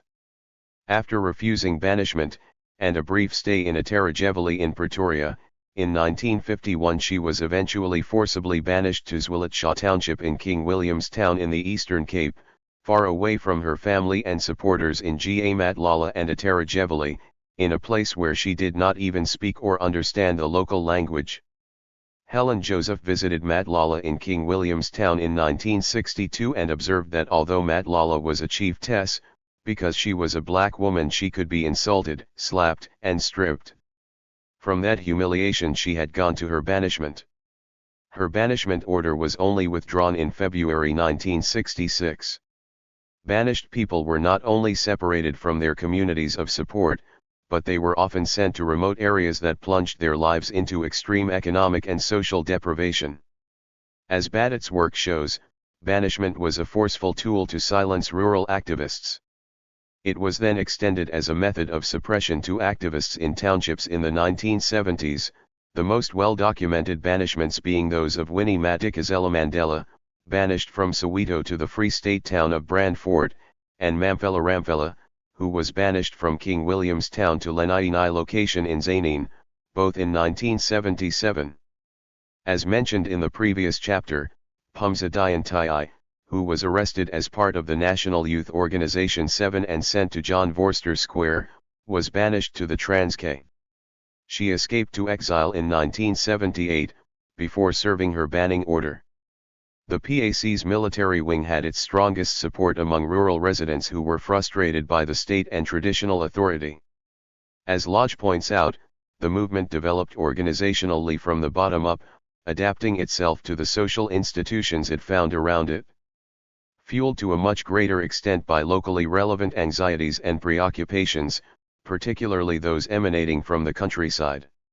He notes that the Cape Province and the Transkei contain the main centers of POC activity. In Jiksini, a village in Gandolai, Mthatha, I interviewed women POCO members who were arrested in 1963, at the peak of POCO activity. The POC had planned a national insurrection in April 1963 that was directed by new party leader, Potlako Lebalo, from Lesotho, until colonial authorities in Basutoland arrested those POC leaders they could find in Maseru and closed down the PAC's office, confiscating a quantity of documentation including membership lists allegedly containing 100,000 names and addresses.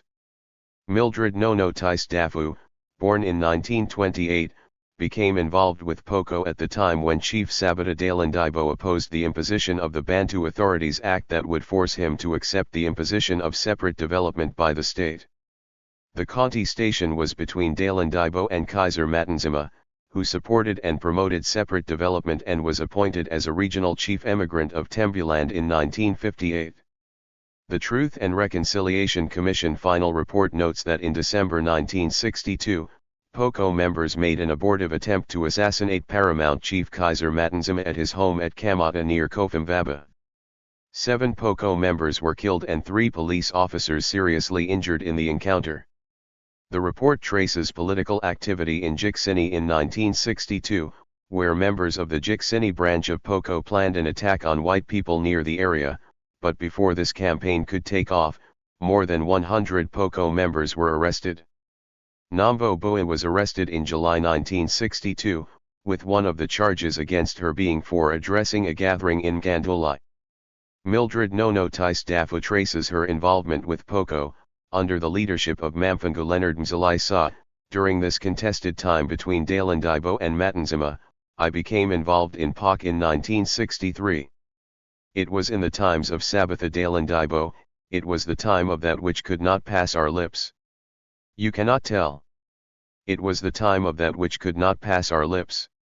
She was arrested with others in Gandolai while at a POCO meeting about how to fight the Boers. When I asked what they were planning to do, she said, I would say that they were building a force, soldiers who would challenge white people. Their intention was to build weapons to fight white people. They were challenging the rule of the Boers.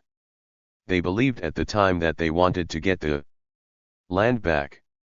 They believed that the enemy was the whites who took their land.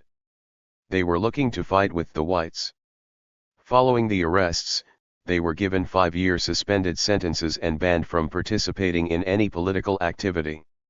However, they continued to attend meetings at night, and many of them were in and out of jail, as they were known to be politically active by the informants within their own community. The women I interviewed spoke of constant harassment whenever they were seen by the police in public, especially at funerals. Zyle Kolo, the Jiksini POC chairperson at the time of the interview, noted that the young POC/APLA members of the 1980s were inspired and guided by older women. No College Mzalai Sa, also born in 1928, was arrested in Gandulai. When she was arrested, she sent her young child home with other people. The child died while she was in prison. The only thing she would say of the matter is that the child that I left behind, when I was in jail, I came back, and they were dead. What have I benefited? Some women are said to have given birth in jail and others died there.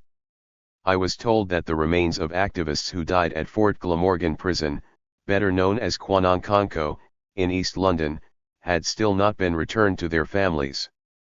Miriam Makepea's song, Nonkonko, is a lament about the imprisoned leaders of the POC and ANC, Robert Sobukwe and Nelson Mandela, and an appeal to Chief Albert Lutuli and all Africans to act.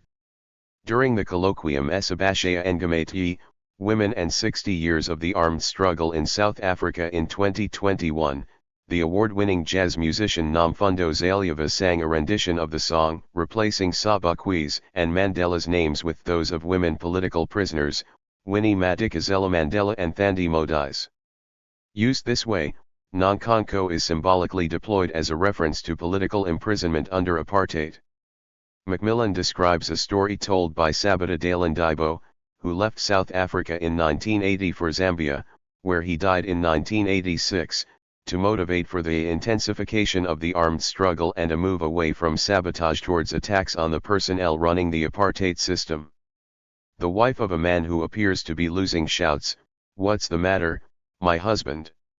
You are much stronger than him and a better fighter, but he's defeating you. You are losing because you have only one stick in one hand, while your other hand is useless because it is stupidly holding a blanket to cover your nakedness. Drop the blanket, forget your nakedness, and fight with both hands." Dalindibo was well aware of the militancy of the women in Transkei, who had unequivocally opposed Bantu authority.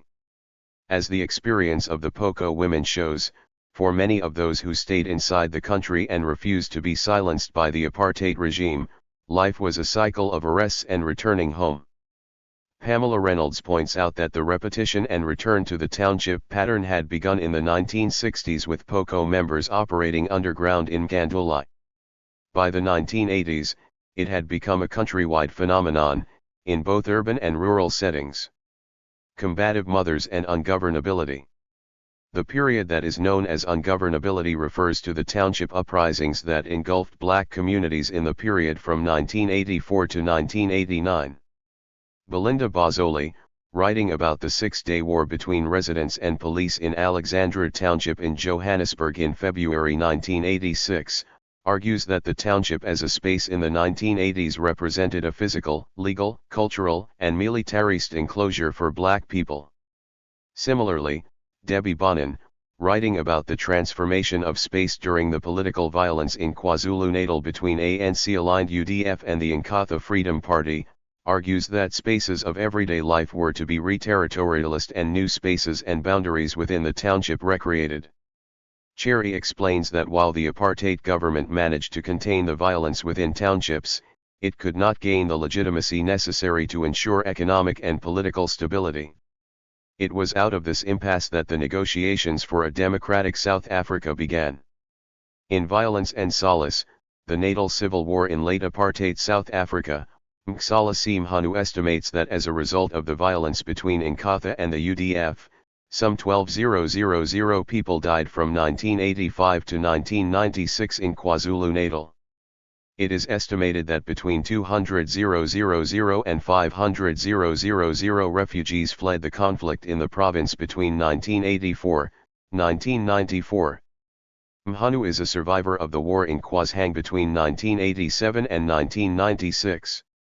He writes about how his mother risked her life between the home of her employer, where she worked as a domestic worker, and her home in KwaZhang, where she did not know if she would find her children alive on her return, and they did not know if she would travel to and back from work safely.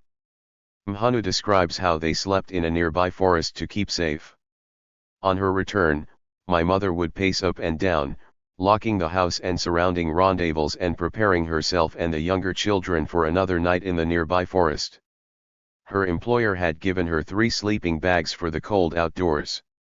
She got up in the morning of the following day, not too early because Inkatha would attack the village at that time of the morning. She eventually left the forest with us children at 04h30 because she had to catch the bus at 05h30 in order to go to work.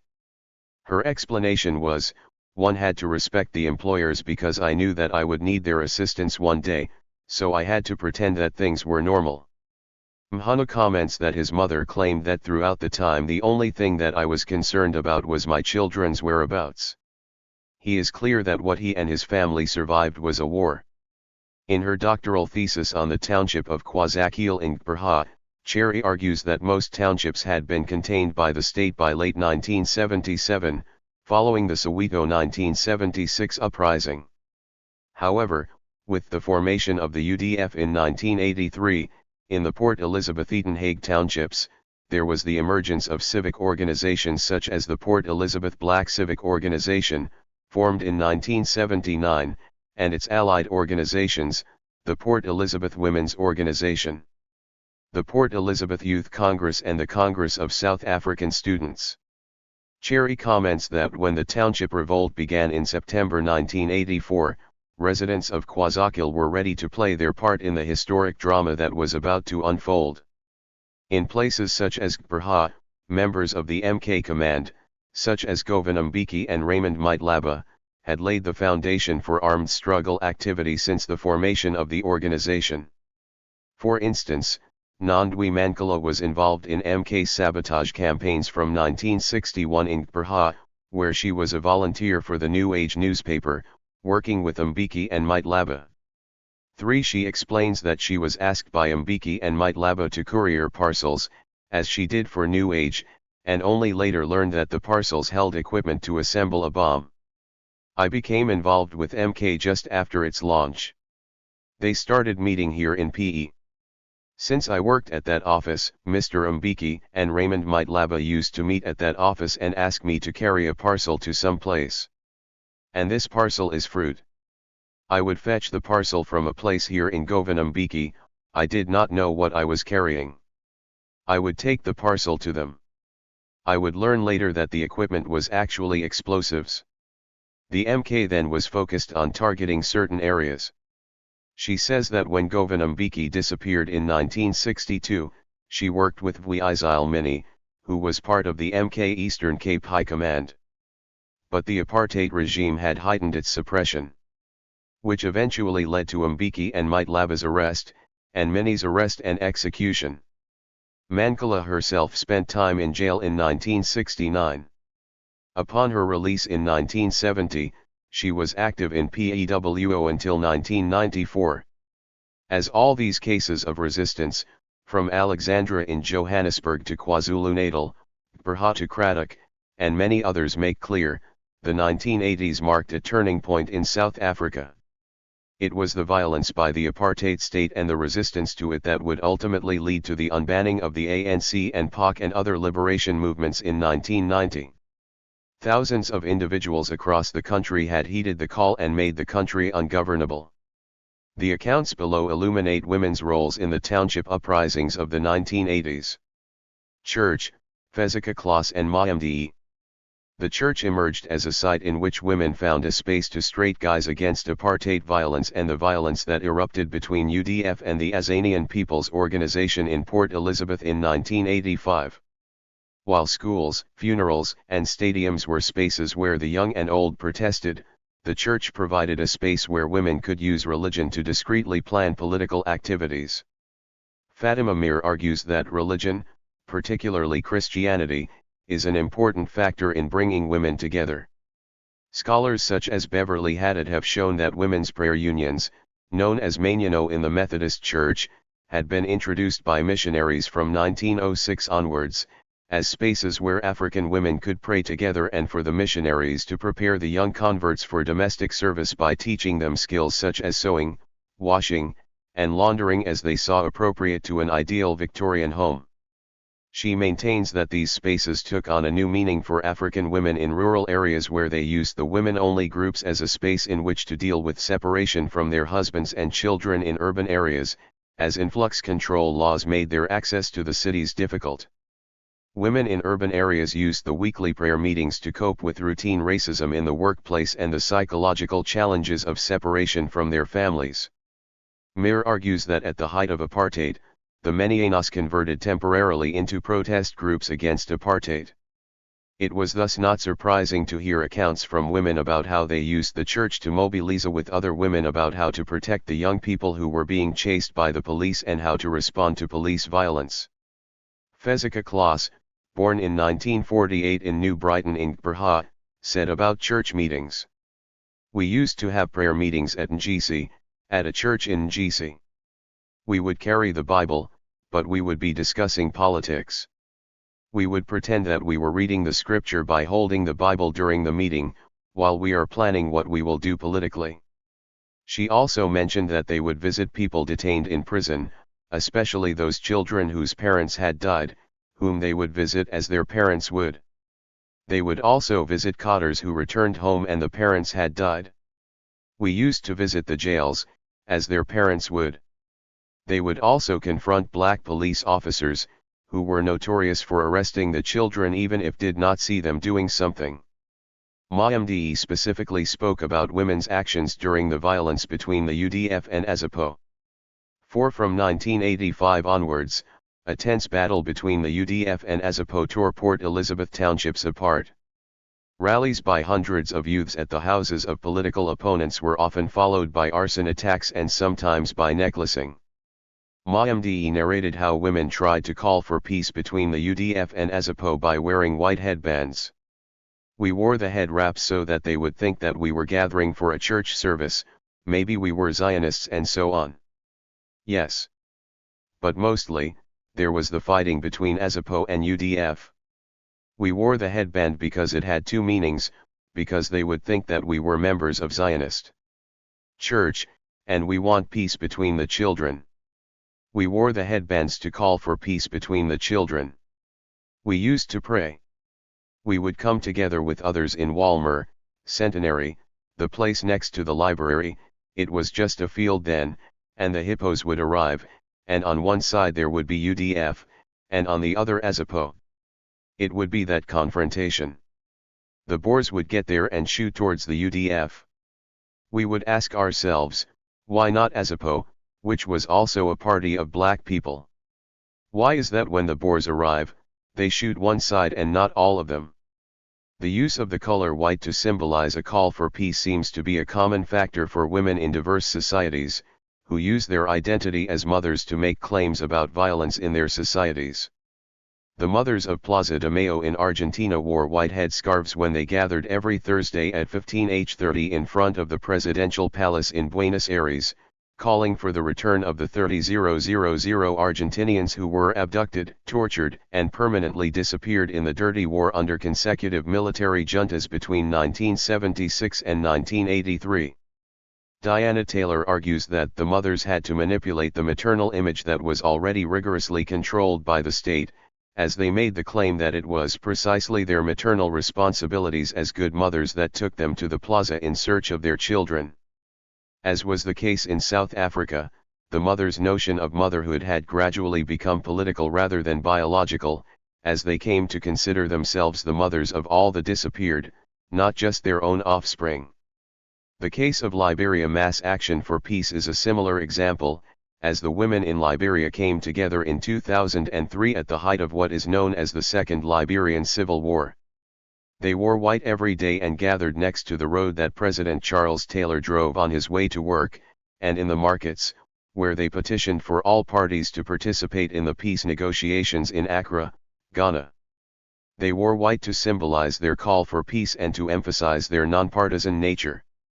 Lema Bowie, one of the leaders of LMAP, was awarded the 2011 Nobel Peace Prize, together with former Liberian President Ellen Johnson Sirleaf and Yemeni activist Tawakkol Karman, for their non-violent struggle for the safety of women and for women's rights to full participation in peace-building work.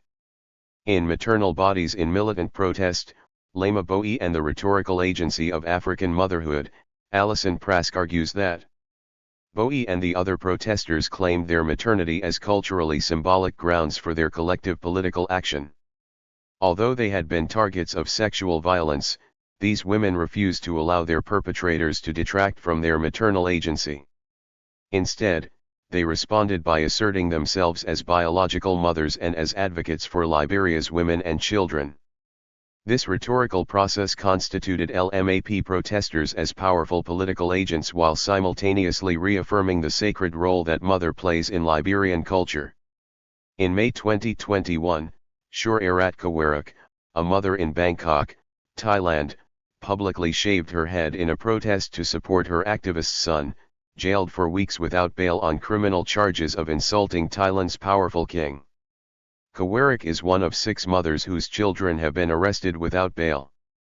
In agitating for their children to be released, the mothers have staged several quiet protests, standing together for 1 hour and 12 minutes, a reference to Article 112 in the Criminal Code on insulting the monarchy, next to cardboard cutouts of their children and showing the 3-finger salute of defiance to demand that they be granted bail. It appears that in instances of war, women across the world subvert tropes of motherhood as essentially peaceful and the color white as a symbol of peace to challenge oppressive regimes, towards the achievement of peace. The theme of protecting their families, especially children, is a central motivating theme in the activities of mothers who routinely put their own bodies forward in a rhetorical protest against oppressive forms of power.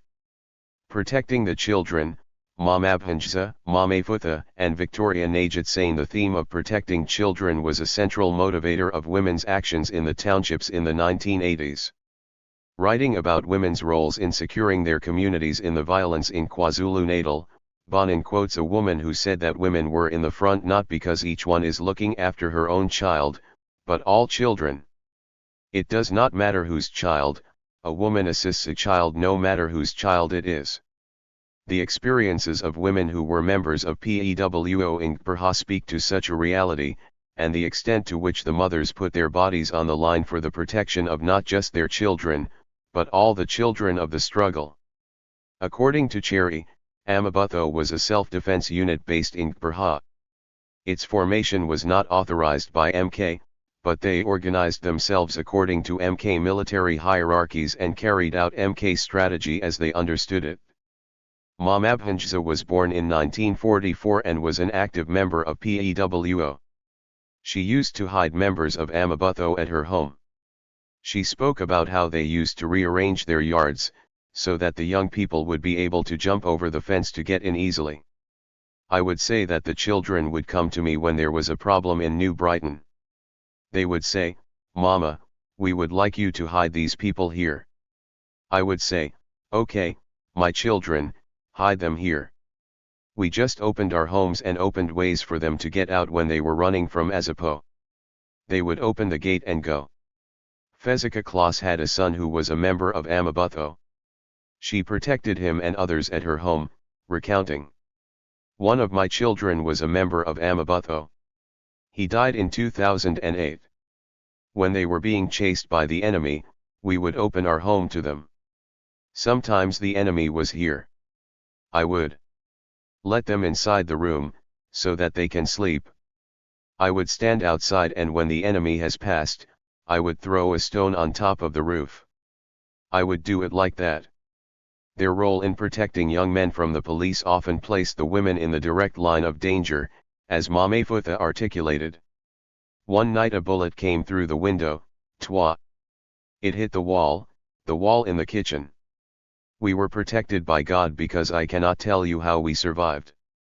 I was cooking, making supper, twa. I reasoned that he was shooting at us, he wanted my life as well. I used to be woken up all the time by the Boers. They were looking for the young men. They would wake them up, beat them and leave with them. That is the life we lived. Victoria Najatsane, born in 1936, talked about the constant police harassment in her home, because of her political activities and suspicions that she was hiding members of Amabutho. Do you remember when they used to come into the house? You will see it stopping at your house. My husband liked his sleep, so I would get up to find out what they wanted and they would be coming to our house. They would get in looking for me, they would have heard about a meeting taking place somewhere. They would be here to intimidate. They would call out my husband and say, "You had a meeting somewhere and you didn't tell us. Get in." My husband would be quiet and relaxed. I would say, "Wait for me to get dressed." You would search for whatever you were wearing the previous day. They were like that. These accounts of experiences provide details of women's specific roles in the civic movements and the paramilitary organizations, such as Amabutho, during the township uprisings of the 1980s. In his book about the Soweto uprising, Siphokazi and Loveu argues that black parents are often seen as conservative and unsupportive of militant youth. His book and the accounts above show the specific ways in which youth militancy relied on combative and protective motherhood. The mother's own political identification with mass mobilization for democratic change shaped their support and protection of the young people in their communities, thus demonstrating the link between mother politics and political traditions. Young women and township uprisings. Cherry argues that the literature on the young lions, who were central in realizing the ANC's call for ungovernability, is often represented in gender-neutral terms, or in specifically masculine terms. Nyasha Karimakwenda also shows that the youth known as comrades, marshals, young lions, Amakabane or Amabutho that emerged during the 1980s are taken to be masculine because the struggle voice was a male voice. Malos Longa and Gillian Eagle argue that young men who participated in a former self-defense unit in the Cathorus area in Johannesburg revealed that there was a shared expectation that SDU members should be strong, tough, fearless, and violent in order to prove their militarist masculinity. The older women discussed above as combative mothers did not mention hiding young women in their homes, and there is a lacuna in the extant literature on the role of young women who were also young lions at the height of violence in the 1980s. Emily Bridger's book Young Women Against Apartheid, Gender, Youth, and South Africa's Liberation Struggle about young women's roles in COSAS in Johannesburg in the 1980s is a welcome addition, but further research is crucial. When I began observations of Amabutho in 2012, I was haunted by a woman who shared with me that for the longest time, she could not eat meat, because she had seen too many people blown up in front of her. She was referring to the people who were accused of being informers, impimpi, to the police about the political activities of individuals and collectives in the township. Those accused, whether innocent or guilty, were often violently killed by the notorious necklace, in which suspects had rubber tire placed around their necks, were doused with petrol and burnt alive. Karimakwenda argues that cases of necklacing were gendered, in that along with rape and abduction, necklacing formed part of a web of violent acts through which men, often acting with impunity, punished women for performing their gender wrong. Bridger makes it clear that the form of violence present in young women's lives was not political, but sexual. Gary Kinnock explains that thousands of those who participated in the civic movements and the self-defense units across the country viewed their involvement less as a matter of choice than as a fight for the survival of their families. Similar to Bridger's study, for the women who were in their teens and younger who were part of PACO and Amabutho, violence in their schools and unrest at schools and funerals were key sites of struggle. Personal/communal violence and unrest in schools. Nkosazana Sobuntu, Mabanaswe, and Mothandiswe Nkosazana Sobuntu was born in New Brighton in 1964 and shared with me that she became involved politically because her brother had been arrested at the age of 14 and taken to Robben Island. Following the arrest, her family was subject to constant harassment by the police. My brother was in jail for 14 years. He was arrested in 1978 in Robben Island. So there was no chance that I would stay at home and fold my arms when the Boers used to frequent our house and they would torture my mother, kick the doors, you see? It was not nice.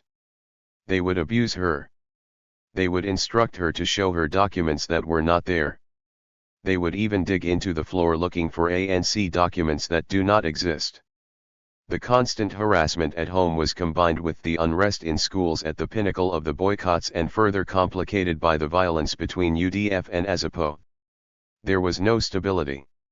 I was doing Standard 7 then, and it was not nice. There was violence in the Combative Mothers, Bantu Authority and Ungovernability 115 community, and the schools were shut down. Then we returned in 87. ASIPO was fighting with the ANC. It was difficult in those days. People's houses used to be guarded. Even our house at that time used to be watched. So we lived like that, such that I only wrote my Standard 10 in 1989.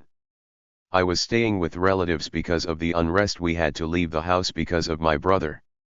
Mabanaswe, 5, also born in 1964 in New Brighton, spoke about the impact of the ASIPO-UDF clashes on her family. My sister in Motherwell used to get beaten by the Boers here at home. And during the clashes between UDF and ASIPO, the clashes happened near our home. We used to get searched. We did not stay at home. Our mother was also involved in politics, but I can't speak about the details of her involvement because I was young. We used to hide things in our garden, like the Payco t-shirts. She spoke, too, about the presence of police at school, where they held some of their meetings. We also used to meet at Newell to have our meetings, and often there would be shooting. There were soldiers who monitored the school. There was a person who was shot close to our home. He died at our gate. To defend themselves and attack the state, Mothandiswe spoke about how they assembled petrol bombs because it was too dangerous to be caught carrying weapons. We used to make petrol bombs. We used to put paraffin, sand, put them on a matchstick and put petrol and spirit. Those are the things we used to destroy, you see? Because if you had arms, you would get arrested. What Amabutho used to do by hand are hand grenades and petrol bombs. These accounts reveal that women's everyday life was consumed by the presence of violence. At home and in schools, they found themselves under direct attack from the state. In their work as marshals for Amabutho, they found that funeral sites became key places of struggle between themselves and the apartheid state. They defended the space and mobilized within it. Funerals, Fundiswe Menzeni and Tiny Tatalo Mokoena. This young man says he and his friends refuse to work with us even though they know we can no longer cope with the digging, day and night. He and his friends say we must take a stand, refuse to dig graves for people dying all the time. That way we too would make a statement about this unnecessary war of girls and women raped, of children dying in the crossfire while playing, of families fleeing homes, of brother against brother. This young man says no freedom can come from so much bloodshed and mayhem. This young man doesn't know that we are women disguised as men. We started digging graves when men disappeared, fell dead. He doesn't know that when we send him away to sleep at sunset, we start another mission of hiding women and children in these graves so they can at least get some sleep, suckle their infants in peace. This young man doesn't know that to an army of women grave diggers, freedom is taking an energizing nap, on the other side of the hill. Mako Sazanazaba, digging for freedom. Funerals became sites of protest during the anti-apartheid struggle. Mamfela Rampil argues that male and female bodies were made political in particularly gendered ways. The body politic depicts and treats the female body as incomplete and inadequate to the task of representing nobility, heroism, and public office. The female body usually requires a male body to render it whole and acceptable, and yet when the man's body, having lost its vitality, lies helplessly without form, its helplessness and lifelessness acquire meaning from the proximity of the relatively frail body of the widow. An important part of the actions of the young was the role they played as marshals at protests and funerals.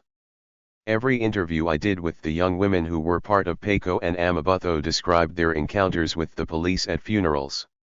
In the film Long Night's Journey into Day, Nyamaka Ganawi, the wife of Matthew Ganawi, recounts the atmosphere at the burial of her husband. It was as if the ground was moving. It was just in defiance, a statement which was being conveyed to the government that there is nothing that you are going to be able to control. I can't even explain that kind of spirit. It was a funeral, but I felt like it was a liberation day for many. I think that is what lifted me that day. The Cradock Four were anti-apartheid activists from the town of Cradock, who were abducted and murdered on their way from Prha by the apartheid security branch on June 27, 1985. Then Apartheid Prime Minister, P.W. Botha, declared a state of emergency on July 20, 1985, the day of the funeral of the Cradock Four. Fundiswe Menzeni, born in 1963 in Prha, was a marshal at the funeral of the Cradock Four and explains how marshals of Amabutho used to carry coffins at the funerals of activists. We used to get beaten during prayer, protest at a funeral while carrying the coffin. We would carry the coffin on our shoulders to the church, if the service was in church, or to Dankeek.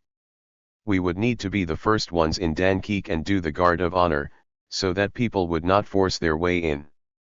I remember in 1986, Amabutho were being shot at in the church that I pointed out to you to pass as you were coming here. We were at a funeral. That church was not there then. We were shot by the Boers there, and they poured tear gas inside. While Amabutho were carrying the coffins. My mother fell during the commotion there, while people were falling on top of the coffins. She was never fine after that. She died in 1986 on the 3rd of November, she was buried on the 15th of November. She inhaled the tear gas and she was never okay after that. Even I use some medical treatment for high blood pressure, but still I've never stopped fighting. Nkosazana Sobuntu spoke about the fact that they would not be able to take someone who was shot to hospital. We would notice that someone was shot by the pellets, especially pellets, because we would not take the person to hospital because if they do, you know that the police would arrest them. Tiny Tatalo Mokoena, born in 1963 in Mamelodi, Pretoria, a former Deputy Secretary of COSAS in Mamelodi, Publicity Secretary of the Mamelodi Youth Organization and a member of the Zakini Women's Organization, spoke about confronting death on the day of the Mamelodi massacre. Then came the Mamelodi massacre in 1985, the 21st of November in 1985. Zakini Women's Organization, a civic women's organization, was in the forefront of that. There was a march of complaining about the rates that were very expensive, paying for things that we don't know, paying for things called, sundries on the receipt, and when you ask, you don't get answers. So there was a very big march in Mamelodi and it ended up with 13 people dead at that massacre. There was a massacre on that day, 21st of November, and then amongst the people that died there was a 3-month-old baby, who died in my arms due to suffocation due to tear gas. I still have my memory. I carried the baby from the area it would be about. I don't know the kilometers. It could be about a 10-minute drive, 10 minutes walk from the place of the mother to the place of surgery. And when I was there, holding the baby, I requested the doctor to wait, check the baby, because in that surgery there were a lot of people that tear-gassed, you know. Combative mothers, Bantu Authority and Ungovernability 119. Bullets and all those things, and then when I went Dr. He said this baby's finished and the mother was here. This baby's finished, no.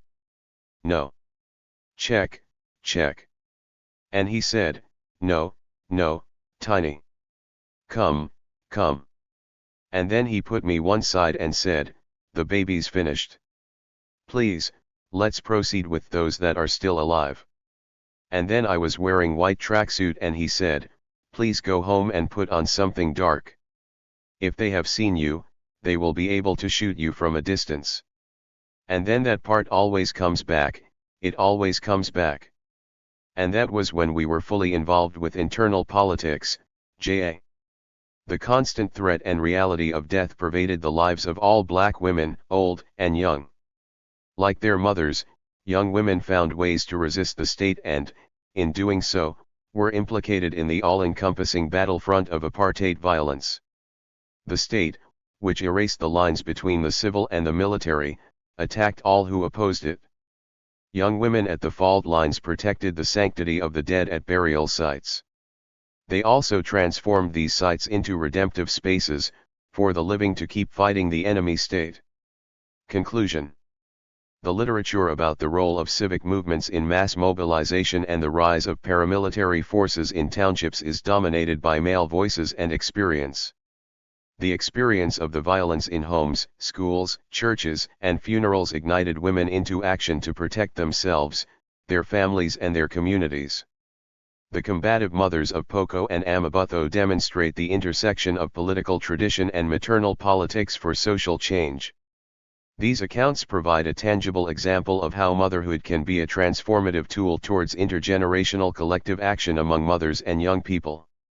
They illuminate the role of women and mothers as defenders of their communities and aggressors in the political violence that ultimately forced the apartheid regime to negotiate the terms of its own ending. 3. SANF integration, demobilization, and gender transformation. What happens to a liberation army or guerrilla force after the war, if it manages to topple the old state? Does the revolutionary post-war era deal with gender any differently to conventional post-war eras? Is the demobilization of women an integral part of post-war transformation? In state-building, state-defending process, do women lose the status they enjoyed during the War of Liberation? Cynthia Enloe, does Khaki become you?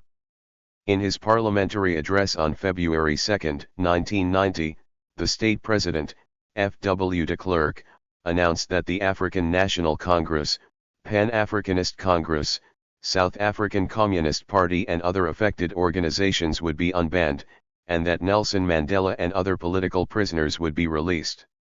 On August 7, 1990, in a joint statement with de Klerk, Mandela announced that the ANC would immediately suspend its 29-year armed struggle against white minority rule in South Africa in order to pave the way for full-scale negotiations to end apartheid and write a new power-sharing constitution. Military negotiations leading to the formation of the new South African National Defence Force at midnight on April 27, 1994, and the subsequent demobilization of non-statutory combatants who were not going to integrate into the SANF, occurred parallel to the political negotiations capturing most of the headlines during the difficult and violent years of the negotiation period from 1990 to 1994.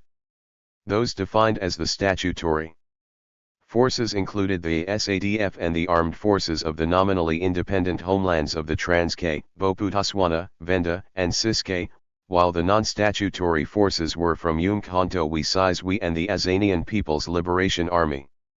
As Jackie Cilliers explains, the process of disarming, demobilizing and integrating combatants into either civilian society or security institutions, such as the military or police, forms part of peace negotiations as part of a wider peace settlement. South Africa faced the challenge of creating a united and democratic army from 7 different armies with distinct histories, ideologies, and cultures. It was in this context that the women I interviewed had to decide whether they were going to be part of this new army, which was meant to serve all South Africans, or if they were going to choose new paths and explore the opportunities and promises of a new nation. If they chose not to join the new defense force and therefore demobilize, the new government was going to facilitate their integration into civilian life.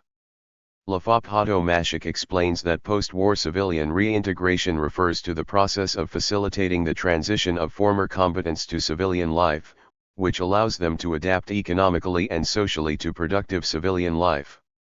State-assisted reintegration is meant to provide an enabling environment for transition to civilian life by offering them a new identity that is compatible with peaceful development and sustainable growth. In this chapter, I first examine the processes followed to integrate the various statutory and non-statutory forces to create the SANF. I discuss the demobilization process and the experiences of women who formally integrated and demobilized.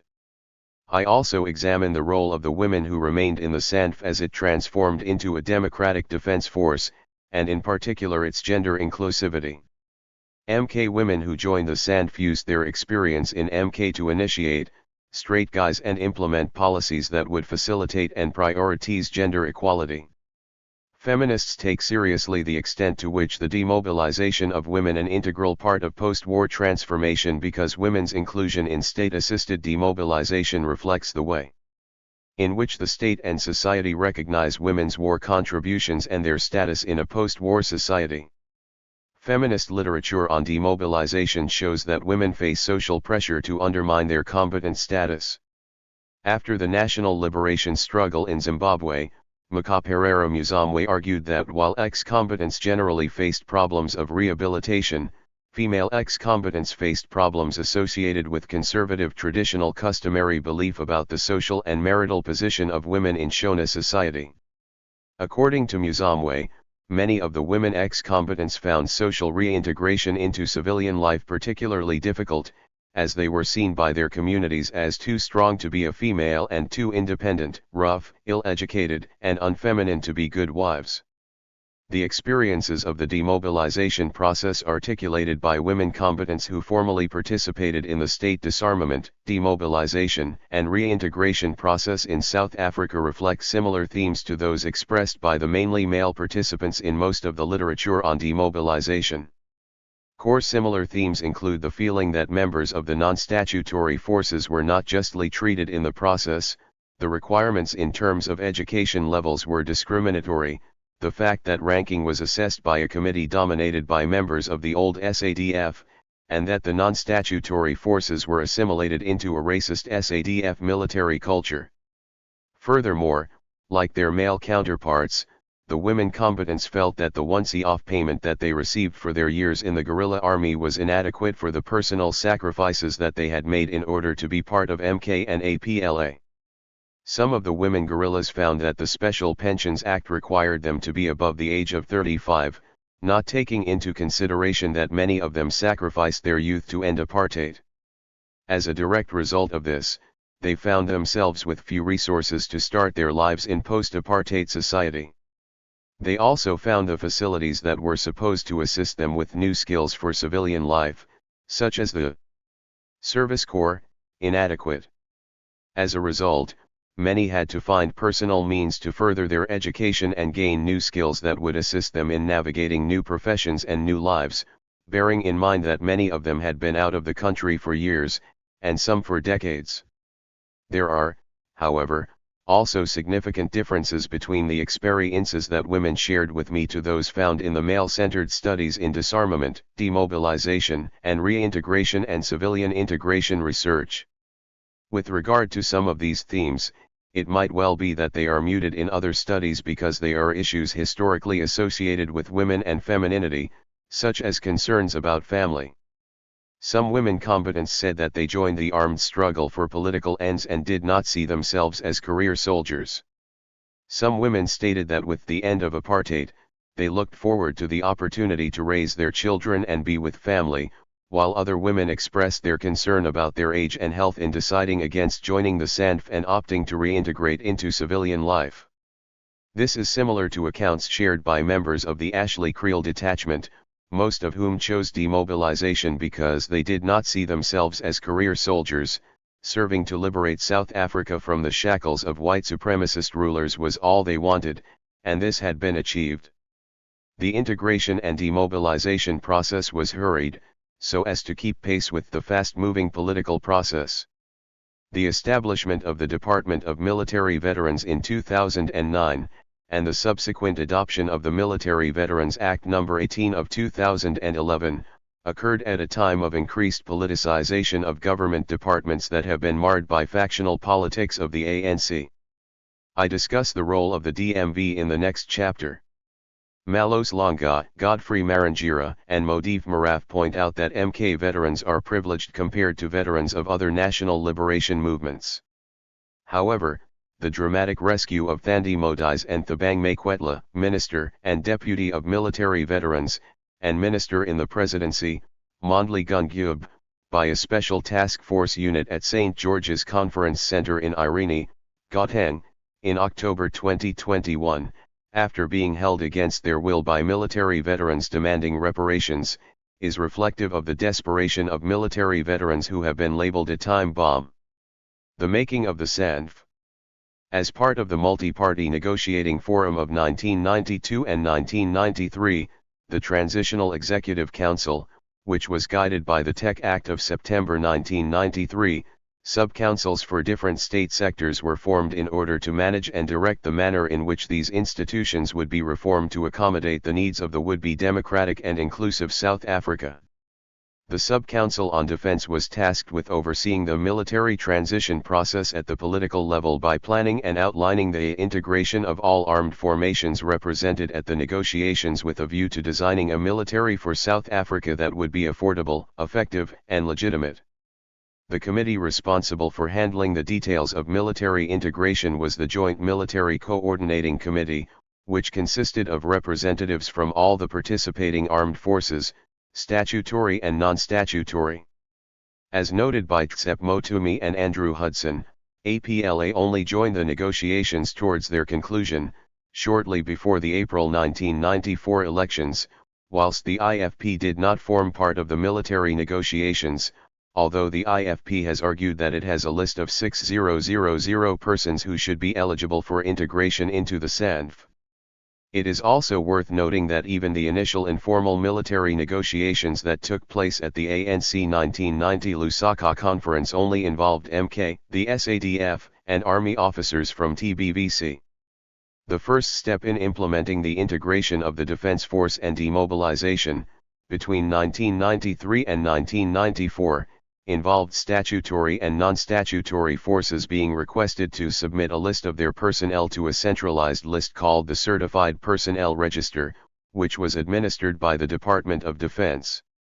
The new SANF subsequently came into existence at midnight on 26-27 April 1994.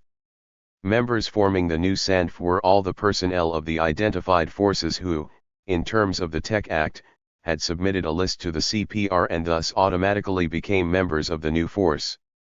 As noted by Hugo van der Merwe and Guy Lam, the CPR-based SANF integration and demobilization process was integral in defining who constitutes South African ex-combatants. Among those excluded were the paramilitary formations that operated inside South African townships, such as the IFP self-protection units and self-defense units such as Amabutho. Motumi, who was part of the integration process and would become the first Director General of the DMV, explained the way in which the CPR defined how one either integrated into the SANF or chose to demobilize. The CPR entitled you to two things, one of two things. Not two things, one of two things.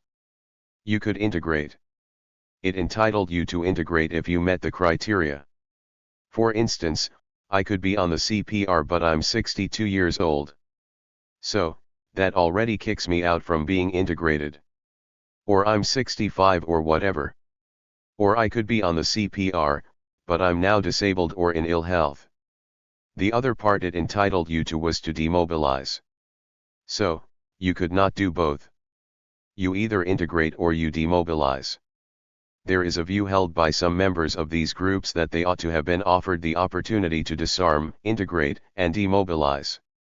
As I discuss later, the Military Veterans Act No. 18 of 2011 includes some formations that were previously excluded, but largely defines veterans according to those who were integrated into the SANF during the transition period. Following the completion of the CPR list, the integration process followed 4 stages.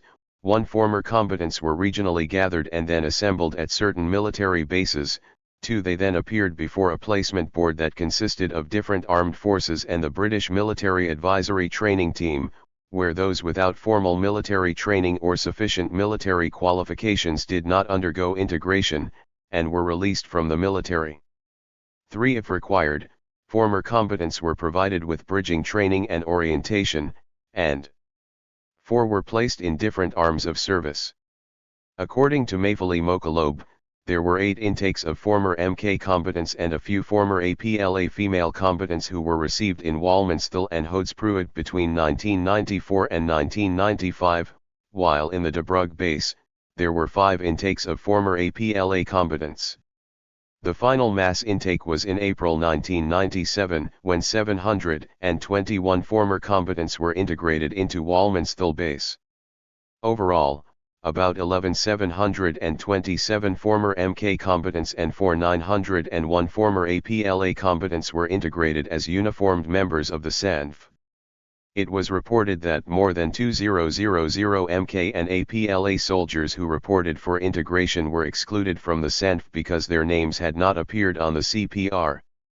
At various points, ex-combatants also left military bases to protest, and there were strikes that took place in Durban and Cape Town due to disgruntlement with the integration process, which compelled President Nelson Mandela to offer a symbolic guarantee that their concerns would be addressed. General Siphokazi Nyanda, who co-chaired the JMCC, admitted that the pace of the military integration was shaped by the escalating violence and the political fragility of the 1990s, where violence was escalating despite the fact that the National Party claimed to be committed to the negotiation process and the armed struggle had ceased. 1993, April. Oliver Tambo dies the same month and Boipatong has happened. There's an appeal by our leader, no, look, it's necessary for us to forge ahead with these negotiations, and we start working frenetically after May or so, when already decisions were taken about an election on April 27. The BMAT was invited to assist in the integration because the British government had assisted in similar processes in other countries in the region, in Namibia and Zimbabwe. Their main role was to assess the criteria for integration into the SANF, to determine additional training required for integration and adjudicate where necessary the ranking and placing of members of the constituent forces.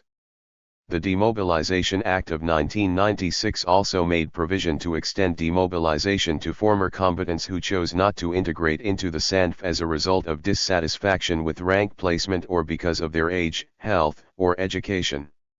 Some of the major criticisms of the integration process relate to the state's disregard of reports of racial tensions between members of the former SADF and those of MK and APLA. Many former combatants were resentful of the fact that it was only they who were required to undergo the potential tests and orientation into professional military training, most of which were administered by former SADF members. SANF Integration, Demobilization, and Gender Transformation 129. Who sometimes behaved with prejudice towards former MK and APLA combatants. Combatants also had complaints about the ranking system itself, as some felt that many deserving combatants were placed in much lower rankings than they deserved. As a result, many of them chose demobilization. The experiences of women described below speak to these issues in more detail. Even the BMAT reported that during the integration process, attitudes had hardened among SADF members towards their new MK and APLA colleagues, and went on to state that these tensions may have far-reaching implications. As stated in the introduction, one of the incidents that shone light on the gravity of difficult relationships within the new force happened on September 9, 1999, when Lieutenant Sibusiso Madubela shot dead 6 white SANF members and a white civilian woman at the Tempe military base in Bloemfontein. Other shootings also took place at the Phalaborwa 7 SA Infantry Battalion, where a platoon commander, Lieutenant Harry Ntoagai, shot and killed his white senior colleague, and in Simonstown Naval Base in Cape Town, where a junior officer, Wiseman Mhanu, shot dead his white colleague. For Motumi and Hudson, the integration process succeeded in identifying former non-statutory force members who qualify for acceptance into the SANF and those who do not, while it has been less impressive in catering adequately for the needs of those who do not meet the requirements for entry into the military, nor has it catered in terms of demobilization, for those who are acceptable to the SANF but refused the offer of employment made by the SANF. Demobilization and reintegration. Jomo Dies, the first post-apartheid Minister of Defense, announced the demobilization process for non-statutory forces on August 21, 1995, after months of delays because of the inability of the leadership to decide on how to manage this process. The Demobilization Act of 1996 defines demobilization as the disbanding of members of the former non-statutory forces, who do not enter into Guerrillas and Combative Mothers 130. Agreements for temporary or permanent appointment with the South African Defence Force. It further defines non-statutory forces as the armed forces not established by any law and known or formerly known as the Azanian People's Liberation Army and Umkhonto we Sizwe we won. The process involved the provision of a once-off gratuity, depending on the number of years of service in MK and APLA. A total of 770 soldiers were formally demobilised from the SANF. The gratuity was divided as follows. The state announced that members who qualified for the once-off gratuity payout also qualified to receive monthly special pensions. The Special Pensions Act of 1996, passed in terms of Section 189 of the South Africa's interim constitution, identifies the beneficiaries as a. Persons who made sacrifices or who have served the public interest in establishing a democratic constitutional order, including members of any armed or military force not established by or under any law and which is under the authority and control of, or associated with and promotes the objectives of, a political organization, or b. dependents of such persons. 2. The allocation of the special pension funds is a sensitive issue, as many applicants did not benefit from the provision. The SANF also offered the service corps to individuals who were being demobilized. They would first have to undergo 18 months of skills training, conversion courses, and career profiling. The 18 months was divided into 3 months of literacy training and adult life skills training, 3 months of vocational training, which was facilitated by the Department of Labor, and 12 months of practical experience. Very few of the thousands of demobilized combatants took the opportunity to join the service corps. The Corps was criticized for failing to conduct adequate research to identify the needs and aspirations of the demobilized, and instead choosing to offer a blanket approach. The state also gave participants just 2 weeks of personal counseling. Below, one of the participants in my research, who was part of the conceptualization of the Service Corps program, offers a scathing critique of what she perceives as the failure of the SANF to design a program that responded to the socio-economic realities of the South African political economy. During the process of demobilization, the SANF initiated a process of downsizing or rationalization in which it sought to reduce its personnel numbers by an additional 20,000 to a total force of 70,000. In our interview, General Nyanda conceded that the vision of the military leadership was of a future defense force that would be respectful of the Constitution, a military that would not be involved in the politics of the country, a military, a professional military, a small military. The process of rationalization, therefore, was to achieve an idealized military force that was mean and lean. The process of rationalization entailed voluntary retrenchment or severance packages, combined with service corps training. According to Lamb, by 2006, it was estimated that the total ex-combatant population in South Africa was 80,000. However, poor record-keeping by the ANC and POC of information on their combatants, combined with a lack of consensus over the definition of a combatant, particularly with regards to non-statutory forces, has made it impossible to verify this estimated figure. In this regard, the politically fragile circumstances of the integration and demobilization process, characterized by an atmosphere of mistrust between members of the statutory and non-statutory forces, did not allow for easy recording of the numbers of the combatant community.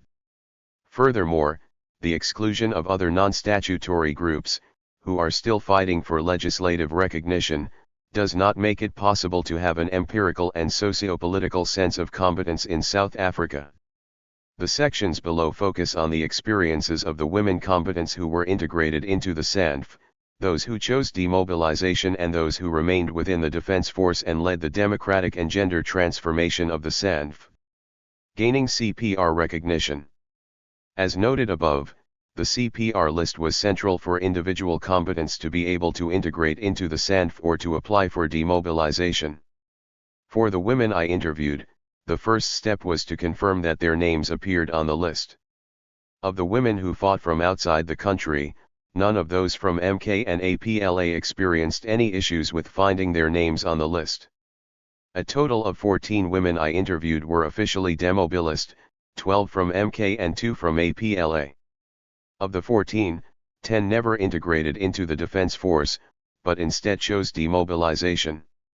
Another 4 integrated into the SANDF, 3 until retirement, Major General Jackie Sidibe, Colonel Belinda Martin and Brigadier Claire Bless, and 1 resigning before retirement.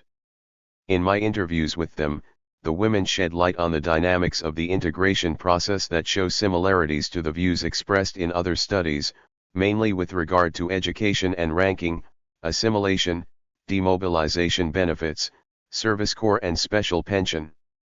Education and ranking, they didn't recognize our training. As Motumi and Hudson note, a requirement for integration was that individuals were required to submit proof of educational qualifications for eligibility as members of the SANDF. Upon failure to produce the education qualifications, a person was required to undertake assessment tests designed to measure potential on a scale of 1 to 10. Only those who achieved scores of 7 to 10 were accepted as officers into the SANDF. For many in MK and APLA, joining the armed struggle made them sacrifice their education, and this disadvantaged them in achieving status in the SANDF. Linda Mjekula, a former MK combatant, said that when she returned to South Africa from Zambia in 1992, she had intended to join the SANDF. However, she did not qualify for integration into the force because she did not have matric and also did not manage to pass the tests she was required to undergo in order to integrate. Brenda Badala also talked about people in this situation. There are people who left the country in 1976/1977 who were doing Standard 5 or something, and they stayed in the camps for the rest of their lives. And when they came back to South Africa, they were asked for qualifications. There's a huge difference between a guerrilla army and a conventional army. I mean, there's a comrade who was our regional commander in Angola. You can imagine if you were responsible for that region, all the camps in Angola. That person is only a brigadier general. And when I said, "But how come?" he said, "It's how things are. What can you do?" Because you'd actually think that this person must be far senior, not a brigadier general. Major General Jackie Sidibe also spoke of how educational qualifications did not ensure that one would pass certain tests, and about how the emphasis on qualifications undermined the vast and dynamic experiences of senior MK members. There were those who had their matric, but they failed the test, do you understand? So, to show that it wasn't really a watertight kind of an issue. So that's where there was unfairness. People who were elderly and who were very good in our camps as maybe commissars who could talk to people and show them that it was wrong to do certain things were now supposed to be, because they couldn't articulate themselves in a particular language, and now they should be corporals. Corporals is the lowest rank and be sent around by young people. I'm trying to show the unfairness. Sidibe went on to share that when she was ranked Major General, making her the highest ranked woman in the SANDF, some in the media and in rival political parties insinuated that she received the ranking because of her marriage to the defense minister, Joe Modize. I had spent more than 30 years in the struggle, and still then people in the media were unfairly accusing me because my husband was a minister. Swearing at me that there's nepotism. They've never come to talk to me.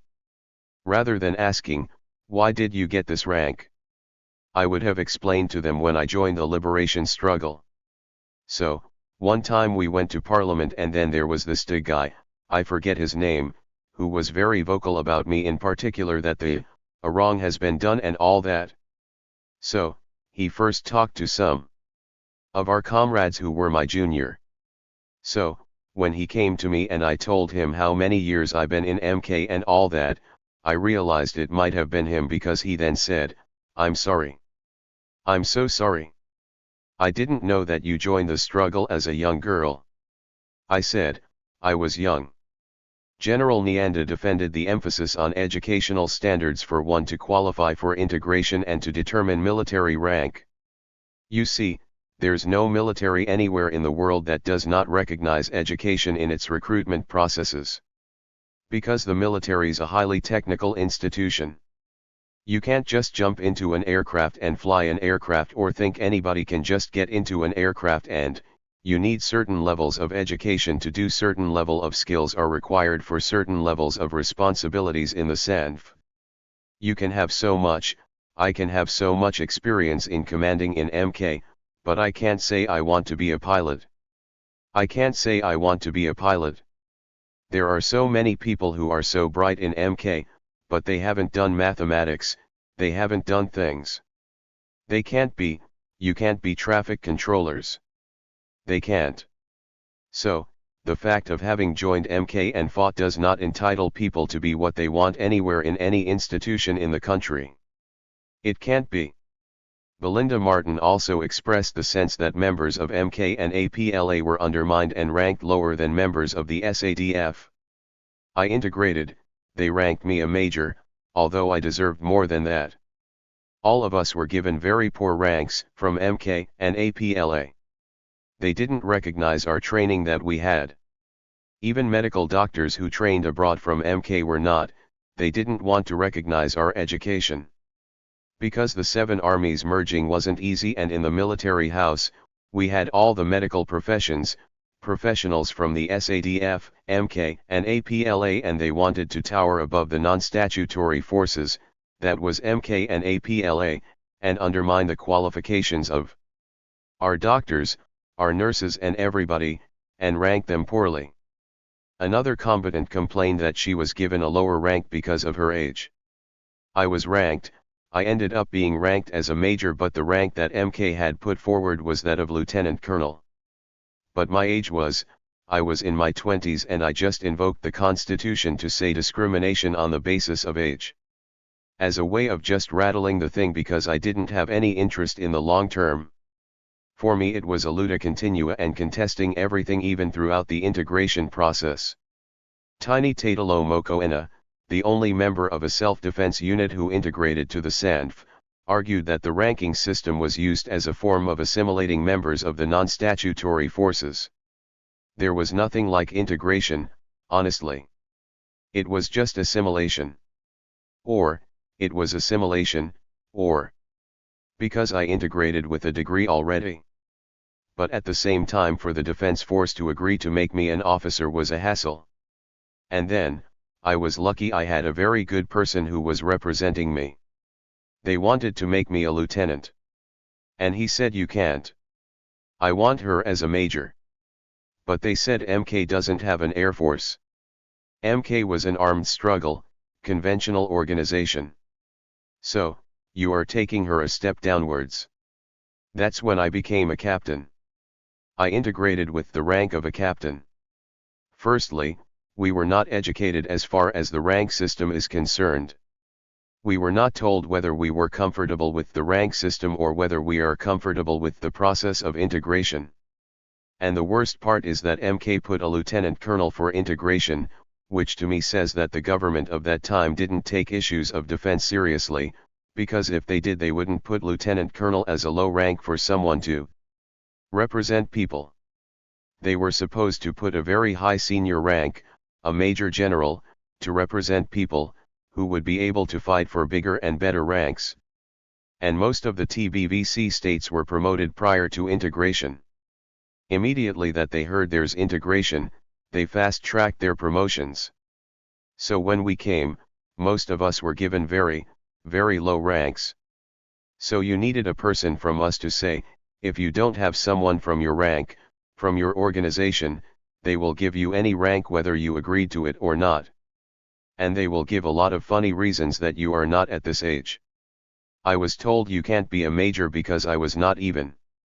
I was not 30 and then all to find I was not 35 or something, I don't remember the age they put. But after integration, I realized there were white majors of lower age than me, you see? So they were not systematic as far as that is concerned, and they were not. There was no fairness in ensuring that they put the right people in the right ranks. For many combatants, the milieu of the ranking system was one that set hierarchies for the culture that they were to expect in the SANF. For them, the explicit tone was that their guerrilla experience was regarded as inferior, even though as part of the People's Army, they saw themselves as the victors of the war that had been fought. The process undermined, and in the words of some participants, humiliated guerrilla combatants in what they saw as the entrenchment of the white supremacist culture of the SADF into the SANF. The ranking and the education requirements of the process influenced the decision of many combatants in deciding to be demobilized. The theme of assimilation speaks to perceptions by the combatants of a dominant Afrikaner culture of the SADF that was resistant to the new conditions of a post-apartheid South Africa. With fears of suffocating under this culture, some women combatants instead chose demobilization. Assimilation, we humiliated our veterans. A key theme that arises about the challenges of the integration process is the theme of assimilation. As a result of the perceived dominance of the SADF and dissatisfaction with regard to the ranking system, which they saw as undermining the skills of the non-statutory forces, many combatants opted for demobilization, to escape entry into a new defense force that was still dominated by the old Afrikaner SADF ethos. For the women I interviewed who participated in this process, assimilation was a major factor shaping their dissatisfaction with the integration process and their decision to demobilize. A former MK combatant, who preferred to be anonymous, pointed to various causes of tension, from the use of Afrikaans, the use of the old SADF uniform and the ranking system, as multiple causes of the problems that came with assimilated integration. I think we humiliated our veterans, our senior people, by putting them on the same par as me, you know. To operate, to enter the system and try to and make a living. My view would have been to treat them differently. Because they are in that situation, the main core of the defense force at the administrative level remain the old correspondence, in Afrikaans. Any correspondence that comes to me in Afrikaans, I don't read it. I don't care if it's an instruction. And all my correspondences would be in English because my argument is that if you create a new system, you all have to learn the new system. So, there will be things that we know, there will be things that we don't know.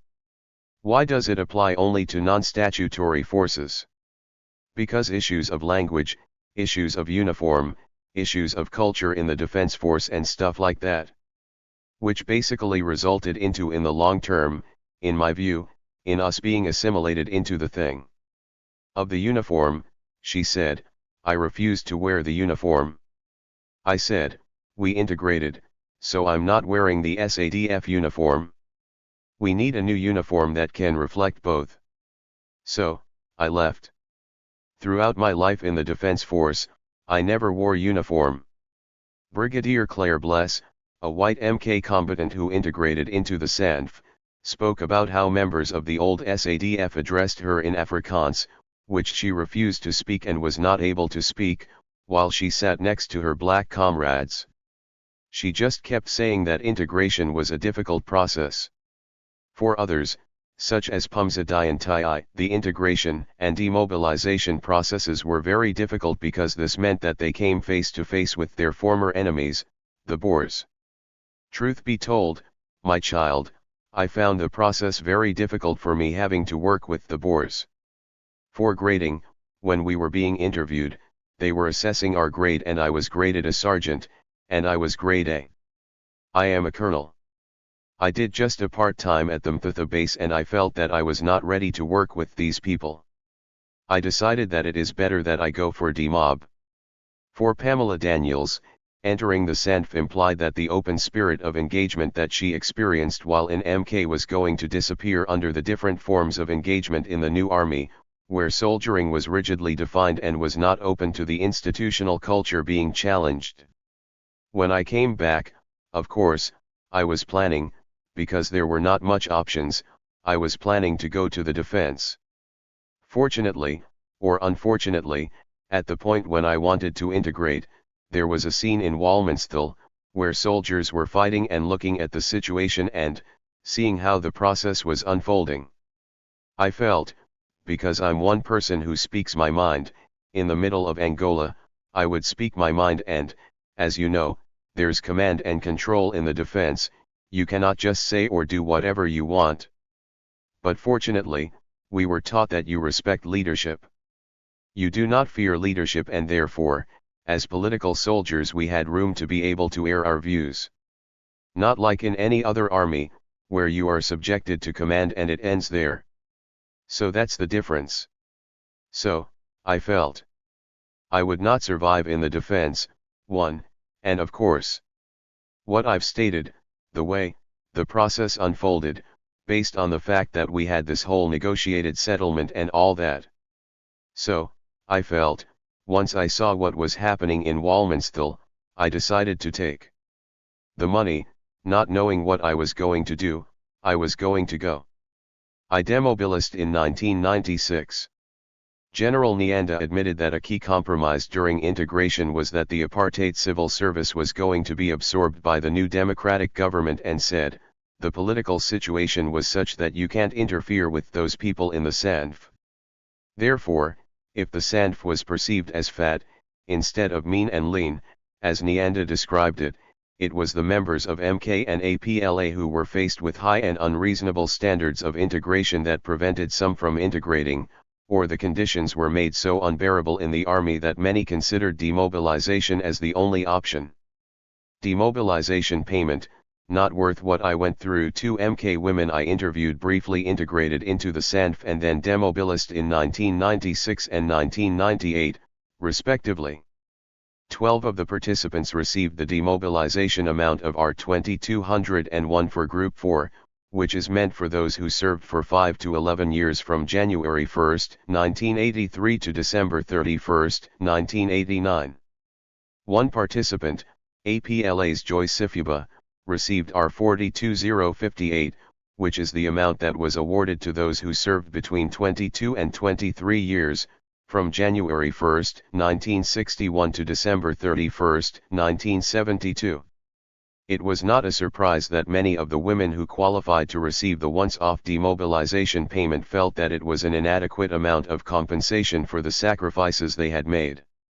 The money was considered particularly insufficient for people who were starting their lives anew, often with enormous expectations from families, who also needed their financial support. I received the demobilization. But you should realize what I received was not worth what I went through. The disadvantage being the recognition of all the years that I spent. The training that I went through, and what I went through. Now R21000, really, I mean, I didn't enjoy my youth. I went through what I went through. We were living under conditions that were not safe. From time to time we were attacked, from time to time we had to run away, to go to alternative bases, because the Boers might attack. Namfundiso Kuletai talked about the demands of having children and also the expectations of financial support for one's extended family, in relation to compensation. With family, things are kind of fine, although they have great expectations because, 1, you have sacrificed your life at a young age and at times, they look up to you to improve their socio-economic situations. Remember, because we as Africans have all these, extended family, and you can't provide. I had no money. I had a child. I did not integrate. Okay, I decide to take a minimum amount of a demobilization fund, which was 20,000, which ended within few days, few months, or so. Major General Sidibe, who would have been one of the few women like Joy Siphokazi to qualify to receive R42058, expressed that the amount shaped her decision to choose to remain in the defense force.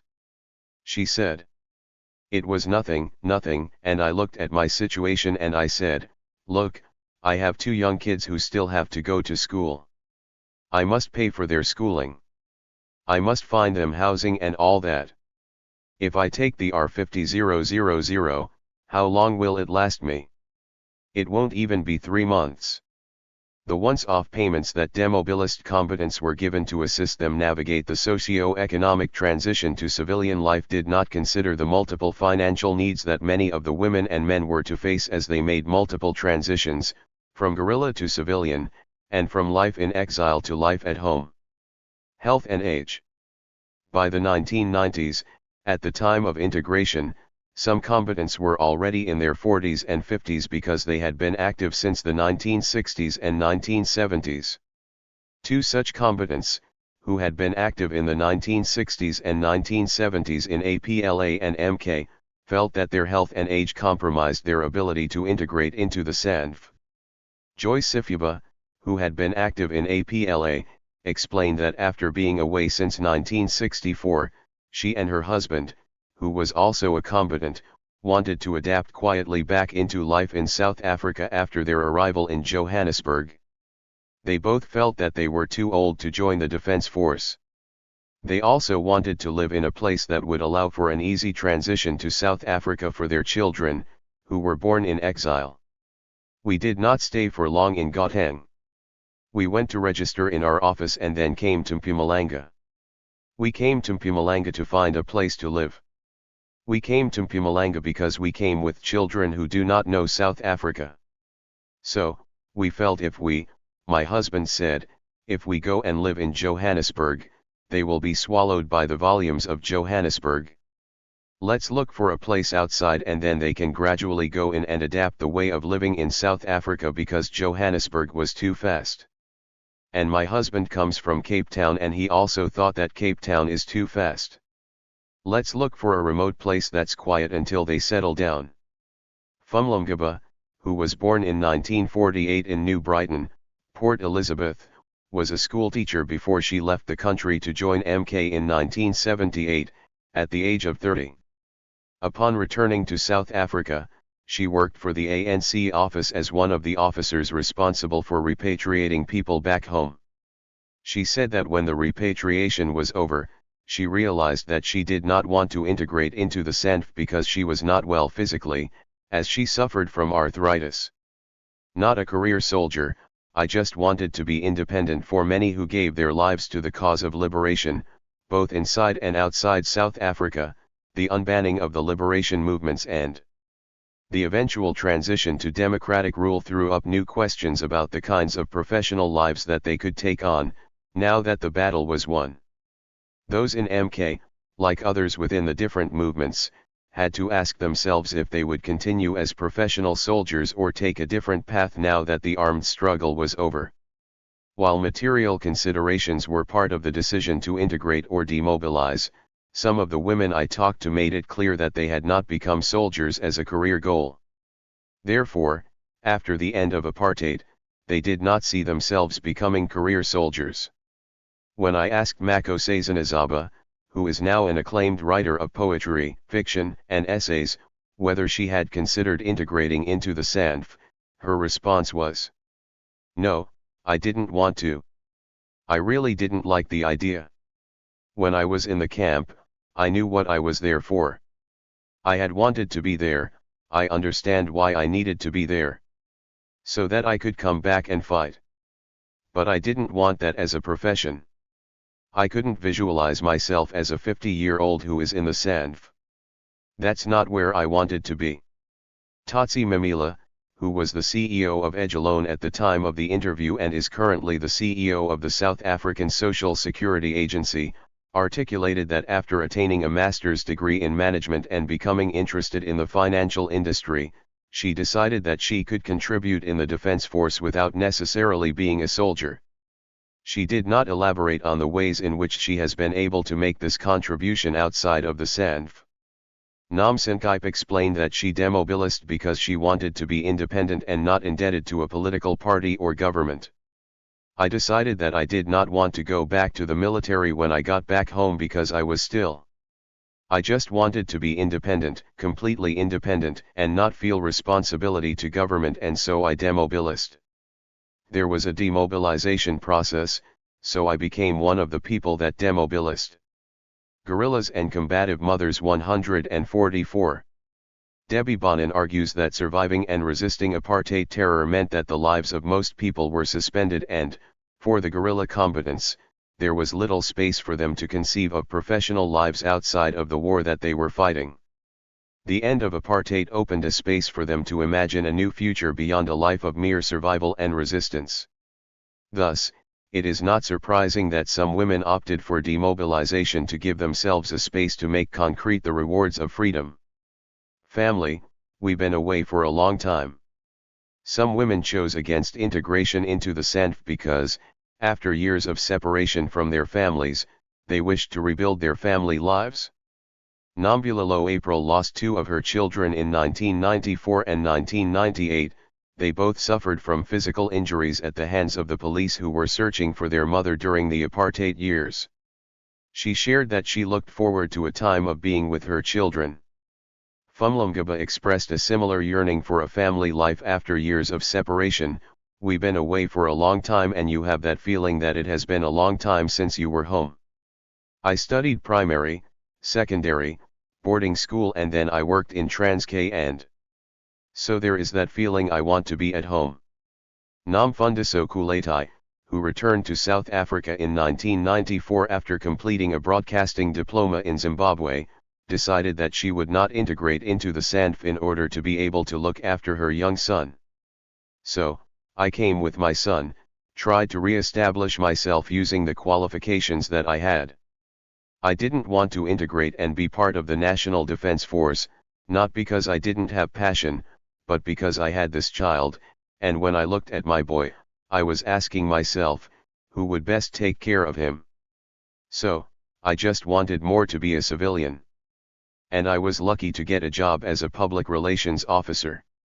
The theme of family is muted in other studies about integration and demobilization.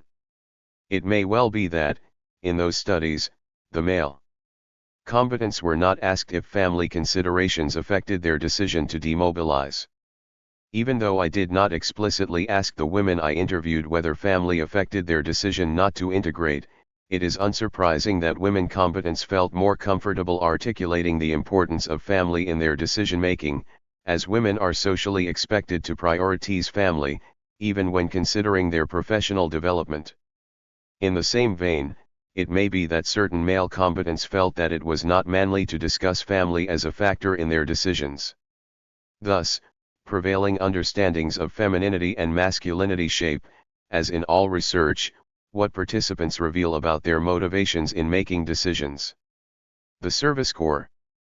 The Service Corps was the main instrument used by the state to offer short-term training in new skills that demobilized combatants would require for their post-military lives. Of the women I interviewed, only one participated in the 18 months of training offered by the Service Corps.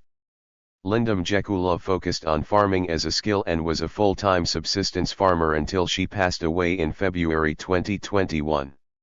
For the other women who officially demobilized, the Service Corps was not even mentioned in our conversations. One of the participants, who preferred to be anonymous, participated in the design of the Service Corps program and offered an insider critique that is important to cite in some detail, as it corroborates the weaknesses that scholars Motumi and Hudson and Gear highlight. She pointed out that the SANF had not chosen skills training relevant to the combatants, but rather followed templates that had been used in other countries. Insightfully, her argument was that because of a desire to maintain certain control, the SANF was not able to let go of the program, and in the Service Corps, the ex-combatants behaved like soldiers, even though the purpose of the program was to prepare them for civilian life. You see, the concept and the initial research. Because the difficulty that you had is that you had to work with what you had. The audit of what skills people have was done. The ask of the South African economy, opportunities that were available around that particular time, was done. The whole proposal was based on that. but there were certain things that were part of that particular process that we had raised that were constraining what could be an effective program, because the bigger issue was that our view was that you can't do these things. My argument was that you can't prepare people for civilian life and then want them to continue to live as soldiers. First thing they do in the morning is drill. The issue that we kept on raising as a constraint, and that was the source of the problem, was that these people, we are preparing them for civilian life, but we want to continue to treat them and to a point sometimes humiliate them in the soldiering environment. That they would have to wake up and drill and do all the things that, for me, the first 3 hours they are awake, they are soldiers.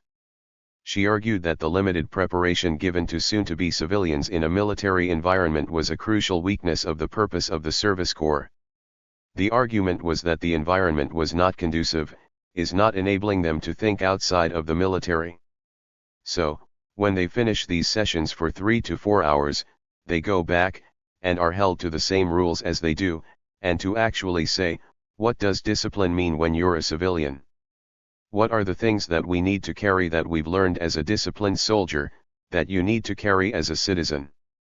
These were the issues that we were grappling with, and we were saying, this thing can't be effectively done in a military setup. You see? You probably needed a different environment. It could still be owned by the defense force, but they can't be living as soldiers.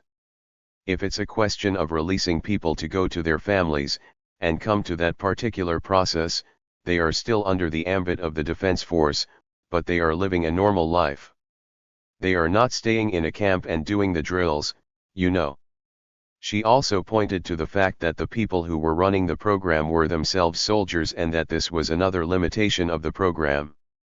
The second thing we're saying, the big components of the people running the service corps are soldiers, They don't fully appreciate the nuances of the life that, ordinary citizens who are non-soldiers that we are preparing these people for. So those things were never answered. These were the things that were rejected, and the thing was primarily run by soldiers who were primarily white, and the people were preparing were primarily black.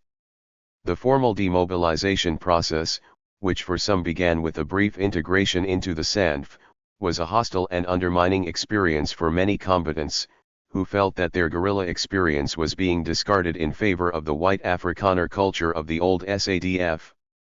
The fear of being assimilated into this culture influenced the decisions of some women to opt for demobilization.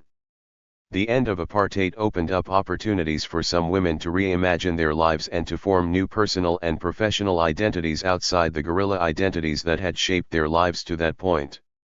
While for some, age, compromised health and the desire to be with their children informed their decision not to integrate, the once-off demobilization payment and the service corps were inadequate to support former combatants in building new socio-economic identities. Thus, in the main, the former combatants were obliged to transition into civilian life on their own.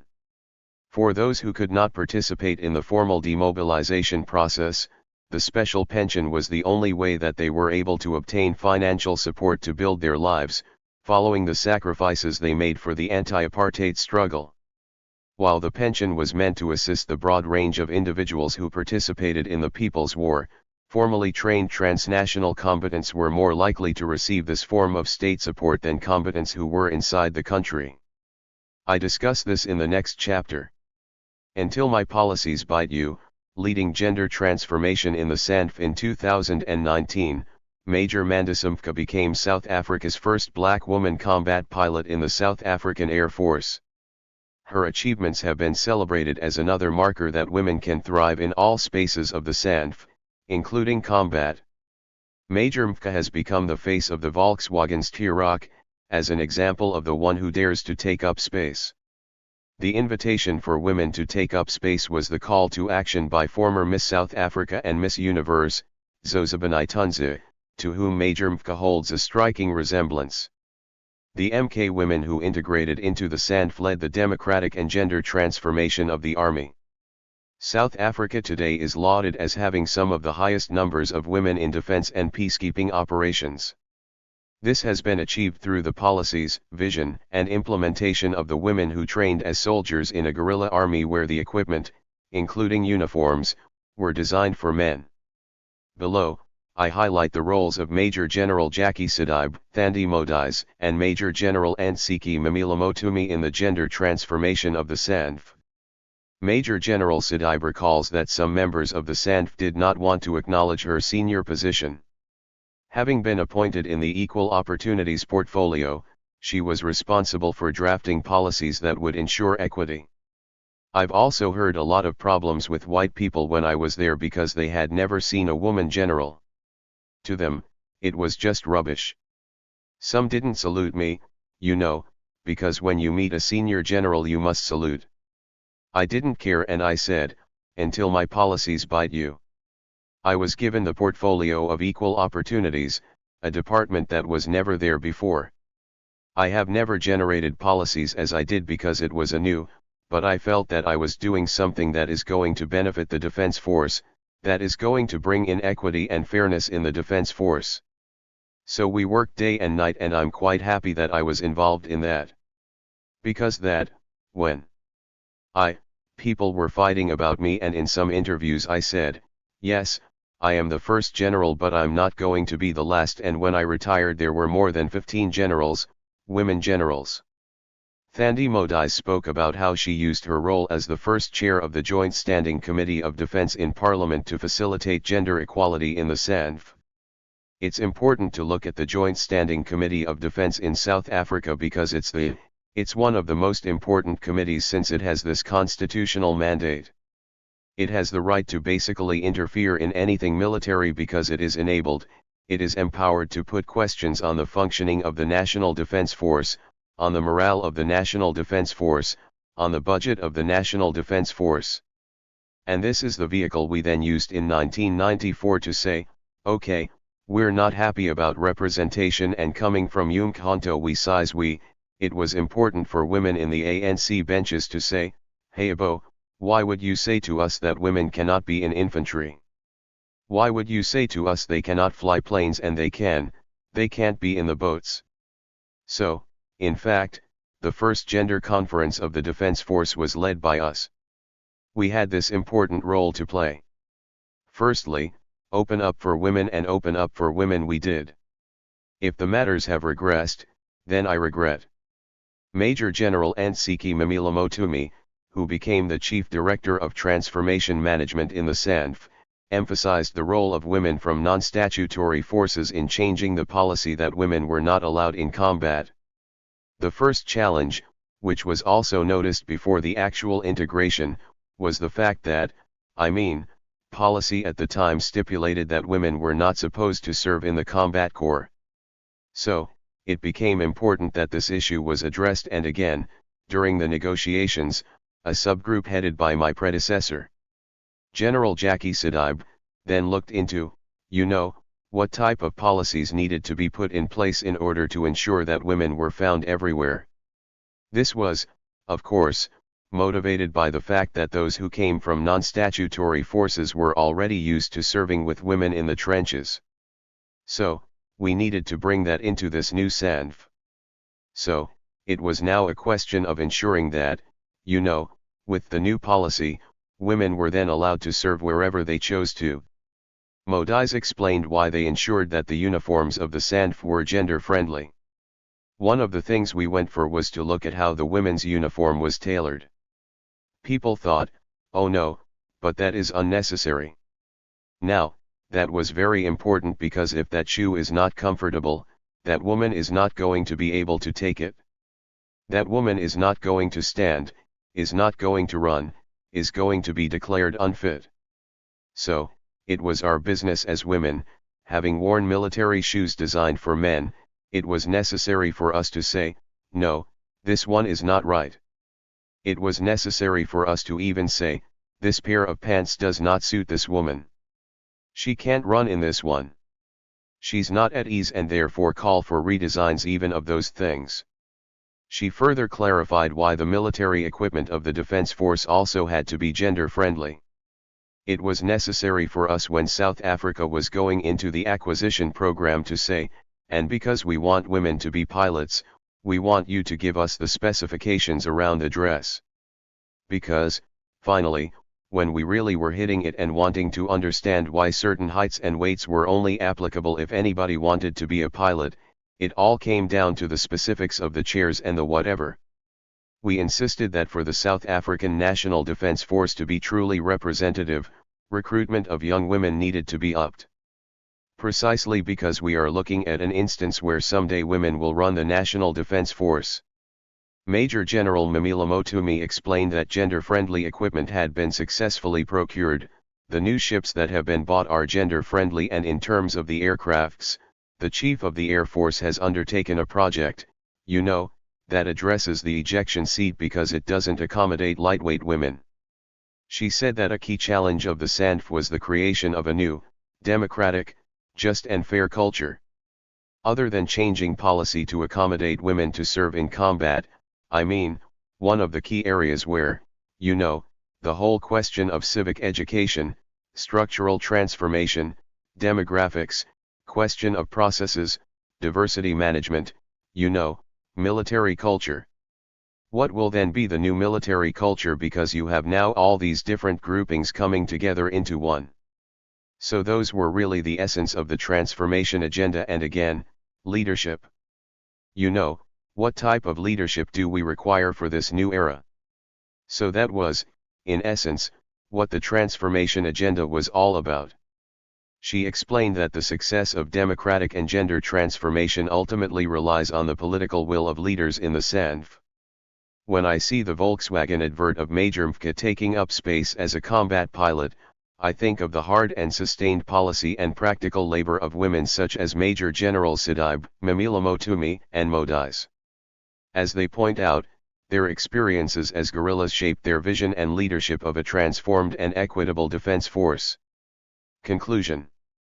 This chapter offers an insight into the lives of women combatants immediately after the end of the armed struggle and through the integration and demobilization processes. Transnationally trained guerrillas did not struggle to receive official certification to integrate into the new defense force, but most of the women I interviewed chose to demobilize. As mentioned previously, there is very little in the existing literature on demobilization of women in particular, and this chapter aims to fill that gap by providing a detailed account of MK and APLA women's experiences of the state-led process. It should also be clear from this chapter that women from liberation movements who integrated into the SANDF used their experience as female combatants to play a crucial leadership role in crafting policies that facilitate gender equality and equity. 4. From Ukuzabalaza to Ukuzabalaza. Life after apartheid. After the bodies had been identified, counted, and taken away, after the police had come and gone, the neighbors stuck around. 4 women walked the familiar path in a single file, paraffin lamps in their hands. The stars listened to their now hushed cries, watched them wipe away silent tears. Mechanically they filled their water buckets from the homestead tank back at home, rags and soap from the cupboards. They started cleaning, first, sweeping shards of glass scattered in every room, then, wiping. Splashes of blood on walls and broken windows, smeared across the furniture, doors, sometimes even spotting the ceiling. In the kitchen, they removed pieces of brain tissue splattered in all directions. When they went on their knees to clean the floors, cupping congealed blood in their hands, they told the girls to look away, instructed them to comfort younger children, sing them lullabies until they sleep. They put in a bowl all the cartridges and bullets they found.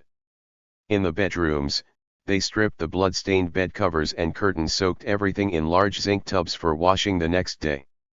They went into each room, repositioned everything until the homestead looked almost exactly as it did before the massacre.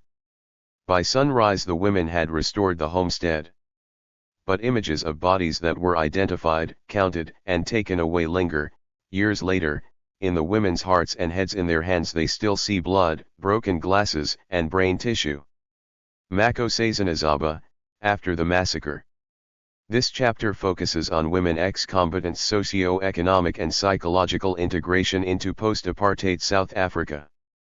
I argue that transnationally trained guerrillas and combative mothers transitioned from a life of political struggle to an everyday life of hustling for survival in democratic South Africa. The distinction I make between Yakuzabaleza and Yakutabalaza is that the anti-apartheid struggle was for the recognition of the citizenship of black South Africans, which was codified in the Constitution in 1996. The achievement of legal equality gives individual citizens the illusion that they can realize the promises of a good life. Until this research on women and the armed struggle, I did not fully appreciate the impacts of the Group Areas Act on black people who lived under apartheid. For many of the women I interviewed, simply having the right to be and live anywhere in the country was an important achievement, as apartheid confined physical, political, economic, and social mobility. Pumla Diniokala explains, apartheid legislation was unabashedly fixated on the regulation of bodies, with limiting movement, legalizing bodily contact, with measuring hair texture, with the regulation of labor, sexuality, and reproduction, on the punishment of the body through beatings, shootings, and poverty. While one can say that black people are still confined in apartheid-defined geographical spaces, such as the townships, legal equality means that a black person who has the economic means can leave the township and live elsewhere. The achievement of political equality through political struggle, umzabalazo, has freed black South Africans to craft socio-economic strategies that allow them to realize substantive equality in ways that align with their definitions of success. South Africa is labeled the protest capital of the world, meaning that political struggle continues after apartheid. But it is constitutionally protected, unlike during apartheid when it was the thing that could not pass through one's lips, as one woman from Poco put it. Kala describes the trope of the new South African woman, who signals a departure from hegemonic apartheid femininities and an attempt to imagine the kind of agentic existence women might aspire to in a free country, who combines women's newfound political equality with corporatized ideas of women's economic empowerment that represent desirable, elite, heterosexual womanhood in democratic South Africa.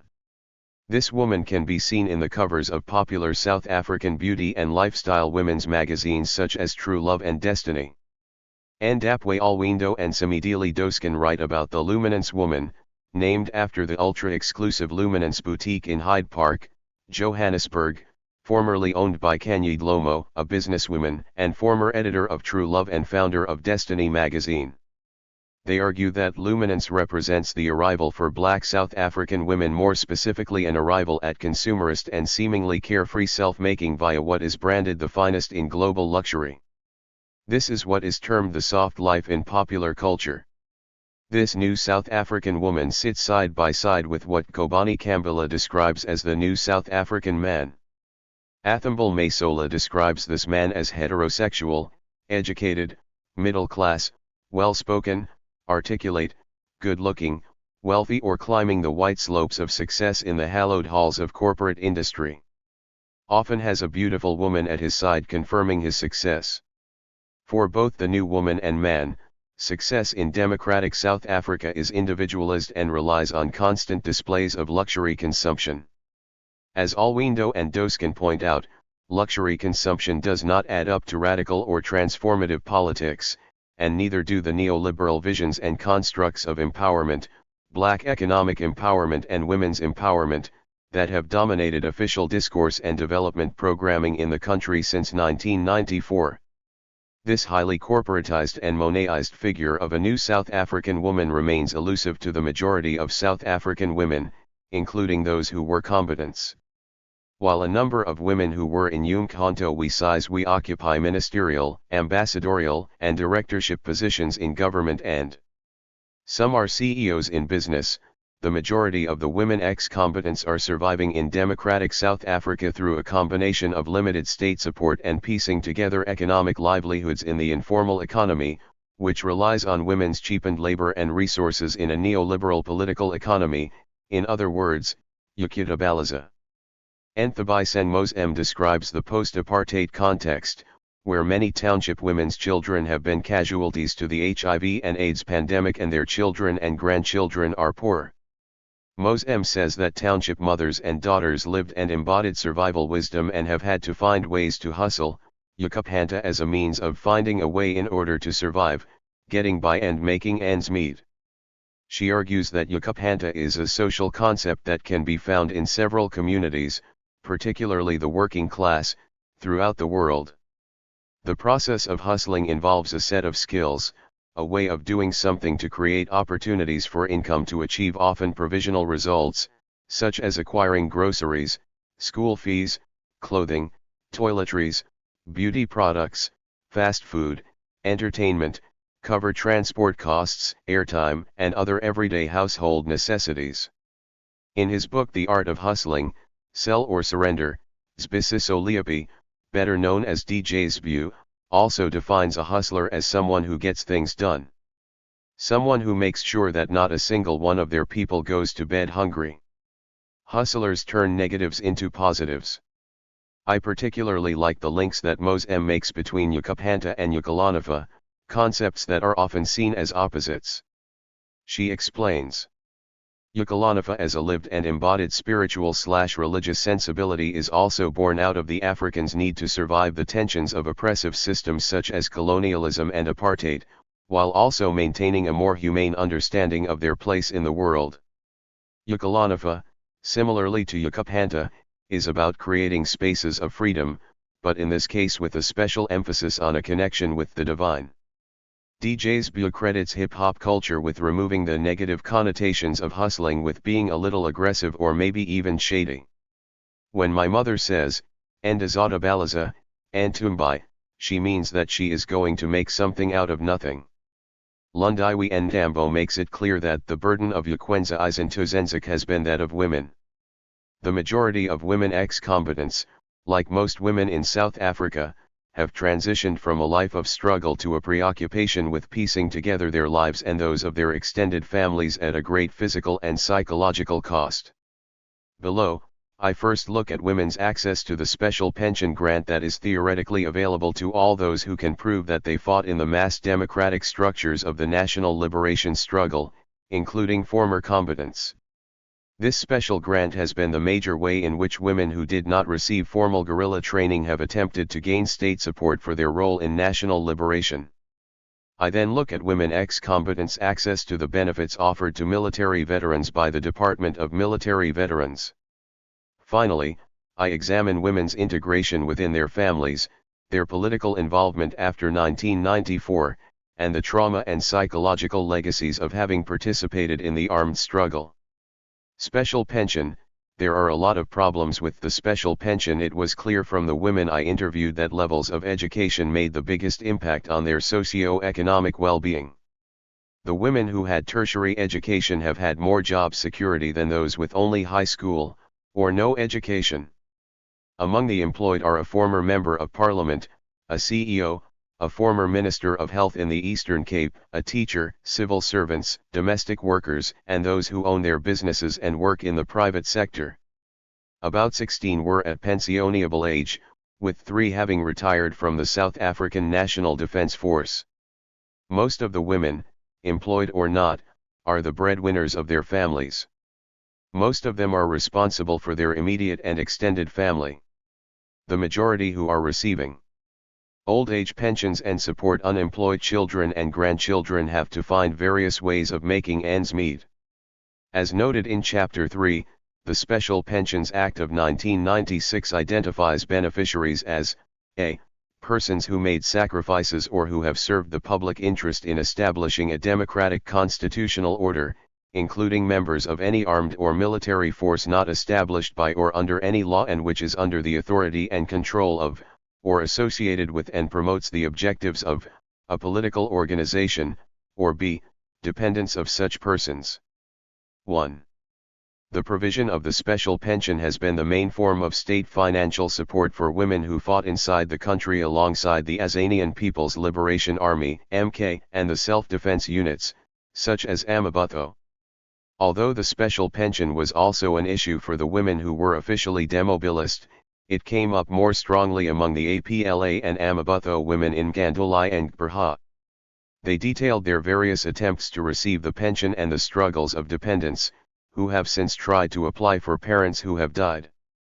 Accounts of experiences of APLA women in Gandulai show that the process of applying for a special pension is a frustrating bureaucratic procedure, which has not offered relief for many of those who have applied.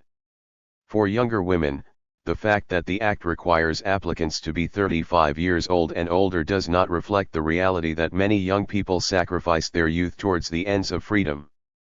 Thus, for those who could not participate in the formal demobilization process, the provision of the special pension has offered little financial compensation. In the main, women have had no support towards building civilian livelihoods in post-apartheid South Africa. Of all the women I interviewed, only 7 receive the special pension every month. 5 are MK members and 2 are from APLA, all 7 women are transnational combatants. Nkosazana Sobuntu commented on the significance of age. Amabutho worked a lot in terms of putting force into the government. They were disrupting, burning cars, all the buildings of the government, because anything that had come through the system was an enemy to us. So, they played that role and the people using them were adults and the police did not understand how children could do this. Children were participating in the struggle and now they are not able to receive the special pension because they were still too young. There is an act that says they are too young, that they were not 35 during 1996, and because of that, some of them are not able to receive the pension. We are fighting against that because they are the ones who fought, but today they are not recognized. They are not being given the privilege that others are given. This age criterion also affected those, like Namfundiso Kuletai, who were formerly demobilized. Demobilized combatants were allowed to receive demobilization benefits and apply for the special pension, but Kuletai could also not apply because of her age. It was around 97, I think 97/98. Because I was young, joined the struggle at a young age. There's this issue of special pensions. Many people were benefiting through that act. The act has disadvantaged me because of my age, they were saying I was too young then. The act wanted people who were 35 years old when the act was passed in 1996 and I was younger than 35, so I don't qualify.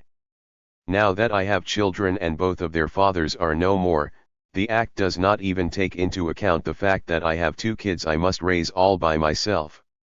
Mamabhanjza stated that with the help of members of Amabutho, she had applied for the special pension with no success.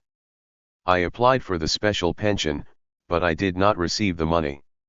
It was done by Amabutho. There is a child who is from New Brighton. Another one. They did the special pension application for me, but it never came out. They said we know that Mamabhanjza was there. You see? Zyle Kolo, the APLA chairperson of the Jikseni branch in Gandolai, outlined some of the challenges faced by women from APLA who applied for the special pension. One of the problems is that the mothers did not know how to apply for the special pension. There was no one to assist them about how to apply, and so a lot of them were unsuccessful with the application. Then there was the opening of the appeal board and they appealed. It did not help because when a person has been unsuccessful the first time, it did not help when they tried other steps to apply. For example, their leader Nkaketho, the leader of the region, was arrested. He is a man. He then learned what one has to do when they are making the application. He then came back and taught others what they need to do when they apply, and the death certificates for the families who are applying on behalf of the deceased and birth certificates, etc. But, in spite of all of that, their applications were declined again. We think that the issue is that the special pension was started without the process of application being explained to people. And then they amended the section on children. The special pension allows your children to be the beneficiaries if the parent has died. The amount that they receive was just R50,000, when the parent has passed on. And then this provision was amended such that children of a certain age would no longer be eligible to receive this amount. This became a problem for those who made the application for their children to benefit before this provision was amended. These are some of the reasons that we are facing difficulties. One of the women in the area was so distraught after her application was not successful, that she suffered a stroke. The other issue was that with the emergence of new IDs, there were problems with home affairs. Some of the women, ages of the women, were inaccurately captured by home affairs. Often, the actual age was reduced, and others increased, and they would have already made the application with an ID with another age, and a new one with correct age, and the different ages, which caused another problem for the application process. Kolo provided other examples of the kinds of administrative problems faced by applicants, such as those pertaining to surnames. We had a case of a Mankuthula and her daughter-in-law. Mankuthula is the second wife to her husband. The first wife died. When Nkuthula married, her husband's son had a wife already. When she was arrested with her daughter-in-law. And yet now, when they applied and were each other's witnesses, they were asked why they have the same surname. They were witnesses for each other because they were arrested together. Their application was rejected because they share the same surname. You see, there are a lot of problems with the special pension.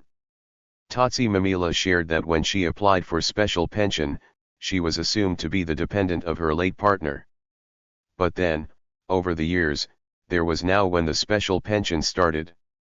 I mean, it took years to apply for the special pensions, going to Pretoria, polishing chairs there, and my husband died, the father of my children died. We had been married in exile. And an interesting thing happened, whereby they said to me I cannot get his money because there are two of us. But I didn't go to exile with him.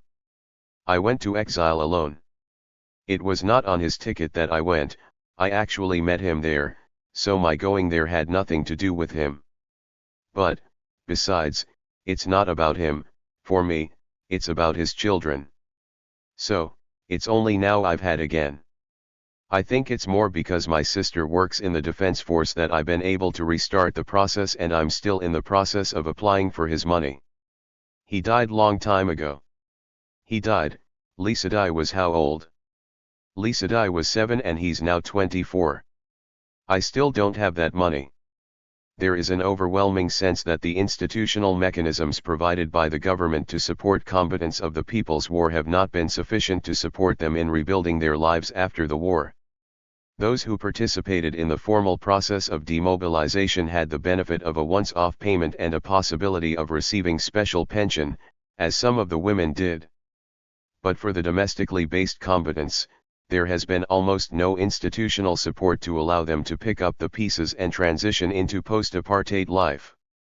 The establishment of the DMV provided hope that it would address the limits of the initial demobilization process, in terms of providing material support to destitute military veterans, and also acknowledge and include non-statutory formations that were excluded in the initial process.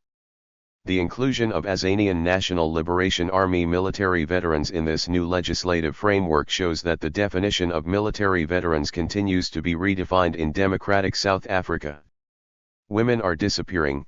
The establishment of the Department of Defense and military veterans. The previous chapter shows that the legacy of South Africa's militarist past was largely subsumed under the Department of Defense, which was responsible for coordinating programs to assist demobilized soldiers' transitions into civilian life.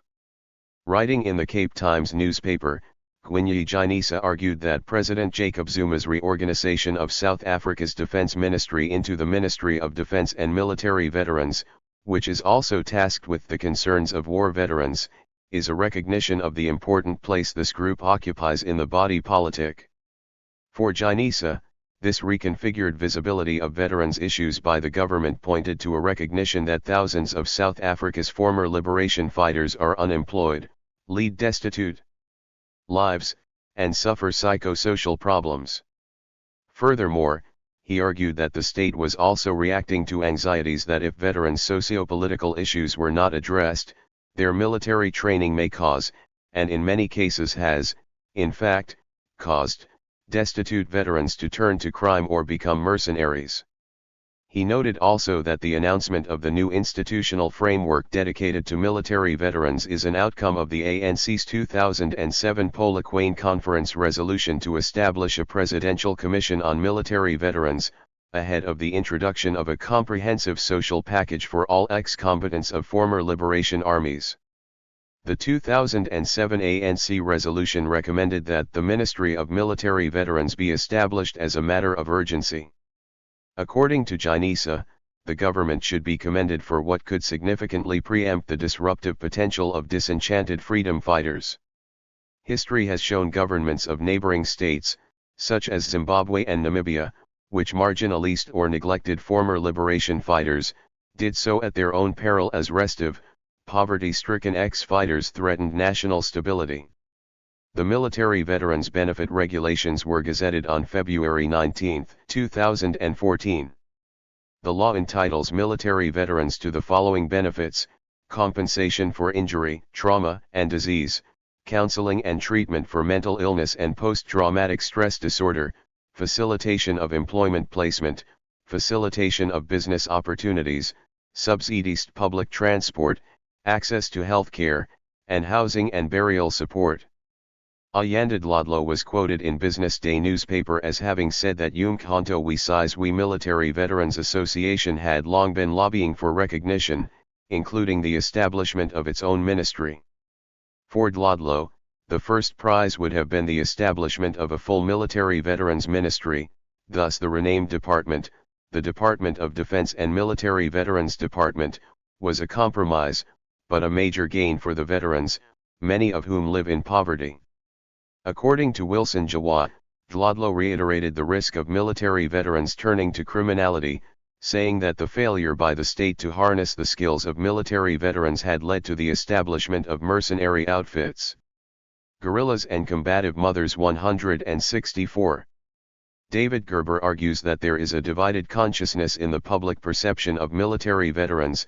On the one hand, the veterans' heroism and sacrifices are celebrated and memorialized, and debts of gratitude, both symbolic and material, are paid to him. On the other hand, the veteran also inspires anxiety and fear and is seen as a threat to social order and political stability. Feminist literature on demobilization and military veteran discourses shows that states have anxiety about male veterans, who are seen as heroes but also as possible threats to the country's security if their material concerns are not addressed. In South Africa, too, the popular image and anxiety about military veterans concerns male veterans.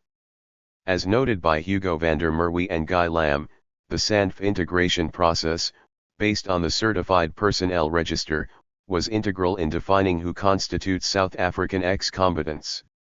They correctly point out, these definitions are hotly contested, no doubt because they have a role in influencing access to or exclusion from scarce resources and opportunities, as well as informing other processes, such as building of actual memory. These controversies continue as Parliament debates the provision of new benefits for ex-combatants. The definition of a military veteran in the Military Veterans Act 18 of 2011 closely resembles the CPR-based definition. According to the Act, a military veteran is a South African citizen who rendered military service to any of the military organizations, statutory and non-statutory, which were involved on all sides of South Africa's liberation war from 1960 to 1994, served in the Union Defence Force before 1961, or became a member of the new South African National Defence Force after 1994, and has completed his or her military training and no longer performs military service, and has not been dishonorably discharged from that military organization or force. 2. Thus, the Act confines veteran status to the members of the statutory and non-statutory forces who participated in the integration and demobilization process. This means that veteran status and benefits apply to the transnationally trained guerrilla combatants of the non-statutory forces. However, some research includes all categories of ex-combatants, beyond those of the transnationally trained MK and APLA forces. This research shows that the informally trained and domestically based ex-combatants are in deep need of state assistance.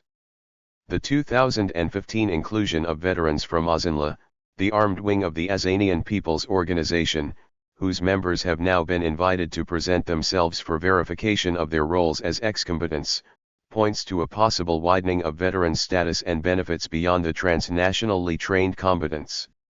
Since 2014, the DMV has been verifying the combatant status of members of ASEANLA. The inclusion of ASEANLA combatants may open up a space for the further inclusion of the domestically based ex-combatant organizations, such as the members of the Gurha-based Amabutho I interviewed. Gender-specific language is not present in the legislative framework of the DMV.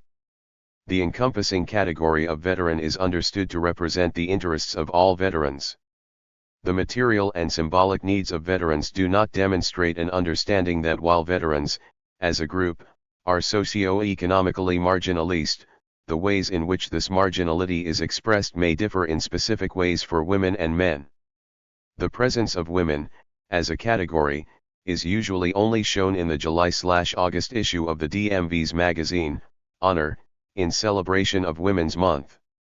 Although this special issue seeks to highlight the role of women in general, and women combatants more specifically, there is limited detail given to the lives of women beyond a celebration of known women combatants and a rhetorical celebration of women's contributions to the anti-apartheid struggle. The cover of the July/August 2013 issue of Honor has a large image of Ruth Mompati, and smaller pictures of 3 other women veterans with the caption, "We celebrate and honor women military veterans for their contribution." The magazine highlights the first reunion for the Yumkhato We Size We Women military veterans, which was held on August 17, 2013 at 9 South African Infantry Battalion in Khayelitsha, Cape Town. The article on the event by Mvonkosi does not share the various issues that women discussed at the reunion, beyond affirming women's roles in the armed struggle and the challenges that remain to fulfill the achievement of their human rights. 2 of the women I interviewed, Nomfundiso Kuletai and Fumlumgaba, attended this reunion. In Kosi's article, Kuletai is noted for having read a poem by Maya Angelou. When I asked Kuletai and Ngaba about the event, they noted their delight at seeing old comrades that they had not seen in years and expressed hopes that this was the beginning of a process by the DMV to support women veterans. Kuletai was more interested in the DMV's bursary support for her children. The fact that this was the first reunion of MK women points to the lack of institutional mechanisms to support veterans more broadly, and women specifically. The women who were reunited were all transnationally trained guerrillas. It is the transnationally trained woman combatant who is venerated and is understood as deserving of the DMV's support. In our interview, Tsep Motumi noted that the Women Military Veterans Association of South Africa was formed to address the specific needs of women veterans. None of the women that I interviewed spoke of being part of WAMVESA or of benefiting from its existence. The women I interviewed expressed a desire to receive benefits facilitated by the DMV. Few of them had access to the department, either in their provinces or the headquarters. There is a sense that the department is out of reach for many women and that its processes are highly bureaucratic. As a result, none of the women were yet benefiting from the stated benefits offered by the DMV.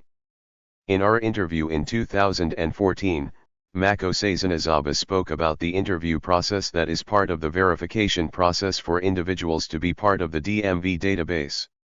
Round about early last year I got a call from somebody else that I was at the camp with, Ndu Miso, and he says, "Why aren't you on this?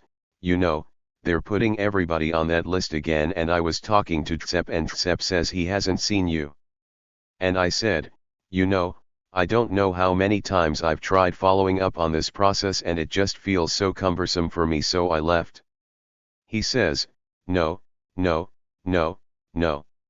Tsep's now in charge of that. He'll help you." So, I called Tsep, "So what do I need to do?" He says, "Go to the verification committee in Braamfontein, give evidence there and then they'll come back to me after that." I said, "Oh okay, fine." So I go there, I sit in this room, they record everything and they start asking me questions about the trees that grew around Pango. What kind of trees were they? They asked me about the circumference of an AK-47 cylinder. They asked me about the size of a grenade. I lost it. I lost it and started crying. I tried not to scream. There were all these SANF people, SANF, MK, blah, blah, blah, blah, blah, represented in this committee, All these big, fat men. I ended up looking like a fake and I said, you know, I didn't think I was coming here to answer questions that sound like I'm in primary school, you know. If I had known that that's what I'm supposed to do, I probably would have gone somewhere and got a list, so that I would answer this for you. You want to know when I was there? I can tell you.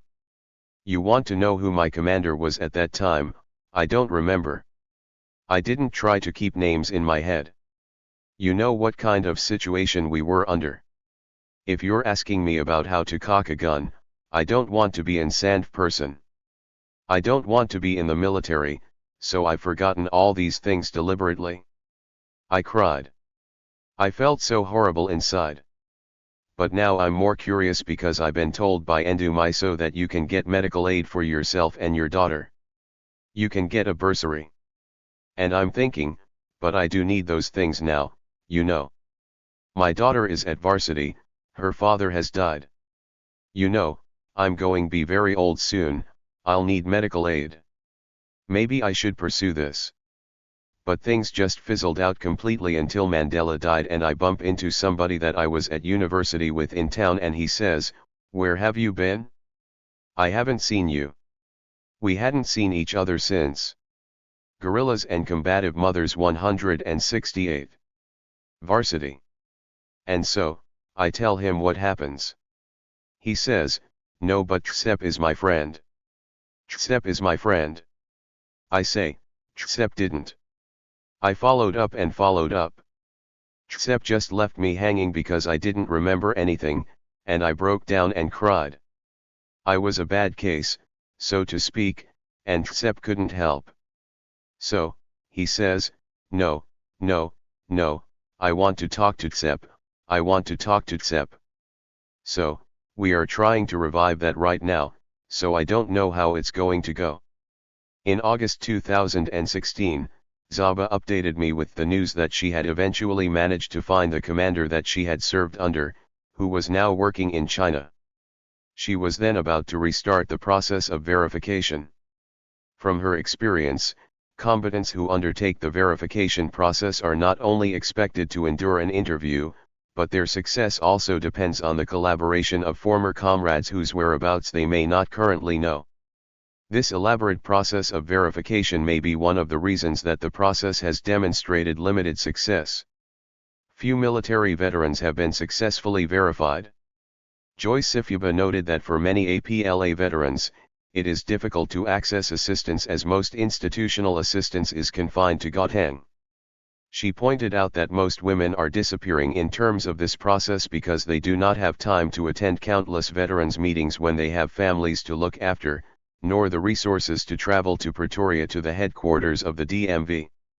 I go to Pretoria often, because my children are there, and they are soldiers. So, what about someone who does not have a child in the system? And I get things because AMA Africa who are in high positions in the system still contact me. But what about those who do not have these opportunities, who are left out of the system?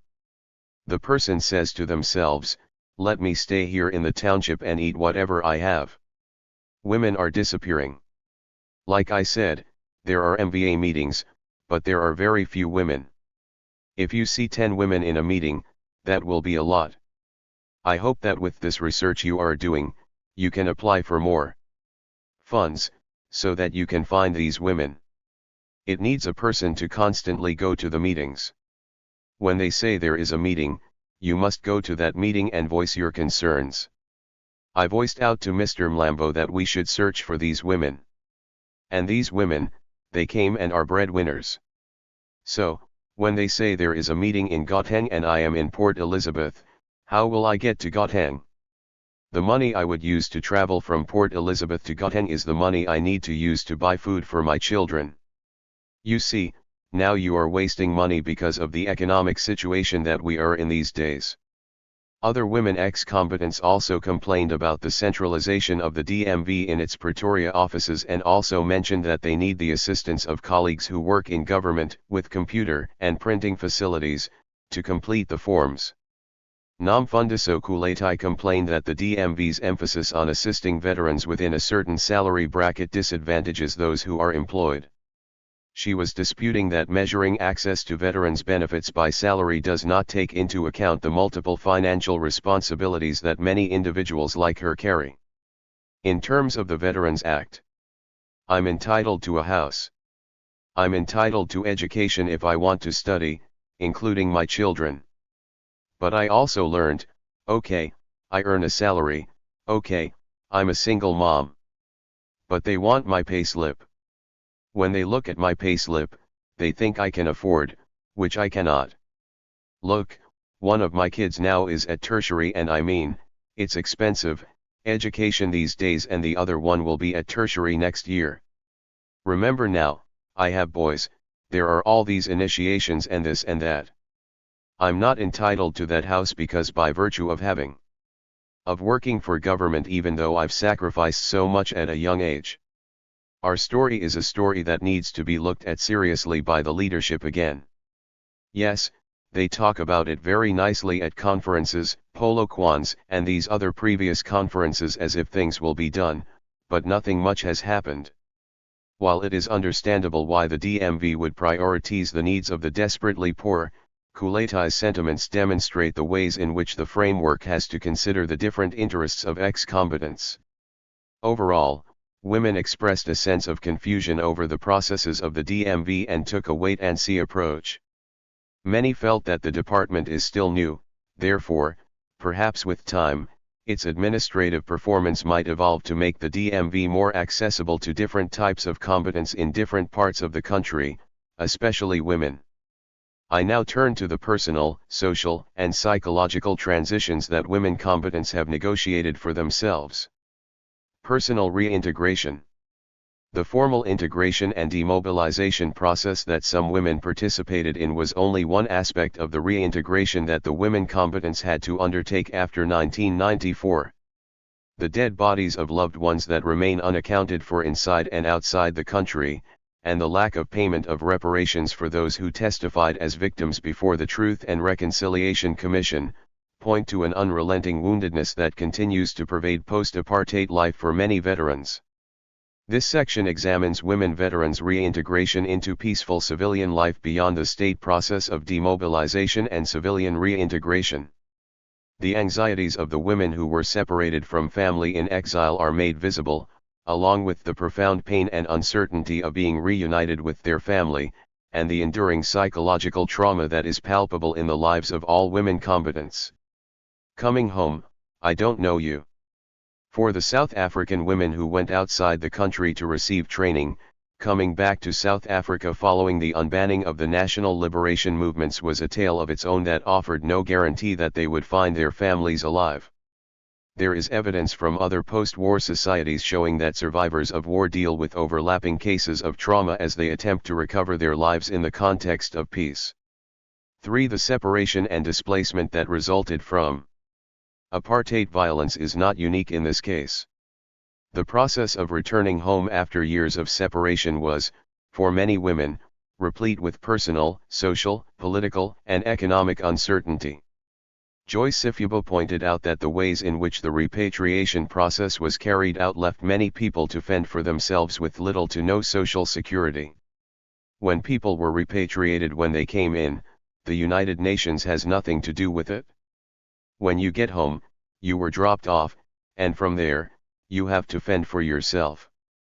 Your own organization must see to it that it gives you information, where to get help, or where to get assistance. Besides the anxiety regarding arriving home, the biggest concern for many women was about the well-being of their families and their ability to rebuild relationships. It was particularly difficult for the women who had left young children behind when they left the country. Belinda Martin expressed the anguish of returning home to dying parents and a daughter who did not know her. 1991, I came back home. Things were horrible when I came back home. The family, was not the family I knew. You understand? Everything was topsy-turvy at home because my mom was in hospital. My dad was also not too well, he had cancer. I was at home for a month before my mum passed away in my arms. I had just given her a bath one morning in June and she passed on. And June, July, August, my dad passed away, the same year. 1991. Also in my arms, after bathing him. My daughter, my brother's daughter, my stepsister's son were being taken care of by my parents and they were absolutely traumatized. They could never accept me. And they always thought, now that you're back, you're coming to try and take over, when we were the ones who suffered with your parents when you were not here and things like that. And my daughter especially felt I abandoned her. And would never accept me as her mother. When my mom, the coffin went down, she said to me at the grave, "There goes my mother.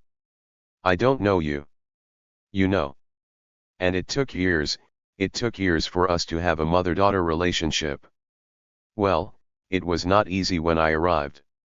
Remember that when you come back, you see peers, people that you grew up with, they have cars and you are just coming back. You have no work, you have nothing. It was not easy to depend on your family to give you something. But it didn't take me too long to get a job. But it's a very tough time to adjust, but the thing I am thankful to God for is that my mother was still alive. At least, because there are those who came home and there were no homes, there was nothing. At least, I still have some people. It was very difficult, very. You know, one time I decided when we came back, I decided I need to open up an account. So I went to the bank, FNB. And they asked me, "Where is the permission from your husband?" I was taken aback. And I'm saying, "No. I have no husband. It's me. I'm trying to open up an account." They say, "No, either go to someone senior who must write a letter to allow you." I was shocked. You know when they say, I was shocked to the core? You know when your knees shake? I spent all my life. I joined MK when I was 16. I come back and I'm still subjected. It was really a mixture of anger, shock. I went to the ANC and I asked them to write a letter because they say someone of authority should write you a letter. I went back and I say, "Okay, here's a letter," and I say, "Whoever writes policy, constitution, that's the first that must go." The process of repatriation for those who had left the country was coupled with anxieties about the status of their families and the transition from often unstable transnational life to the task of grounding themselves within their communities again after years, and sometimes decades, of separation. They also faced the task of building new professional identities that would determine their economic security in post-apartheid South Africa. Political involvement. For many women, their past roles in the anti-apartheid struggle have shaped their current political involvement, and lack thereof. In the main, most women remain politically involved in African National Congress, Pan-Africanist Congress and Amabutho structures. Some of them hold leadership positions at branch, provincial and national levels. For the women who are poor, it is difficult for them to explain why they support a party that has not yielded material benefits for them. Mabonaswe shared that her eldest child often asks, "Why are we still with the ANC because there is nothing it has given you?" Even the youngest child is tired of it. "But I like the ANC, I live because of the ANC. I bought my children Sarafina the movie to show them how white people used to treat us because the youngest one used to come from school telling me about the this and that. I would get upset by that. But now they understand." Guerrillas and Combative Mothers 174. Mothandiswe expressed similar sentiments, explaining that although she survives by doing domestic work, she will remain an ANC member. They usually laugh and say, "But mama, you are still struggling." I respond by saying, "Yes, we were struggling for you. Even now, we are still ANC here at home. No one will change and join Helen Zill's party. We are ANC, our vote will go to ANC, not any other party." If you look at Cape Town, black people are still oppressed, and yet they vote for Helen Zill. White people are still living well, we are struggling. To white people, I will die a kafir. I tell my children that if they have to fight a Boer for more money at work, they must fight them there, not from the outside. You can't fight from outside. And yet, Mabonaswe also expressed a seemingly contradictory statement, when she noted, people who are doing better are those who were always privileged. Those who were poor are still poor. It is as if on top of the oppression they experienced, there is another layer that has been added. It is worse now. It is as if it would be better if we were not free, because the way I see it, we were better off when we were being chased by the Boers. Mabonaswe's statement illuminates the tensions of living in a South Africa that is becoming more economically unequal. In the supposedly democratic South Africa, class divisions are more pronounced than ever. Winnie Tukushi, who was in the leadership of the Port Elizabeth Women's Organization, reflected that the amalgamation of organizations such as PEWO into the ANC Women's League was perhaps a mistake, because women have stopped organizing. Instead, women only grieve at funerals and are not doing the political organizing that is needed in their communities. She said that because of her ailing health, she grew tired of attending political meetings, but also because politicians are liars. Mamefutha also expressed, from Yukizabaleza to Yukitabalaza 175, that most people are in politics for personal gain, and, for that reason, she dedicated her life to God, rather than politics. Psychological trauma, okay, we will shoot each other. In her keynote address at the colloquium Esabashaya Engamati, Women and 60 Years of the Armed Struggle in South Africa in 2021, Thandi Modise spoke about some of the difficulties of facing the traumas of being an ex-combatant and a former prisoner. There may be women in MK who missed a number of things, find it easy to tell the stories of the armed struggle, but the combination of women and ex-prisoners make it an extra difficult situation. Firstly, some of us are suffering from blockages, where certain things that happen to women have been blocked. They come back in bits and pieces. Sometimes we still dissolve into tears, and sometimes we actually don't get out of our bedrooms because we got used to prison. Somebody who must come and ring a bell, somebody who must unlock, somebody who must permit you to walk out. This reflection by Modise provides a rare glimpse into the legacies of occupying the double positions of former combatant and prisoner. The reality is that women like her sometimes struggle to get up. They sometimes return to the mindset of a prisoner who must be given permission to get up and walk out. Modise's role as the knitting needles guerrilla is lauded, yet in reality she spent longer as a prisoner than she did as a combatant. The fixation with her combatant identity means that there is little room to reflect on the psychological legacies of her having been a prisoner. The theme of trauma is a central one in the research about the post-military lives of combatants. Studies have shown that beyond social and economic marginalization, there is extensive post-traumatic stress disorder and woundedness from the violence of apartheid. The work on well-being of formerly conscripted white soldiers in the Guerrillas and Combative Mothers 176. South African Defence Force also reveals unaddressed trauma. The absence of literature on women's experiences of demobilization means that the testimonies by women to the TRC are the only ones that represent the psychological trauma that women have suffered as a result of the war. The suggestion of cataloging women's multiple sources of trauma has focused on women's sexual abuse in MK camps. The experiences that are articulated below offer a rich and distinctive account of the multiple sources of trauma that have not been articulated in other work. Namsankipe expressed how the burden of the multiple pressures she faced on returning home were essentially health issues. Look, things were challenging, but I never went to counseling, Annie. But I had a challenge. For instance, when I got back home, there were so many things I could not understand why they were happening that way, you know. I wanted to fix everything at once, forgetting that we had gotten back to reality and that things would not go the way you wish. So, I developed a low blood pressure, and with the low blood pressure I used to get admitted in hospital now and again. And, you know, the other thing really I didn't mention was that when I left for exile, I had a baby who I left, who was a year and a few months, a son. Now, when I came back, I got back, and my son did not know me. That was my biggest challenge, really. It was difficult because he stayed with my mother's sister. When I got back, she prevented me seeing him. I had serious struggles with my aunt in terms of my child.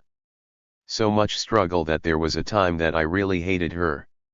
I thought I would never forgive her for preventing me to bond with my child, by all means. And I even asked myself, what kind of parent would prevent another parent not to bond with their child, and she calls herself my aunt, you see? So, I had such struggles. I did not understand how some people do certain things. So, I would spend time in hospital with low blood pressure, stressing about this and that. But one day, while sleeping in hospital, I told myself that, you know what, it's not going to help me stressing, so I better take one step at a time.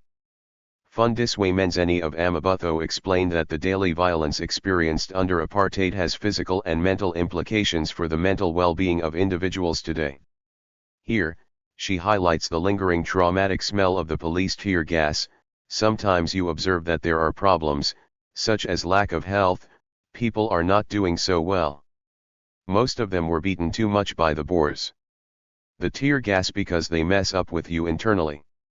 You see the tear gas, yes. Fezika Klaas said that she is not able to look at a dead body because she saw too many people who were killed brutally. It affects me badly, Sisi. Even now when a person passes away, even if they were sick, I cannot look at the body. I cannot look at the body, regardless of who it is. Nonfundiso Kulatai spoke about her battle with anger, about living with memories of torture in jail, and the difficult times in exile. Honestly, when it comes to trauma, it manifests in many different ways. Yes, I don't drink.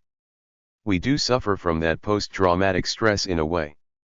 I mean, you can imagine having to be in jail at a young age, to be detained and beaten up at a young age and leave. That would affect you psychologically. It's not like anybody was meant to leave and train in conditions that you never really, expect you to find yourself in, to be. It does manifest, because at times you have this unexpected anger, Okay, you try sometimes to manage it, but it's difficult at times, it's not easy. Antum Bitsidwezando joined Ozanla in 1986 at the age of 14. She was based at Tukwi, a refugee camp in Botswana, where she received political and military training. At the colloquium Esabashaya Engamatyi, Women and 60 Years of the Armed Struggle in South Africa, she spoke about how she hates standing in queues because at the camp they had to stand in line to receive rationed food. Remember, in exile, we were like beggars. We were not choosers because you would be standing in long queues. Queues where you need your ration for your week or for 2 weeks. So, we were surviving on rations, and as a result, today I still find myself, I can't bear with long queues. Long queues are just a nightmare for me. Nkosazana Sobantu spoke about the ways in which women struggle in personal relationships, especially with partners whom they do not perceive as having been active in the struggle, but are benefiting today, while they themselves struggle. Those who are suffering mostly are the women with social relations. Sometimes you see when someone is trying to study, but they still have that image that they are a soldier, and sometimes, she is dating someone who is not a soldier, who does not understand the way she feels.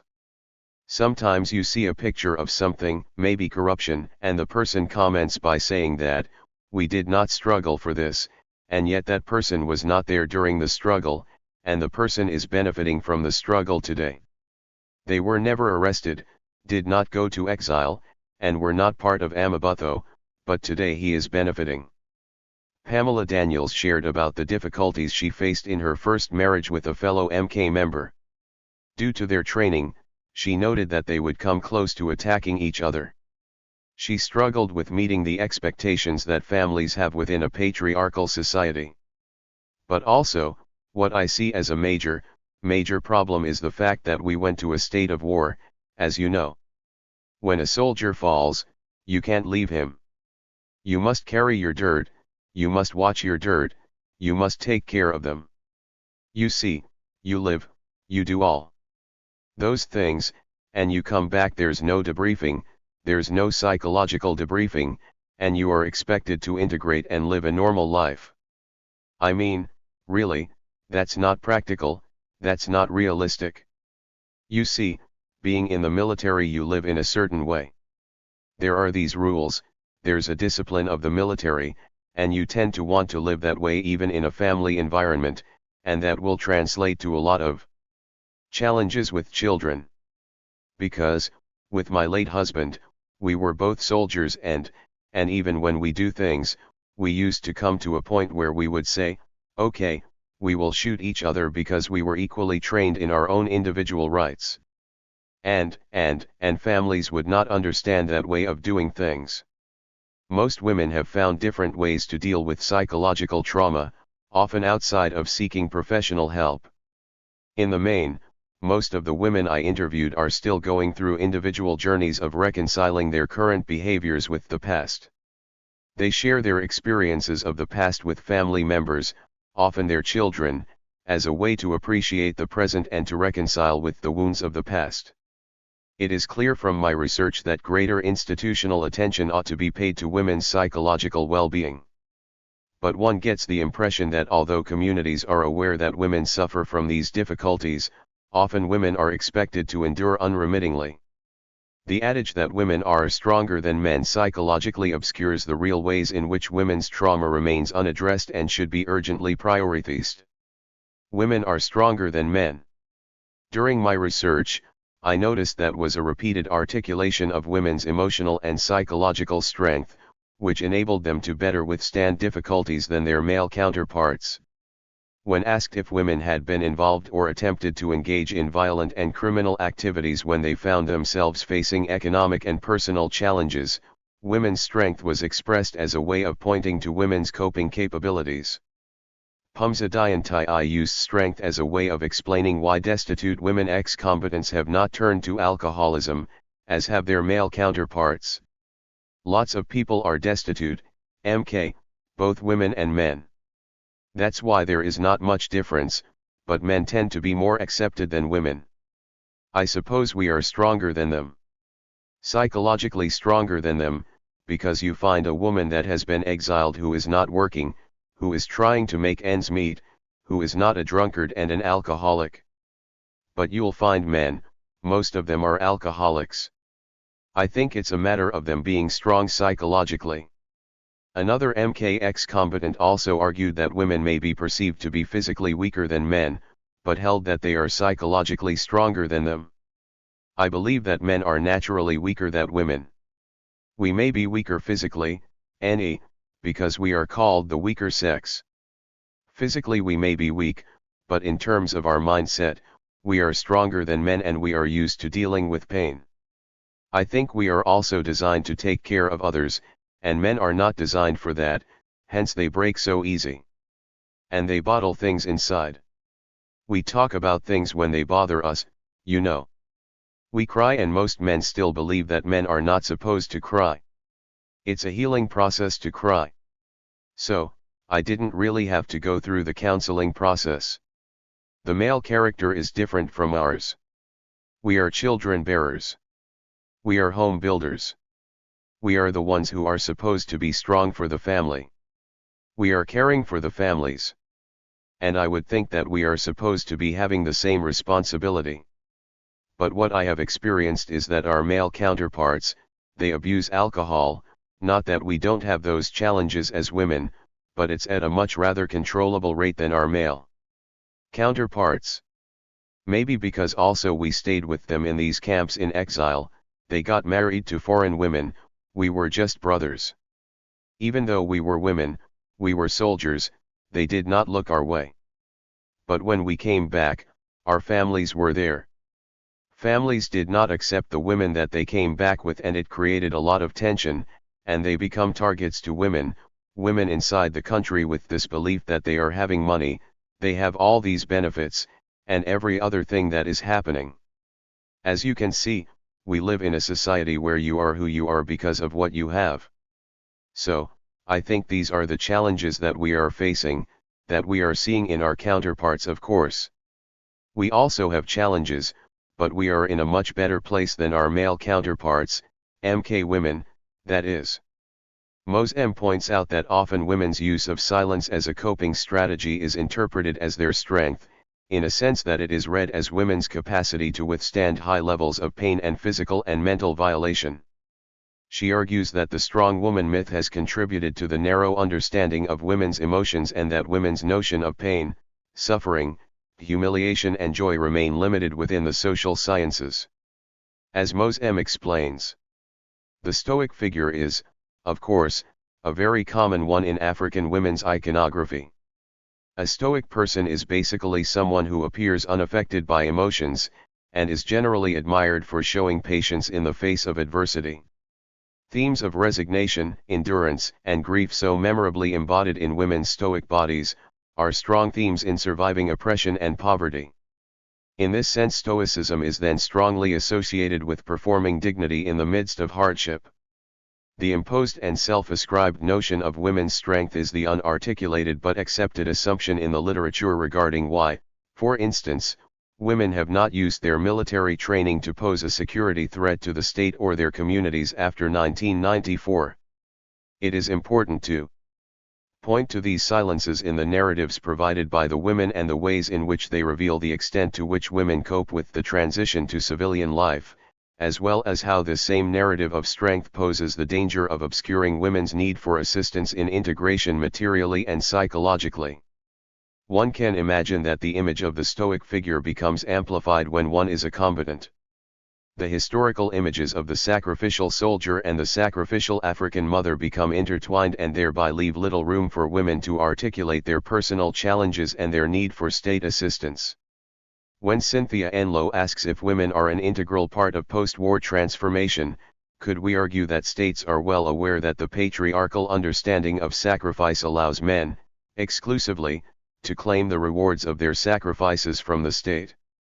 This is while women who sacrificed on behalf of national liberation do not have the same recourse to claim that which is due to them. In this regard, the celebration of strength by women ex-combatants is not surprising in a context where their sacrifice does not guarantee material benefits from the state.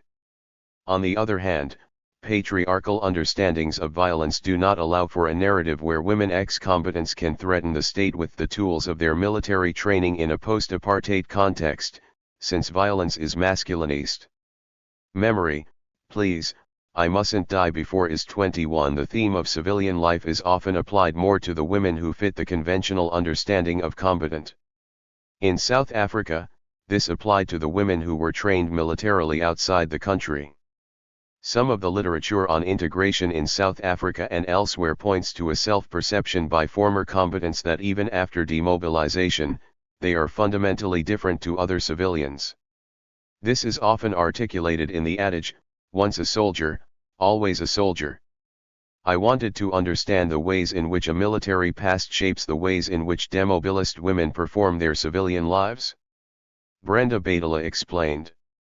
We have this term, once a soldier, always a soldier. Although I'm not a soldier, an active soldier, I'm still a cadre of the ANC.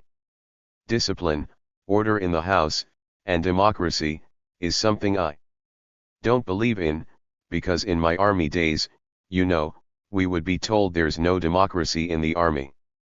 So, on some days, in my house, I would say there's no democracy, so I'd always fight with my kids, and they'd tell me, Mama, this is not MK camps here, this is the house, you know. Namsenkaip said that at her workplace she is perceived differently to her colleagues because of her military past. I mean, even at work, in a meeting we would be debating, and if there's something I need to raise, they will hear it from my tone, that it is a soldier speaking now, not just anyone. Even at home, I think once you trained as a soldier, that thing stays with you, irrespective of where you are. It's not the kind of training you easily. You don't wear it away, understand? So even when I walk, most women are ladies when they walk. I can't even walk slowly. When I walk, it is clear that I am walking. Sexy shoes would never work because they break. I put my shoe down. Namfundiso Kulatai articulated that in her everyday life, she behaves like a soldier. This has influenced who she associates with on a social level. Mostly importantly, she notes that her military past has shaped her into becoming an independent woman.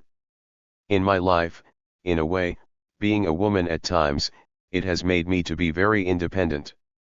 I don't like to be controlled. I like to think independently. And behaving like a soldier at all times. I don't like to take orders. That's not nice. I always want to lead others, that's my problem. Yes, not arrogantly, but at times it irritates to find people, my school of thought is different from the South African public. I mean, I don't even have friends like the people that I mingle with, either they were in exile, either they are very political, so I can't just befriend the ordinary women of South Africa because their mindset is too narrow. Joy Sifuba explained that she is suspicious of placing soldiers on a pedestal as the ones with discipline among undisciplined civilians. She described how behavior depends on individuals. I think it depends with the person, really, because you find that these same soldiers are not disciplined. You find them without discipline. I quarreled with one that I was asking if he was inside or outside, but the discipline is not there. So, because of my age, I quickly reprimanded him. I am a mommy, even in the office. My children, they always say I'm not a good person because I speak out. I don't let something that is wrong pass me by. Not that I'm perfect, but Mako Sazanazabo provided a different perspective, stating that because she never participated in combat, she does not identify with a distinctive soldier mentality. Instead, she pointed out that her past work in the underground is what affects her current daily habits, such as the importance of keeping time. I never fought, so I waited for Umtshayana and I never had to fight. So, if soldier mentality comes from fighting, I don't have it. If I were to talk about mentality at all, it would be the mentality of living underground because that is what I did a lot of, and sometimes I have to stop myself doing certain things that I know come from there, from that experience. So, is that being a soldier? Yes, but in a traditional sense? No. So, I don't know if I would say, once a soldier, always a soldier, in that sense, but I know that, I've always been. There's a small example. I told you how when we were working underground, we could only ever be 3 together. If I'm having a meeting with you at 2 o'clock, if you're not there by 5 past, I leave because it's unsafe. Now even before I had to do that, I'm the kind of person who likes being on time. And people say to me, can't you just chill? People get late, And I said, no, Now what's the worst thing that could have happened? He ran late, we wait, nothing, really. When I go into a restaurant and I choose a seat that's got a wall behind me, I won't just go at any table. Now it's no longer because I feel I'm at risk, but now the excuse is but I'm a writer so I need to look and observe and see things. Zaba continued to share that the premise of underground work was one's ability to conceal the truth. She revealed that after apartheid, she had to learn that revealing the truth is no longer a security risk, especially in how she was to raise her daughter. I can sit with someone. I had to tell myself this morning that she's going to be interviewing me, so I must be open. I've given her the time. I'm happy to talk. But I can talk to someone for 3 hours and they can walk away not knowing a thing about me. I do remember a time when my daughter was young, when I consciously said to myself, you can't be a parent and lie because I was so used to having to lie about everything, about my existence, that I found that I was lying when it was not necessary and I had to say to myself, you no longer have to. You're safe now. You're home. You're free. You don't have to lie about anything. And you're raising a child, so stop it. I remember that being very, very hard because part of lying was to just not be known. It was about removing anything that anybody could use about you. So it wasn't lying because then you might be caught or, it wasn't I mean there were different kinds of lying. If I'm just meeting a complete stranger and we happen to be sitting at a bus stop and we're talking, I'm not going to tell who I am. You see? But that's not because the stranger might follow me. It's just because part of keeping safe is that you must be anonymous. And then there's lying because there's a reason to lie. But when you've done that for so long, I personally found that it was very, very hard. I actually have a theory that the reason that a lot of ANC people, I say ANC people because those are the ones that I know, but I think it might be applicable to POC and others, the reason they tell so many lies is because they are not conscious of the fact that they no longer need to. Because if lying was protective, you have to be very conscious, and say, I no longer need that shield, so I will stop lying. I mean, your mind, your body learns certain habits. During the colloquium Esabashaya Engamati, Women and 60 Years of the Armed Struggle in South Africa, Tsotsi Mamila shared that she has a constant fear of arrest because of her role as a combatant infiltrating MK combatants inside South Africa. The one thing that I think continues to traumatize me, and I can only refer to it as trauma, is when I go through airports.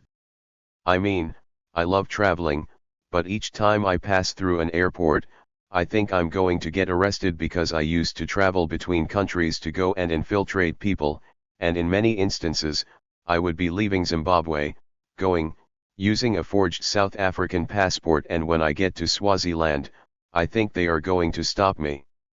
I remember once I was going with Yvonne. At that particular time, I had a Swazi passport and one of the immigration officers said to Yvonne, "Oh, so we are going to arrest you for having taken our sister."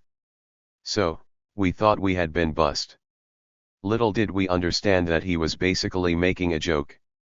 Another former combatant disclosed that her military past, especially her experiences of losing close friends to violent deaths, has shaped her own relationship with death. It has informed the ways in which she relates to her family, especially her children. Before I had a child, death was, it happens. And when I reflect on my experience, I remember when I was pregnant with him, I was 5 months pregnant, and that during the war against Inkatha, and that's I guess that last real fight when we kicked them out of the township. Basically, I'd made a decision that I'm not bringing up a child in this violence. Either I stop it or I die. It was that straightforward.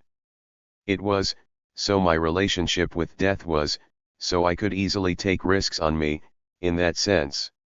And it's also the first time that I had coffee in my entire pregnancy because I was there from about after 7 lying on top of a shack in the shooting.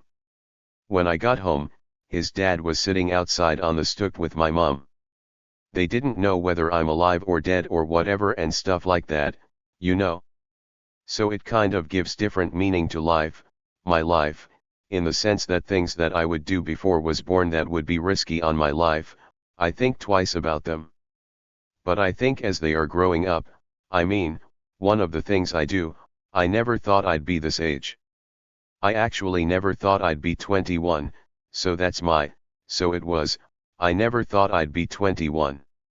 I celebrate my birthday seriously every year. I know we're supposed to take that for granted that I'll be 27, I'll be 30. I never did. I never did. I always was conscious, so every year, I celebrate the extra year I have, and at some point I had this real dream that I'm grateful that I got to the age that I am, but please, I mustn't die before is 21, to be able to look after his brother, And, last year, I made a big party, because he turned 21. All women combatants struggle with the psychological traumas of the violence of life under apartheid. As noted in Chapter 3, a woman who was a combatant in Amabutho told me that for a long time, she could not eat meat, because she had seen too many people killed in front of her. The visceral nature of that image is one that surely stays with all combatants in different ways.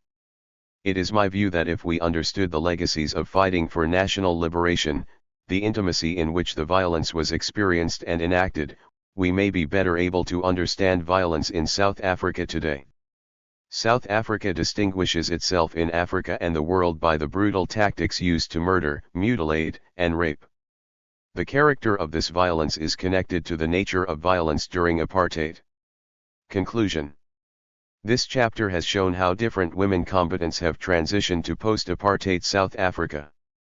The accounts of experiences by women who were demobilized build on the literature on the process of demobilization, by illuminating women's experiences, which have up to now been muted in that literature.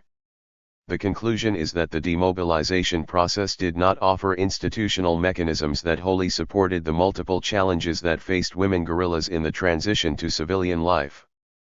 Combative mothers and the young women who fought the armed struggle inside South Africa have had little to no institutional support, materially or psychologically, from the post-apartheid government. The special pension has been a flawed mechanism, which has proven to be an administrative nightmare for the women combatants and their dependents. Although the pension is supposedly open for all types of combatants, it is only the transnationally trained guerrillas that benefit from it. The economic marginalization of most women combatants has enormous personal consequences because the personal sacrifices that women made have not translated to better lives for themselves and their families. This chapter also demonstrates that psychological trauma tends to be under-discussed in the lives of black women in general because the social pressure to be the bedrock of the family means that women are not able to voice their challenges with trauma and PTSD. Conclusion: where their seed can fall and grow. After all, these flowers of the nation are not being left on the table in a vase. After all, these flowers of the nation are beginning to be put on the ground, where their seed can fall and grow, because if you put the flowers of the nation in a vase, you actually ensure that they wither away, and they are forgotten. Thandi Modise 1. One of the epigraphs to the introduction of this book is a quote from the Njewim Dinso at the Politics of the Armed Struggle in Southern Africa conference, held at the University of the Witwatersrand in 2016, in a panel discussion with Makosazana Zaba and Raymond Suttner about their experiences of gender dynamics during the armed struggle in Southern Africa. At that conference, a known student activist asked a question that Mdinso and Zaba have since reflected on in various public discussions about the legacies of women's roles in the armed struggle. The question is long, but it is worth quoting in full. I might just be a bit confused as to where I am, but from what I have gathered is that we are speaking about women's contribution and their role within the MK movement. And what I get from what the speakers here articulated is essentially: what you are presenting to me is a victimization of women in the struggle, to say that they have experienced violence under the state that they are fighting against, which is the apartheid era. But also, that they find themselves in another state of violence, and for me you aren't able to articulate exactly what that state of violence is because essentially you isolate concepts of patriarchy to only being a concept from men to women. You don't speak about how the patriarchy that satisfies men also contributes to a large extent to this thing of patriarchal princesses that you find women replicating the same thing. And also the simple fact that I don't understand what women who were in the MK movement thought MK was about, and the reason why I say this is because the gentleman said it is a revolution about women. Then I ask myself, if women had understood their role and truly understood the purpose as being a revolutionary movement, how did they allow us 22 years later to not have land, to not have such and such? So, I am very confused. So, you want to celebrate women in the MK, and I also want to do the same thing. My mother herself also fought with Umkhonto we Sizwe.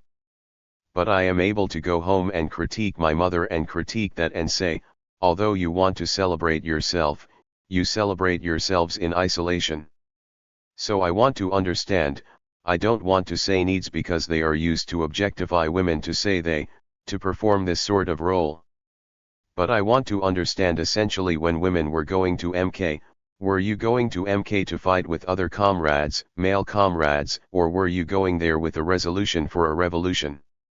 And instead of celebrating oneself, how do you then in that environment tackle patriarchy, because 20 years later, you say there was patriarchy? And you were in the state of patriarchy and still said nothing. So I want to understand the feminism. Is your feminism the white Western feminism, or is it the black radical feminism that I know? Because the black radical feminism that I know deals with patriarchy when patriarchy decides to spear its head, so even if that's a black or a white man. As a black radical feminist, it is my duty to then deal with their patriarchy and also to correct them. That's why I am very confused. I am here to learn, so please, parents, teach me what this feminism is in the MK revolution. Thank you. This question captures the feelings of the generation of women that have grown up in post-apartheid South Africa. They understand that women's participation in national liberation contributed to the formal equality that they are able to enjoy today, but, as the student asks, it leaves unresolved women's structural poverty, landlessness, and daily experiences of gender-based violence and femicide in democratic South Africa. The student seems to be saying that the celebration of MK women's roles, in this case, is individualist. More striking is the student's question about the kind of feminism that guided MK women's participation. While these questions were directed to MK women, it seems to me that they could be asked of all combatants across political parties and military wings. Mdinso's response was that she did not think MK women went and threw themselves into patriarchy. They actually left patriarchal societies, and with very a clear intention, which is the liberation of their country. We were women, not women, we were girls actually, and therefore we were faced with the challenge of girlhood in fighting against apartheid, especially in the military. I don't think that women commanders and other women were confused. We were never confused, and, hence we say at the end of the day patriarchy did not stand.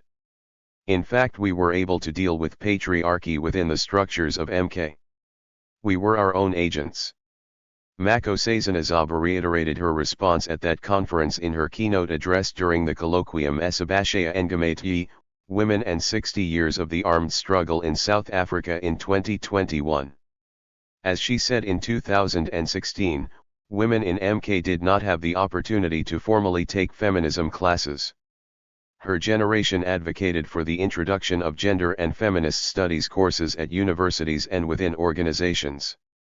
She told a story of her mother's ability to secretly open a bank account without her husband's knowledge or permission as an example of her feminism.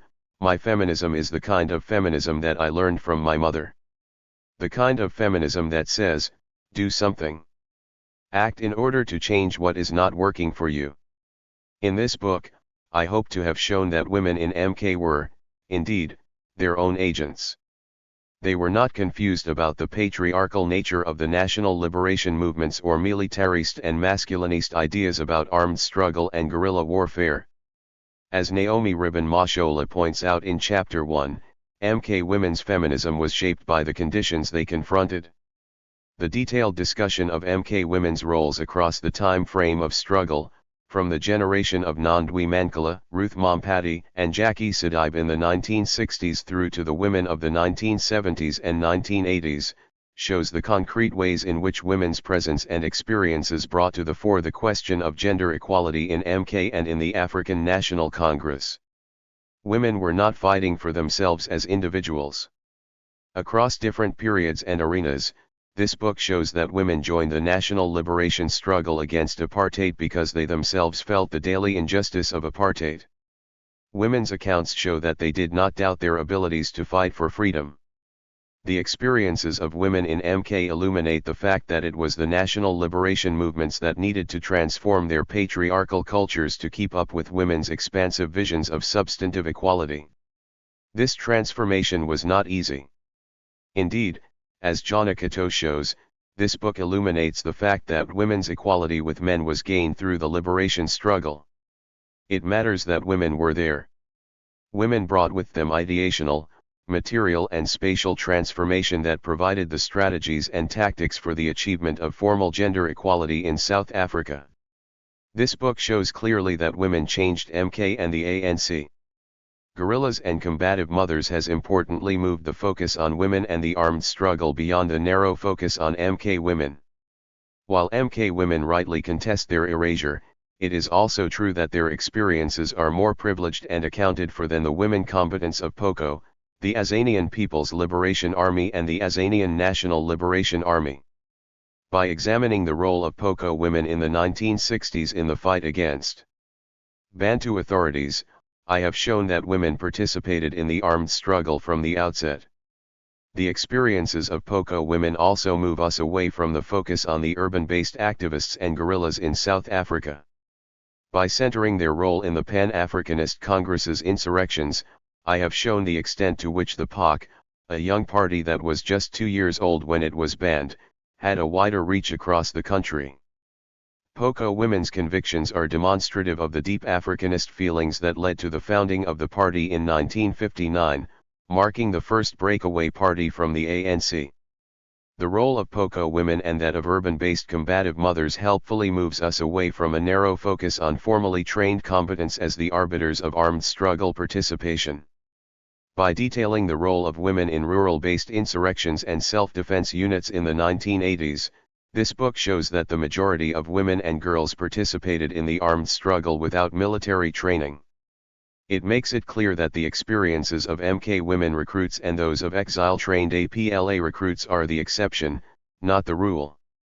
Yolanda Baka warns that while women serving in armed rebellions captured the world imagination, the emphasis on women in uniform reproduces the primacy of militarized masculinity in anti-colonial struggle. It feeds into a perverse idea that soldiering, which assumes and requires masculine traits, is inextricably linked to citizenship. As feminist scholars have argued, the overemphasis on trained women combatants feeds into the idea that women's achievement of equality relies on their ability to compete and outcompete men in military institutions. It distorts the actual realities of the nature of combat and political violence in most anti-colonial struggles and against apartheid. Apartheid violence was experienced and resisted in homes, schools, and churches, all spaces that are historically understood to be outside of combat. The erasure of internally based women's contributions is a denial and distortion of the realities of apartheid violence, which was gendered in experience and resistance. As Mxala C. Armhanu's book Violence and Solace, The Natal Civil War in Late Apartheid South Africa shows, to revisit these eras and arenas of apartheid violence and resistance may make it possible for us to understand the contours of current political violence, such as in KwaZulu-Natal. By detailing the accounts of experiences of POCO women and urban-based combative mothers, guerrillas, and combative mothers shows the broad range of the armed struggle, the actors, ideas, and strategies, as a historical truth. The book also provides the most detailed account in the literature of demobilization and civilian reintegration of women's participation and experiences of the demobilization process led by the South African National Defence Force and their daily civilian life. While most of the transnationally trained guerrillas did not see themselves as part of a future defense force, the lack of attention to gender and the dominance of the officers from the old South African Defence Force in the integration process did not inspire them to want to join the Democratic Defence Force. The experiences of South African women are similar to those of women in multiple contexts across the world who have proved their ability to compete with men in the military, and yet find themselves marginalized in the conceptualization and implementation of the disarmament and demobilization process. The women from MK who did join the SANDF pioneer gender transformation. In her article about the creation of United Nations Resolution 1325, the first resolution on women, peace, and security, Cornelia Weiss shows the importance of tracing and theorizing women's contributions as initiators, drafters, and strategists. By highlighting the strategic role of women in the Portfolio Committee on Defense in the creation of a gender-friendly legislative framework and the role of women within the SANDF in the implementation, guerrillas, and combative mothers shows that it is women who champion, conceptualize, guide and oversee the implementation of gender equality in South African institutions.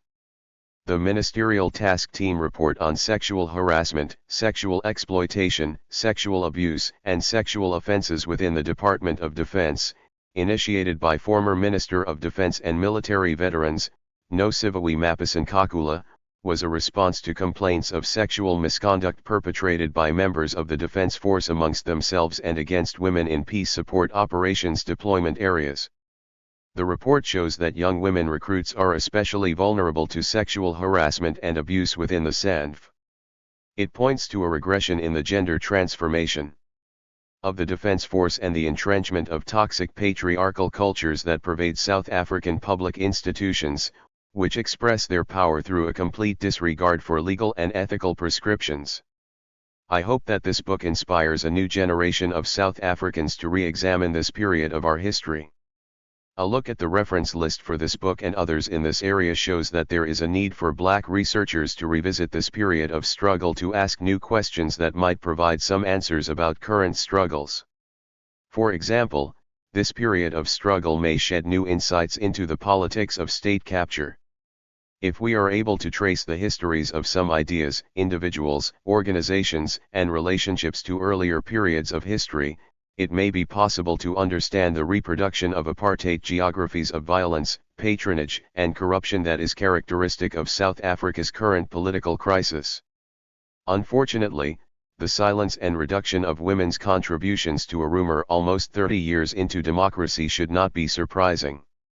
What Thandi Modise describes as a deliberate brushing out of women in the armed struggle is an example of the limited scope through which women across the world can achieve substantive equality within patriarchal and neoliberal nation-states too, as Chidza Muzanjzi and Irene McCartney point out in their introduction to Women of Resilience, the voices of women ex-combatants.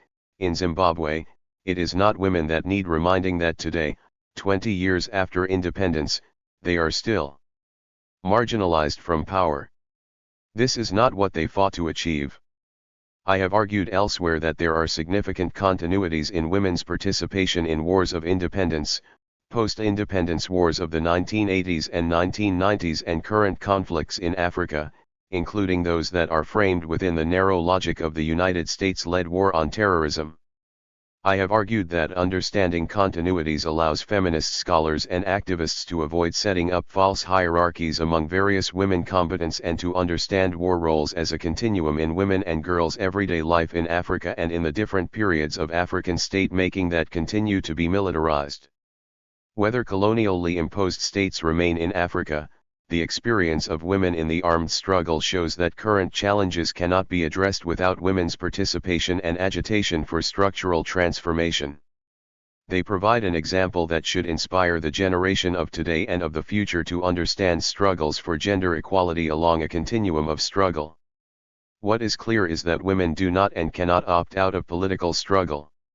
Ultimately, I hope that this book provides an example of sustained intergenerational feminist research, which shows practical ways that younger generations can co-curate spaces with older generations and allow women veterans to speak freely and reflectively about their experiences, gains, and enduring challenges towards the achievement of substantive equality and a better life for African women.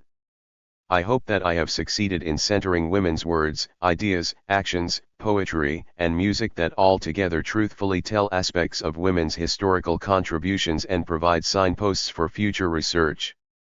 I hope that now that part of the story has been told, its seeds will fall and grow.